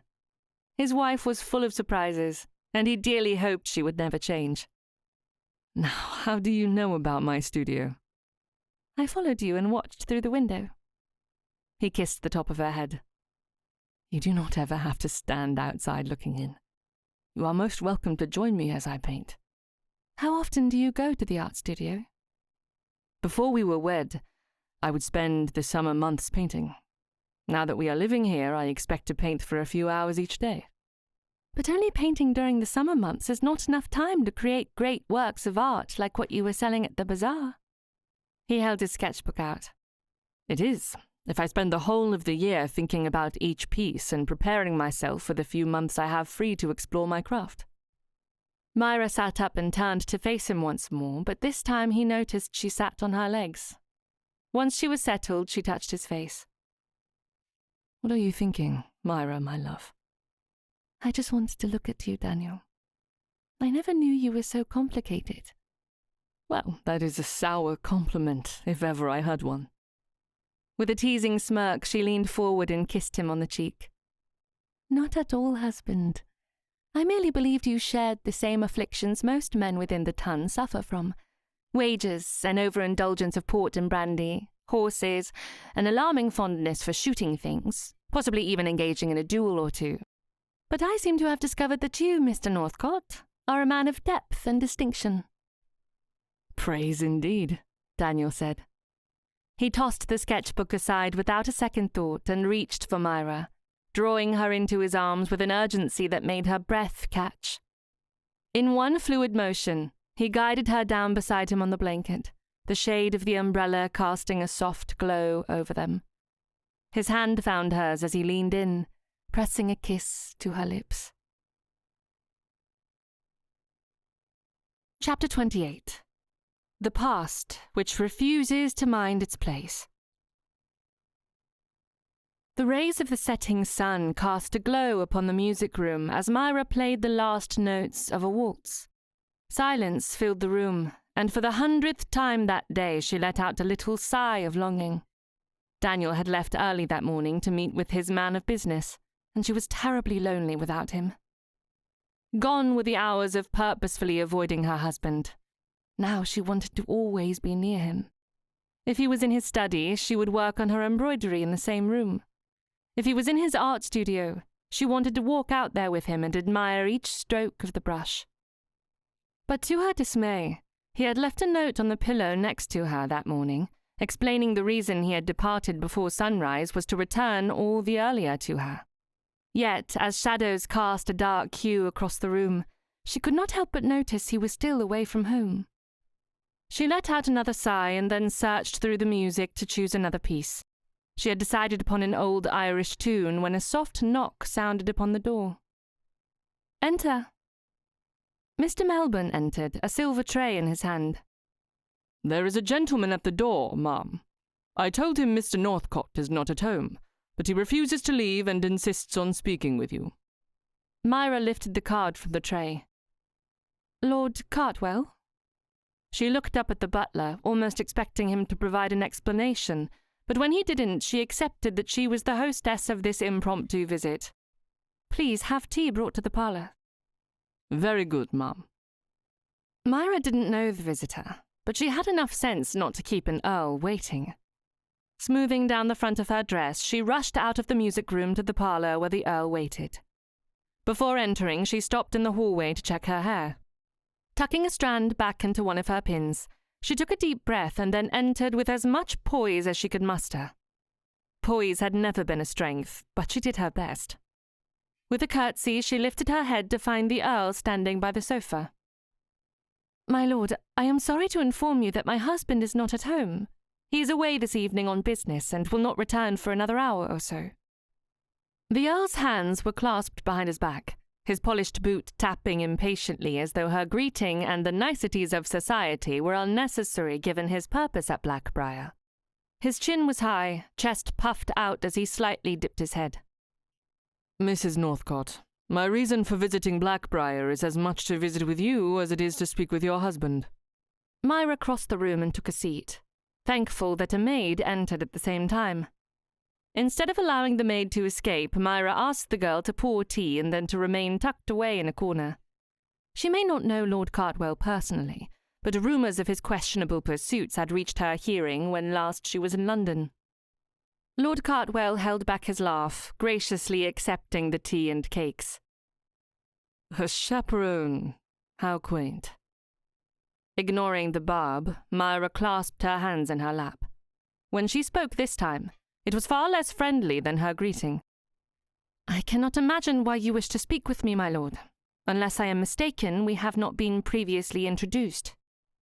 "You are correct, Mrs. Northcote, although I am very aware of you." "Then pray, do tell me what business you have with me." Lord Cartwell took a sip of tea as he settled back against the sofa, crossing one leg over the other as though he planned to stay for supper. "I wonder, Mrs. Northcote, when was the last time you spoke with Lord Southwood?" Myra was thankful she hadn't lifted her cup yet. Her hands were still tightly clasped in her lap, hiding any jitters his question might have caused. "My husband's brother?" "The man you initially wished to marry." She let out a little laugh. "I am aware of my past." "Then you do not mind answering my question?" "Not at all." Myra forced her hands to cooperate as she leaned forward and lifted her cup. She took a sip, placed it back on the saucer before smiling up at the earl. Her smile wasn't for his pleasure. It was more of a celebration of her ability to keep her composure at such a time as this. "It has been months. I have not spoken with Lord Southwood since I was last at Northcote Castle." Lord Cartwell narrowed his eyes, a shadow crossing his features as he assessed the validity of her words. She considered them truthful, given that she hadn't spoken more than pleasantries with the Viscount since his arrival at Blackbriar. "Surely he has visited his brother." "You are mistaken, Lord Cartwell. Mr. Northcote and I are newly married. Our families have kindly kept their distance as we've navigated these first months as husband and wife." "Surely a man who was as smitten with you as Lord Southwood was would not have quietly walked away from his desires. Losing his love to a younger brother must have pained him." Myra considered what she knew about Lord Southwood. He'd never loved her. If he had, he wouldn't have left her in his brother's care. With this knowledge, she placed her hands in her lap as she returned his narrowed gaze. "Lord Southwood was in love with my dowry, not me." "I have no doubt you are correct, Mrs. Northcote." The earl took another sip of tea. "Yet Southwood promised that money to me to cover his debts." "I am afraid my dowry did not land in Lord Southwood's accounts. If what you seek is payment for the Viscount's debts, you will not find my husband sympathetic to your request." She stood, pointing toward the door. "I trust you shall want to leave for the nearest coaching inn before the roads are too dangerous to traverse." The Earl stood, bowed, and then took his leave. He was stepping across the threshold into the hall when he turned back. I trust you shall send for me, if the Viscount pays a visit. Myra bit her bottom lip, considering her response. Oh, Lord Cartwell, I do not think my husband or I shall be in any danger of receiving his brother any time soon. Nonetheless, I trust he will send word. With that, the Earl quitted Blackbriar. Myra excused the maid and then stood by the window, watching as the Earl set his horse into a canter. He had barely exited through the front gates when Lord Southwood entered the parlour. He will be the first of many to search for me. Turning around, she looked at the Viscount, seeing him for the cad she now understood him to be. Is it true? Did you promise my dowry to your creditors? Southwood sighed. Crossing the room, he sat where the Earl had been moments before. I am afraid so. My actions were quite shameful, and I apologize for mistreating you. Do not apologize. Why? You are not in earnest. You only wish for me to believe you are repentant. He settled in, relaxing against the sofa. His eyes lit up with mirth, the playful Viscount she'd known during their courtship shining through the strained conversation. There was a time, Mrs. Northcott, when your eyes would soften in my presence. This anger you have for me is quite unnerving. I wish you would smile. She folded her arms, glaring up at him. How many of your creditors must I entertain and attempt to convince that you are not in residence? There should be but a few more, if they choose to travel this far north. We are not so far from civilization as you think, Lord Southwood. Then you should expect at least a dozen or so. He took a bite of one of the fairy cakes Lord Cartwell had left uneaten. This is delicious. Might you send to the kitchen for another cup? I am thirsty. Myra marched across the room, pulled the bell cord, and turned back to Lord Southwood. I suppose Mr. Northcott and I should be thankful these men come in search of you and not the silver. Your cleverness would be more charming if it weren't so uninvited. He took another bite of the cake and then threw the rest on the plate. Cartwell might willingly take the silver as payment, but you will have to throw in a few Grecian vases to cover the full debt I have with the Earl. She waited until a maid had brought in a new cup before responding to the Viscount. Sitting on the sofa, she primly poured the tea and then waited until he had drunk his fill. What must I do to convince you to leave Blackbriar Hall? Lord Southwood held his cup out, and she refilled it and waited as he drank again. As he settled back against the sofa, he met her steely gaze. I left a satchel in the cave, the one with the large rocks concealing the entrance. She bit her bottom lip, curiosity quelling her frustration with the Viscount. Why did you hide it? Retrieve it for me, and I shall leave this little haven you and my brother have created. Myra refreshes her tea, filling it to just below the brim once more, and took a sip as she steadied her nerves. Why do you not retrieve it on your way out of town? If Cartwell sees me with it, he will kill me, take my possessions, and dump my body in the sea. It is best you retrieve the satchel, and we hide the items in an unrecognizable bag. I shall wear a disguise as I leave Blackbriar Hall. What makes you believe he will not kill me? The Earl is not here for you, Mrs. Northcott. His only desire is to find me. She stood and dipped into a half-curtsy. I shall consider your request, my lord. Before she could escape, Lord Southwood called out to her. Do not tell Daniel about the satchel. It will only prove to increase the strain between us. She nodded. Daniel had more than enough to think about, especially where his brother was concerned. She didn't wish to cause him more distress. I shall let you know my decision after I have time to consider the matter. By the following afternoon, the unwanted happenstance of two more visitors searching for the Viscount had convinced Myra to retrieve the satchel. Both visitors waited to make an appearance after Daniel had left, and took the same approach Lord Cartwell had done the day before, assuming she would give them Lord Southwood's location. Whether it was because they expected that she still held feelings for him or that she would give away his location out of spite, she didn't know. Once they were gone, she confirmed the location of the satchel with Lord Southwood, then she set out for the cave. The wind teased her bonnet ribbons and the hem of her cloak as she slowly made her way down the winding cliff path, the same path she and Daniel had traversed only a few days before on their walk to the shoreline. A sense of anticipation swirled about in her stomach, leaving her a bit ill as she considered her task. She was to find the satchel, return it to the Viscount, and watch as he rode away from Blackbriar. With any luck, she would never have to entertain him or his dubious gambling associates again. Looking out at the sea, she noticed the tide was low, pulling back from the shoreline. She had but a few hours to retrieve the item and climb back up the cliff path before the waves would splash against the cave entrance. She only hoped the satchel hadn't been pulled out to sea. If it had, she would never find it, and the Viscount might think he had leave to become a permanent house guest.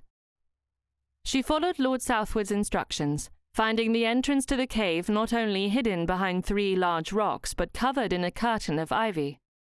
Bending down, she struck a match against the stones, lit the lantern she'd carried from the house, and straightened, holding it out in front of her to ensure she was well and truly alone. Stepping past the tide pools and a flock of gulls, she stood at the threshold, willing herself to step into the darkened cave. Before entering, she took one last look over her shoulder, the nervous fluttering in her stomach convincing her that she was on a fool's errand. Ensuring no one had followed her, she stepped over the threshold, leaving the wind, the waves, and the squawking of the gulls behind her to take in the musty, dank smell of wet rocks and the stale, salty sea. Each step into the cave caused her heart to pound. She wanted to run, leave the cave and the satchel alone, returning to the safety of Blackbriar Hall, yet she was only feet away from finding the one thing that would free her of the Viscount's presence. Lord Southwood had promised it was situated on a rock ledge within a 15-minute walk into the cave. She counted each second, ticking them off in her head. 1 minute turned into 5, then 10, and when she had reached what she thought was a 15-minute walk, she stopped in her tracks to look up at the rock wall, only to find it was smooth, without any ledges. Walking slowly through the cave, she kept her eyes focused on the walls in search of the supposed ledge holding her quarry. She turned back, retracing her steps for a time before she was convinced she hadn't passed by the satchel or the ledge. Walking deeper into the cave, Myra held the lamp out as she passed through a tight walkway. Lord Southwood hadn't mentioned the walkway. She would have to speak to him about his poor directions when she returned to Blackbriar. As Myra stepped from the narrow passage into the wide cavern, her gaze locked instantly on the satchel perched high on a rock shelf.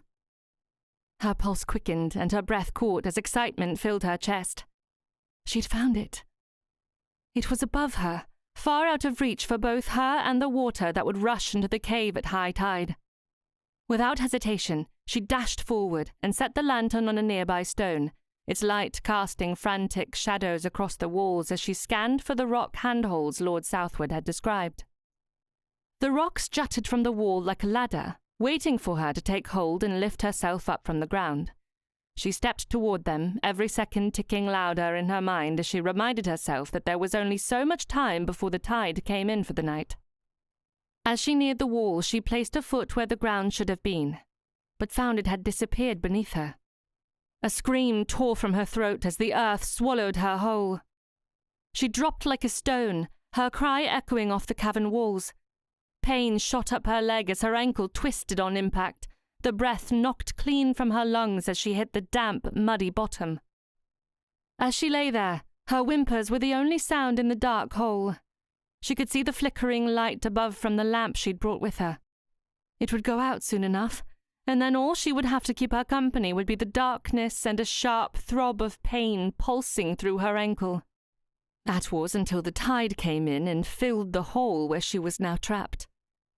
Determined not to end her life in such an unromantic manner, Myra attempted to stand. She would claw her way out of the hole. But her ankle gave out, and tiny pinpricks of light danced in front of her eyes before darkness consumed her. Chapter 29. Widow's Hollow. Sir? Daniel rubbed his eyes and then ran a hand through his hair as he pushed the book away. How is it possible the estate needs so many repairs? Did we not attend to these items last year? Heavy rains and strong winds will ruin the tenant farms every time. I suppose you are right. Daniel reviewed each entry once more. Start repairs in the next few days. I wish for them to be done before the next heavy rain. Very good, sir.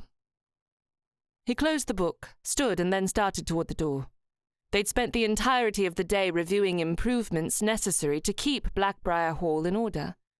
It was necessary work he'd never begrudged until now.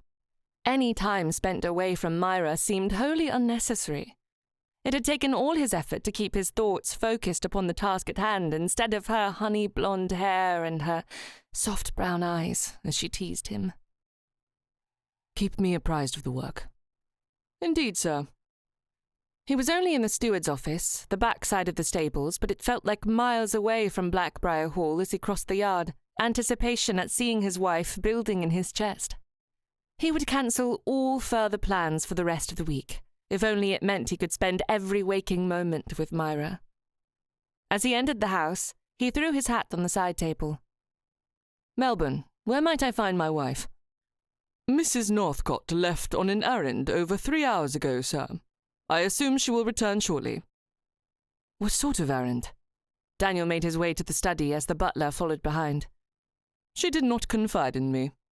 Melbourne quickened his step so he could open the door to the study before Daniel reached it. I wonder, sir, has Mrs. Northcott apprised you of the visitors we've had? Daniel shook his head. Visitors?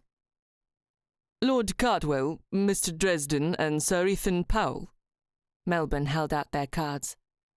They have been asking about Lord Southwood, and before their visits, the Duke of Schomberg was here while you were away on business. Daniel stopped walking, all thoughts of anything other than the 4 men instantly forgotten.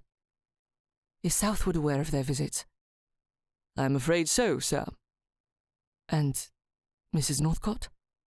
Quite disturbed by their questions. They seem to believe she knows of the Viscount's whereabouts. Where is Southwood? His bedchamber. Leaving the butler in the study, Daniel took the stairs 2 at a time as he rushed to his brother's bedchamber. He had put Southwood in a bedchamber on the opposite side of the house from the family rooms, hoping to keep him as far away from himself and Myra as possible. But now it seemed ridiculous as he nearly ran down the length of the hall. He chose not to knock, throwing the door open and inviting himself into Southwood's chamber. You need to leave tonight. I am aware. Southwood pointed to the bag at the end of the bed. I await Mrs. Northcott's arrival with an item, and then I shall go. You sent her to town? There are servants who could do your bidding. Not town, Daniel. Southwood stood and walked to the mantel. He lifted the small gold clock, examining it as he shook his head. She should have returned by now. If not town, where? Southwood sighed. It is nothing, Daniel. Just a few personal items I hid before coming to you. Where are these items? It does not matter. Mrs. Northcott agreed to retrieve them for me. When she returns, I shall disguise myself and leave Blackbriar. Daniel ran a hand through his hair as he slammed the door shut. Where have you sent my wife? Widow's Hollow. Pardon me. Daniel's voice was nearly a whisper, the words barely audible as he stood there in disbelief. Surely he'd misheard. The cave, Southwood repeated, far too casually for the ticking of the clock on the mantel, each minute taking them closer to high tide. You know the cave. The locals refer to it as Widow's Hollow due to the number of poor souls who have met their maker within the caverns. Daniel rocked backward on his feet, his head spinning as the blood drained from his face. You are jesting? Afraid not. Southwood held his hands out and laughed. Cheer up, Daniel. No need to fret. This is not a laughing matter. Southwood waved his hand in the air. She left with more than enough time to retrieve my satchel and return, likely on her way home this very moment. Yet she has not returned, Daniel snapped, his voice rising with the panic spreading through his chest. High tide is in less than an hour. He didn't have time to yell at his brother. That would have to wait for his return. In that moment, he knew there was only the shoreline between the rising sea and Myra's safety. Daniel turned on his heel and ran faster than he had ever done in his life. The wind howled off the cliffs, the haunting sound echoing in his ears as his heart hammered with every pounding footfall. The hill was steep, treacherous, rocks slick with the salty sea spray whipping up with the wind. Stumbling, he cursed as he caught himself on a jagged edge. Wiping his hand on his breeches, he knew there was no time to pay heed to injuries. Ignoring the pain, he continued forward, running like the devil was on his heels. His legs burned and his lungs heaved as he ran toward his wife. He couldn't stop, not while Myra was in that cave. The large rocks and the curtain of ivy did nothing to relieve his distress as the waves began to hungrily slap at the edges, the ebb and flow of the sea teasing its way into the cave and then back out again. A new wave of dread passed through him, pushing his legs forward as he navigated the rocks and entered the cavern. "Myra!" he shouted, crossing over the threshold as the water lapped around his boots, his shouts echoing until they were swallowed by the vast, dark cavern. In his rush, he'd forgotten a lamp, but that would not deter him from the search. He would either find his wife and guide her home, or he would perish in the attempt. It had been years since he'd last been in the cavern, yet in this moment of need his mind went back to his youth when he and Southwood had spent their summers exploring the many different paths through the cavern. "Daniel, stop!" Southwood called out. He bent over, one hand on a knee as he tried to catch his breath, his other holding out a lantern. "You'll need this." Before he could take the lantern, Daniel's eyes fell upon a gathering of servants. The butler, footmen, stable hands, all of them stood before him with lanterns, ready to assist no matter the cost. As Southwood stood, he pointed in one direction. "I instructed her to walk in a straight line. If she followed my directions, we shall find her in the great parlour." Daniel remembered the ridiculous names they'd given each room in this cavern. He didn't wait for any more delays. Instead, he ran down the narrow passages, each moment that passed taking them closer to the moment the waves would crash into the cavern, swallowing everything and everyone as it pulled their floundering bodies out to sea. "Myra!" he yelled. His throat stung with the chill of the night air, but he didn't care. The waves lapped at his boots, only to withdraw at once, slipping back into the bosom of the greater sea. He was ready to call out once more when he heard a faint, desperate sound from the darkened depths. "Daniel!" Relief nearly dropped him to his knees, but he knew there wasn't time to rejoice just yet. "Darling, where are you?" "Daniel, I fell in this awful hole!" He followed her voice, navigating through a narrow passageway, water splashing around his feet until he found the hole. When last he'd been in this cavern, there hadn't been a hole. He knelt beside it, holding his lantern aloft. In the depths of the darkness below, he could see her movements, slow as they were.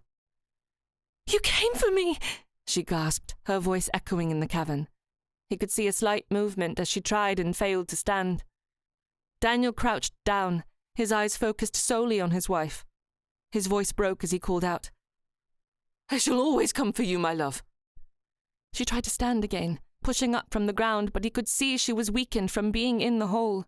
As the water rushed back in around his legs and poured down upon her, he waved to the men in his search party. "Tie that rope off. I need to get down there." "Daniel, please hurry!" Myra called out. "Are you injured?" "Only my ankle. I'm afraid I cannot stand without losing consciousness." Placing the lantern at the edge of the hole, he was ready to climb down and carry her up on his back when Southwood and 2 footmen pulled him back. "Do not be ridiculous, Daniel. The rope is ready. Lower me down. I shall carry her up." With the rope tied around his waist, Daniel climbed down with practiced care, each movement precise despite the rushing water following him from above, making the stones slick and dangerous. Reaching her side, he dropped to his knees. Her dress was torn and muddied, her ankle twisted to the side. He didn't have time to examine the ankle as the salty seawater poured down upon them. Lifting her from the ground, he assisted her as she stood. "You foolish, brave, impossibly wonderful woman," he said as he brushed a damp curl from her brow. "Oh, Daniel, I have been so frightened that you would never find me." "What could have possessed you to leave the safety of our home for this cave?" I was retrieving a satchel, she said with a grimace. Her leg buckled as she put pressure on the ankle, and a slight smirk crossed her features. Clearly worth dying over, she added with a bit of sarcasm and a lilt of laughter. He laughed, more out of relief than humour, as he swept her into his arms. We shall discuss the foolishness of this later. For now, we must leave this awful place before the tide takes us out to sea. He tied a bowline knot with the rope, looping it under her arms. This will be quite uncomfortable, darling. Her voice trembled. I am ready. Before he released her, he brushed a fervent kiss upon her lips. Do you know how deeply I adore you? You descended into the depths for me. If that is not declaration enough, then I am undone. I love you, Myra. And I love you. Touching as this is, came Southwood's impatient cry, I suggest you postpone it until the sea ceases its encroachment.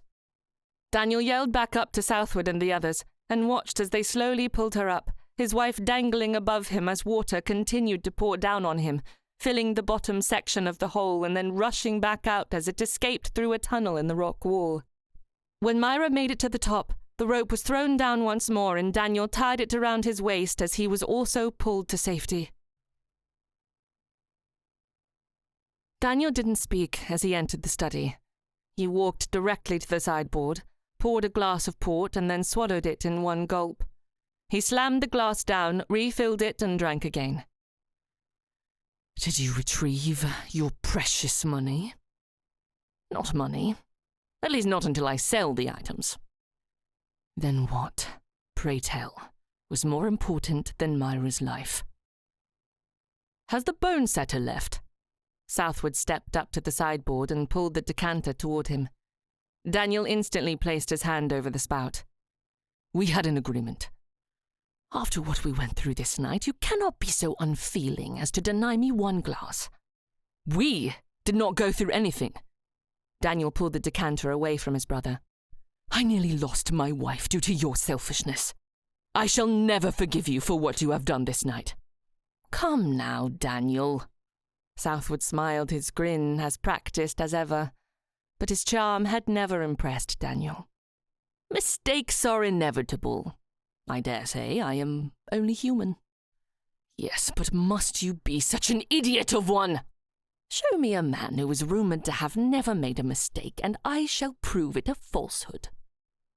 Daniel closed his eyes as he gathered his composure. I do not ask for perfection, Southwood. Then what do you want from me, Daniel? Less than what your creditors want, yet more than what you are willing to give. This time without the sarcasm. Southwood leaned against the sideboard, his attention focused on the port. What do you want from me? Daniel drank the last of his port and pushed the glass away. Is it too much to ask for a brother whose affections are not outpaced by horses or lost at the bottom of a glass of brandy? Southwood threw his hands in the air. I have never been the perfect brother, perfect son, perfect lordling. I am defined by my future inheritance, and that is all anyone sees when they look at me. The muscle at his jaw twitched, a telltale sign of the temper he struggled to master. Few men could nettle him so swiftly as Southwood. You give yourself too much credit. No one in our family looks at you for the title you will one day hold. Our father does. No, Southwood, Daniel said impatiently. He does not. Even you. I have a name, Daniel. You once called me Thomas. But when my errors defined me, you changed, always referring to me as Southwood. It is as though my title is a punishment. Daniel turned on him, his voice rising in anger. Perhaps it is because I do not know you anymore. The Thomas I once knew would never have sent my wife into the caves. Never! I have changed. No one can stay young and innocent. Perhaps you have changed too much for the help I have offered. He didn't want to give up on his brother, but if he had learned anything that night, it was that he had to protect Myra. It was the hardest decision of his life, but he had made it the moment he'd seen Myra at the bottom of the hole, injured and helpless, her life nearly lost to the incoming tide. Daniel straightened his shoulders, knowing the only way to do what had to be done was to divorce himself from any compassion or the desire to see his brother well. His family was all that mattered, and the man standing before him, the man he no longer recognized, could not be considered family. You are no longer welcome here, Southwood. I expect you to leave by morning and take your troubles with you. Inform the men staying at the coaching inn that they can follow you out of Cambria. I do not want them knocking on my door any longer. Southwood put a hand over his heart, his confusion clear as he fought for words.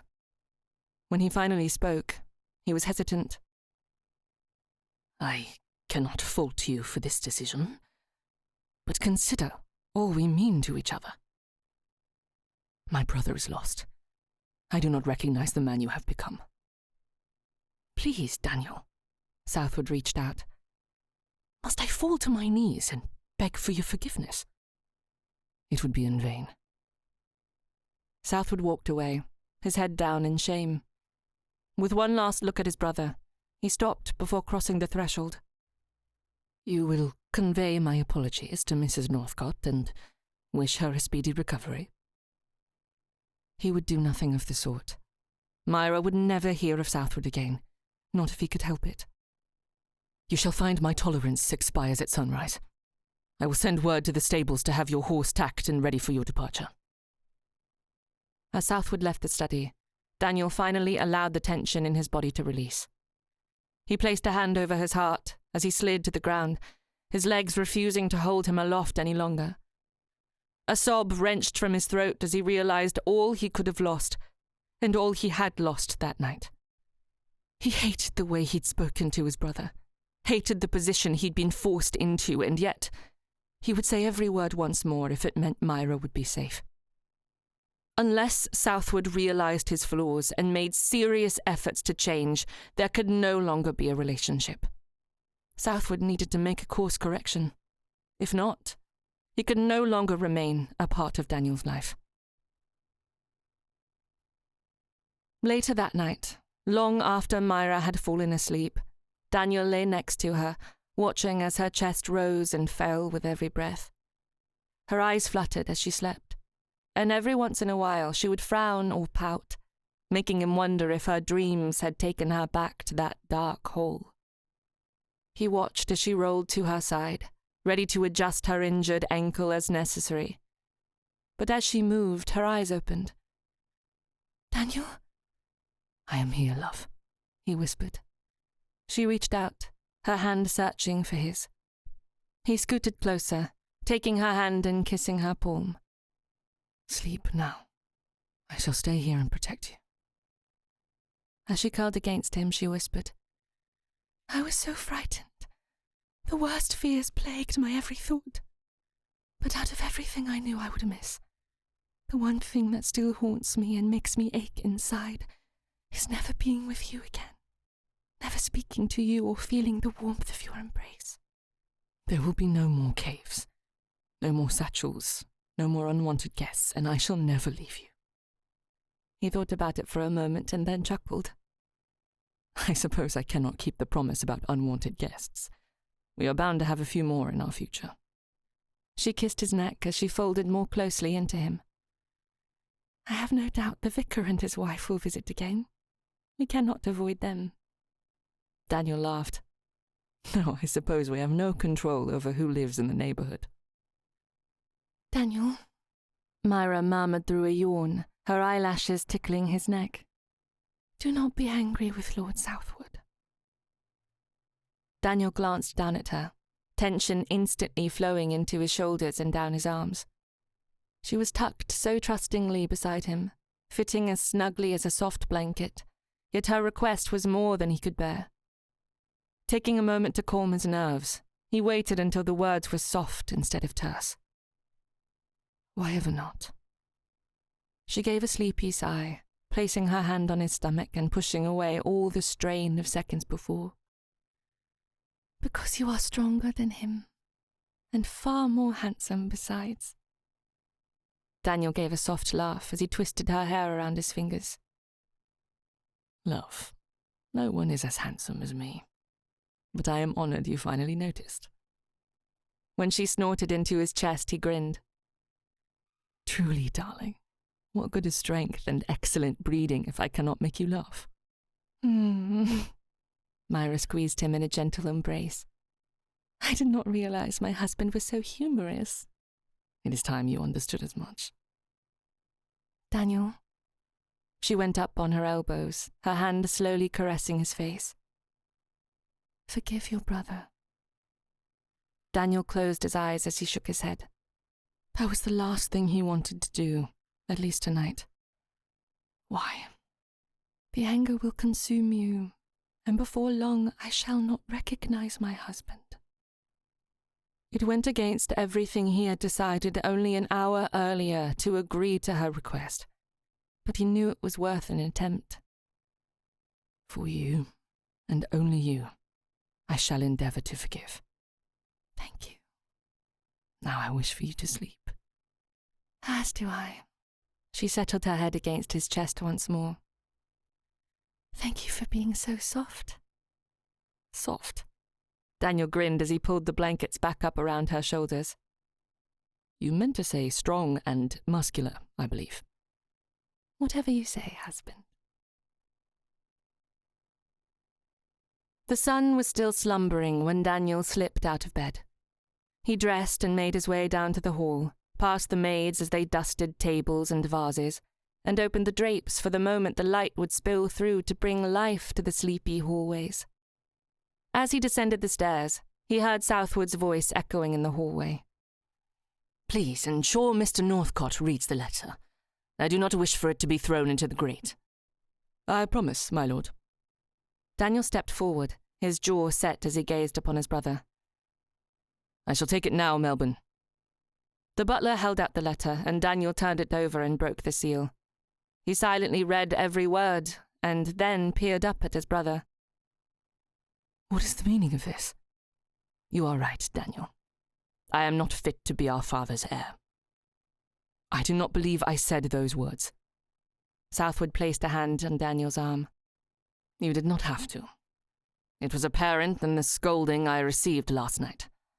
My actions have done harm to the whole of our family. Tucking the letter into his inside pocket, Daniel pointed toward the parlour. Once they were behind a closed door, he sat in a chair opposite his brother. Recognizing your faults is a start. Hardly enough to receive forgiveness. Daniel chuckled as he shook his head. I do not think you want forgiveness. It is a badge of honour for you to be considered a rogue. Southwood's lips twitched as he pulled on his lapels. Perhaps you are right. Is it not exhausting? Terribly so. Especially when I must pass on a bit of fun to hide from men who wish me dead. Daniel pulled the letter out of his pocket. What is the meaning of this? When our father passes from this life, I will need a wise manager to keep me from bankrupting the earldom. You are the only person I trust. I ordered you out of my home. How can you still believe in me? Southwood stood. He placed his hat on his head, moved it around until it was tilted with a foppish flare, and then flashed his most wicked smile. Because your loyalty has never faltered. Now I have it on good authority that I must away before sunrise. Elsewise I shall find myself tossed out on my backside. Southwood. Daniel followed his brother out into the hall. What could he say to encourage his brother? What more was there to say? Try not to be waylaid by highwaymen or scandal. Southwood's smile melted away. He was visibly altered, his face contorting as he held back tears.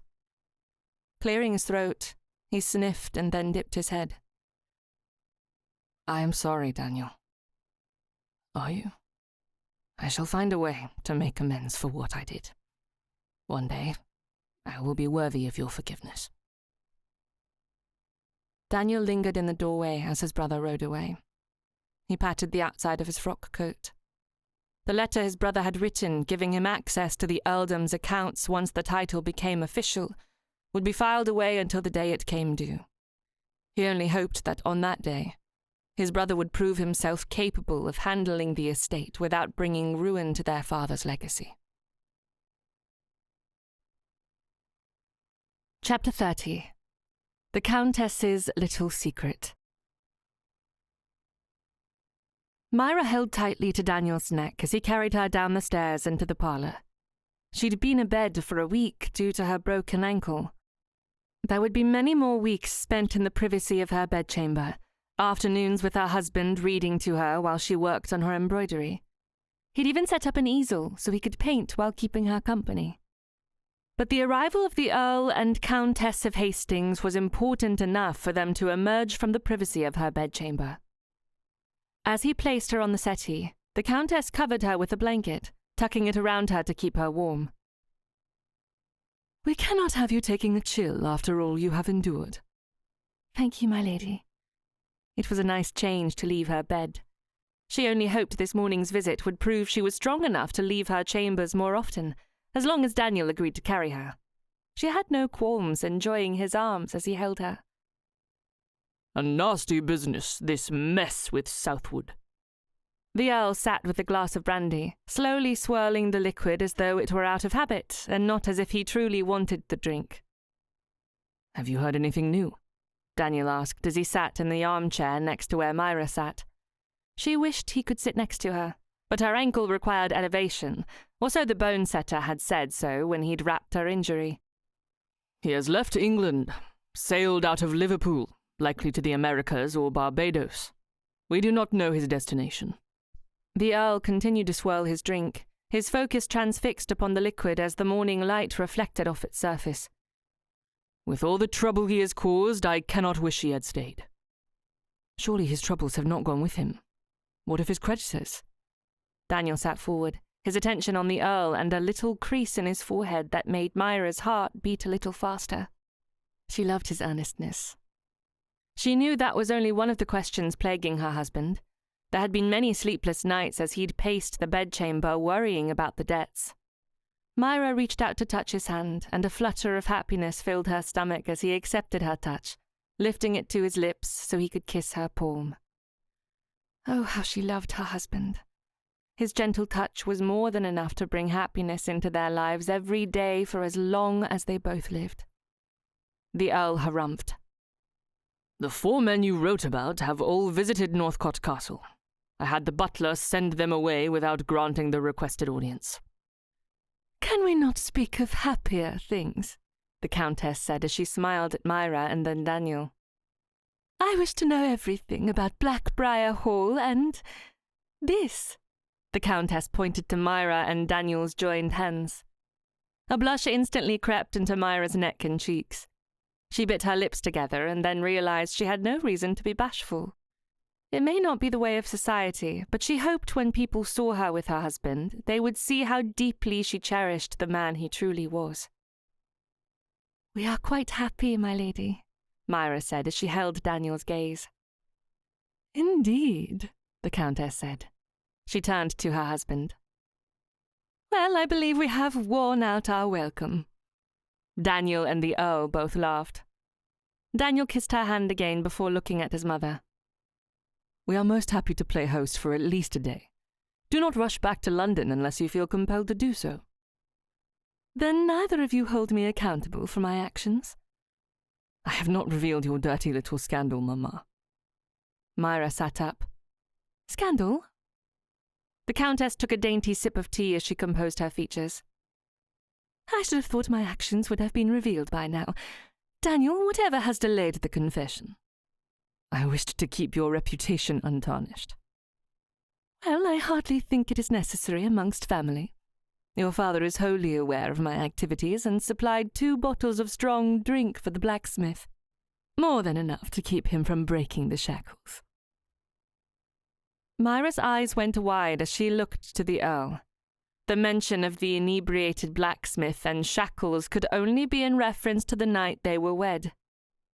Goose pimples chilled the back of her neck as she looked from her husband to the Countess.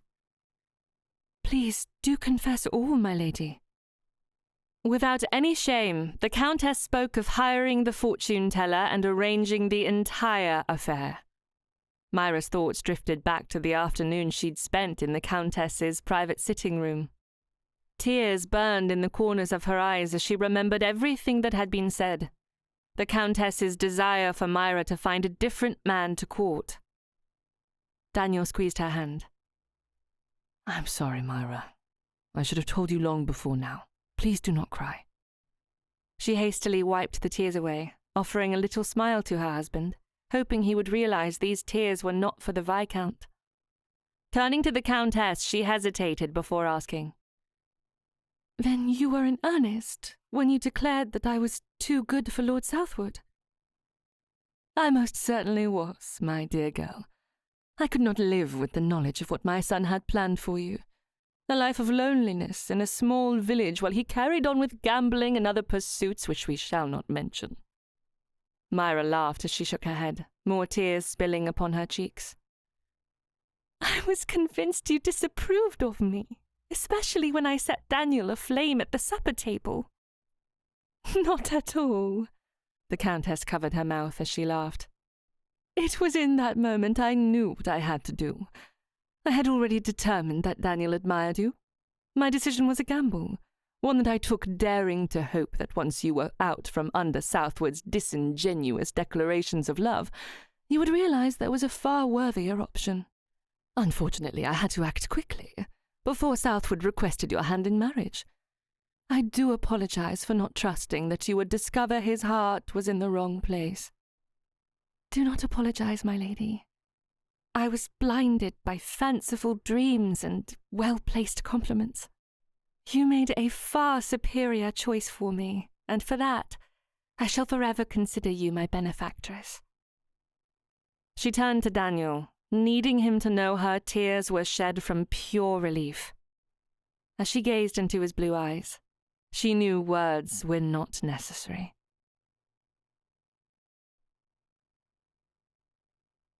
Epilogue. 1,001 times, and then once more. The meadow was in full bloom, the scent of lavender and wild thyme drifting lazily in the summer breeze with a hint of the salty sea air as it drifted across the meadow, slightly shaking the leaves and the tips of the grass. Myra sat in the shade of an ancient oak, her husband's head resting on a pillow as he drifted in and out of sleep. How he could find even a moment of rest with 3 children laughing and sometimes crying she didn't know, but she loved every moment of that peaceful morning. 5 years previously, she had believed herself doomed to disappointment, her dreams discarded like childhood fancies. But the years had proven her wrong. So beautifully, utterly wrong. If only she could reach back in time and reassure that frightened bride. This is where your joy begins. The picnic was a bit ambitious for 2 adults, 2 young children, and a babe not yet a month old. The checkered blanket was littered with crumbled scones, half-eaten strawberries, and one extremely sticky raspberry jam spoon that had found its way into 2-year-old Honoria's bonnet. Honoria, Myra said as she tried to hold back a laugh. That was silk. Honoria blinked as she held her hands out. The raspberry jam spread across both her hands and her face, her wide-eyed innocence testing Myra's reserve. Pretty now, Mama. Adjusting the bundle in her arms, Myra settled Cressida on the blanket as she pulled Honoria onto her lap. Allow me to help you with the jam, darling. Pouring a bit of water onto a handkerchief, Myra dabbed at the mess until Honoria's face and hands were presentable once more. She smoothed out the handkerchief, showing the embroidered initials to her daughter. This belongs to your father. He gave it to me when we were first married, and I have yet to return it to him. Honoria accepted the handkerchief and then crawled onto her father's stomach. Papa! Daniel's eyes flew open as he sat up and pulled the little one into his embrace. What does a gentleman have to do to have a respectable nap during a picnic? Before anyone could respond, he tossed Honoria into the air, bringing the little imp into a fit of giggles. Once he caught her, she squealed. Again, Papa! Myra rested against the trunk of the tree, watching for only a moment when she realized their son, Arthur, had wandered away from the blanket. Searching the meadow, her eyes went wide as she noticed their 4-year-old son was chasing after a goose. Daniel! As though the goose had realized a child was in pursuit, the beast spread its wings and let out a honk that startled both Honoria and Cressida, both girls instantly dissolving into tears and screeches to match that of the goose. Daniel jumped up from the blanket, tossing Honoria into Myra's arms as he ran from their little, once peaceful picnic. For the love, do not chase the goose, Arthur! But it was too late. Arthur's little hands were reaching forward, his love of animals guiding him as he attempted to pet the goose. Brilliant, Myra muttered as she held on to her 2 daughters, watching in horror as her son attempted to show the goose a bit of love. Pray for me, Myra! Daniel yelled, the fear evident as both remembered the last time he'd tangled with the goose. Do try to come out victor this time, my love, she called after him. Instead of attacking, the goose honked once more and then took flight as though it was frightened of the sweet boy standing before her, or perhaps it was the anxious father running into the tall grass to save his son from the beast. Myra didn't know which it was that caused the goose to flee, but all seemed to be fine, until Arthur took the flight of the goose as a challenge, increasing his stride. Arthur zigzagged through the grass, his arms outstretched, the summer air rent with gales of shrieking laughter as though it were a harmless game. The goose flapped furiously in front of the little boy, attempting to escape with its life, as Daniel's coattails flew behind him. Cease your honking! Daniel yelled at the goose right before he dipped down and out of sight. Myra rubbed Honoria's back as she hiccuped and then stopped crying. All is well, darling. No need to fear. She trusted that Daniel would save their son from the awful fate he'd experienced years earlier, but even as she waited for her husband and child to reappear, she was worried that the goose had turned back and waged war against the young boy. With a touch of nervous haste, Myra pressed the jam-laden spoon into Honoria's hand, quite forgetting the chaos it had wrought earlier. The child, however, accepted it as if it were a treasure, her tears dissolving at once. Just when she was ready to go in search of her husband and son, Arthur's head poked up over the hill, followed by Daniel's. The young boy was perched triumphantly atop his father's shoulders, a wide smile brightening his features. As Daniel set their son on the blanket, he met Myra's eyes. The goose has claimed the pond once more. She leaned forward, pulling a feather out of his cravat. She twisted it in her fingers and then kissed him on the cheek. You were rather brave, husband. I want it noted in the family Bible, he said as he brushed flecks of dirt from his shoulders. I saved us all from certain doom. Honoria climbed back into Daniel's arms, nuzzling her head against his chest, the sticky raspberry jam spreading across his white cravat. Brave, Papa. Myra looked around at their little family. 3 children, a picnic of crumbs and sticky jam, and a beautiful estate. It was hers, all of it, and she wouldn't trade a moment of her life for anything. I dare say, Mr. Northcote, we have done rather well. For a marriage contrived by my mother and a fortune-teller's shackles, I suppose you are right, my dear. You are a better man than I ever could have found for myself. He grinned as he reached out and entwined his fingers through the tendrils at her neck. And you are still too clever for me. What do you think, Mr. Northcote? If you could go back to that day 5 years ago, would you dare enter the fortune-teller's tent again? He leaned forward and brushed a light kiss across her lips. 1,001 times, and then once more, my love. This is the end of Entwined by Error, Madcaps of Mayfair, Book 1. Written by Angela E. Johnson. Narrated by Grace Noble. Copyright 2025 by Angela Johnson. Production copyright by Angela Johnson.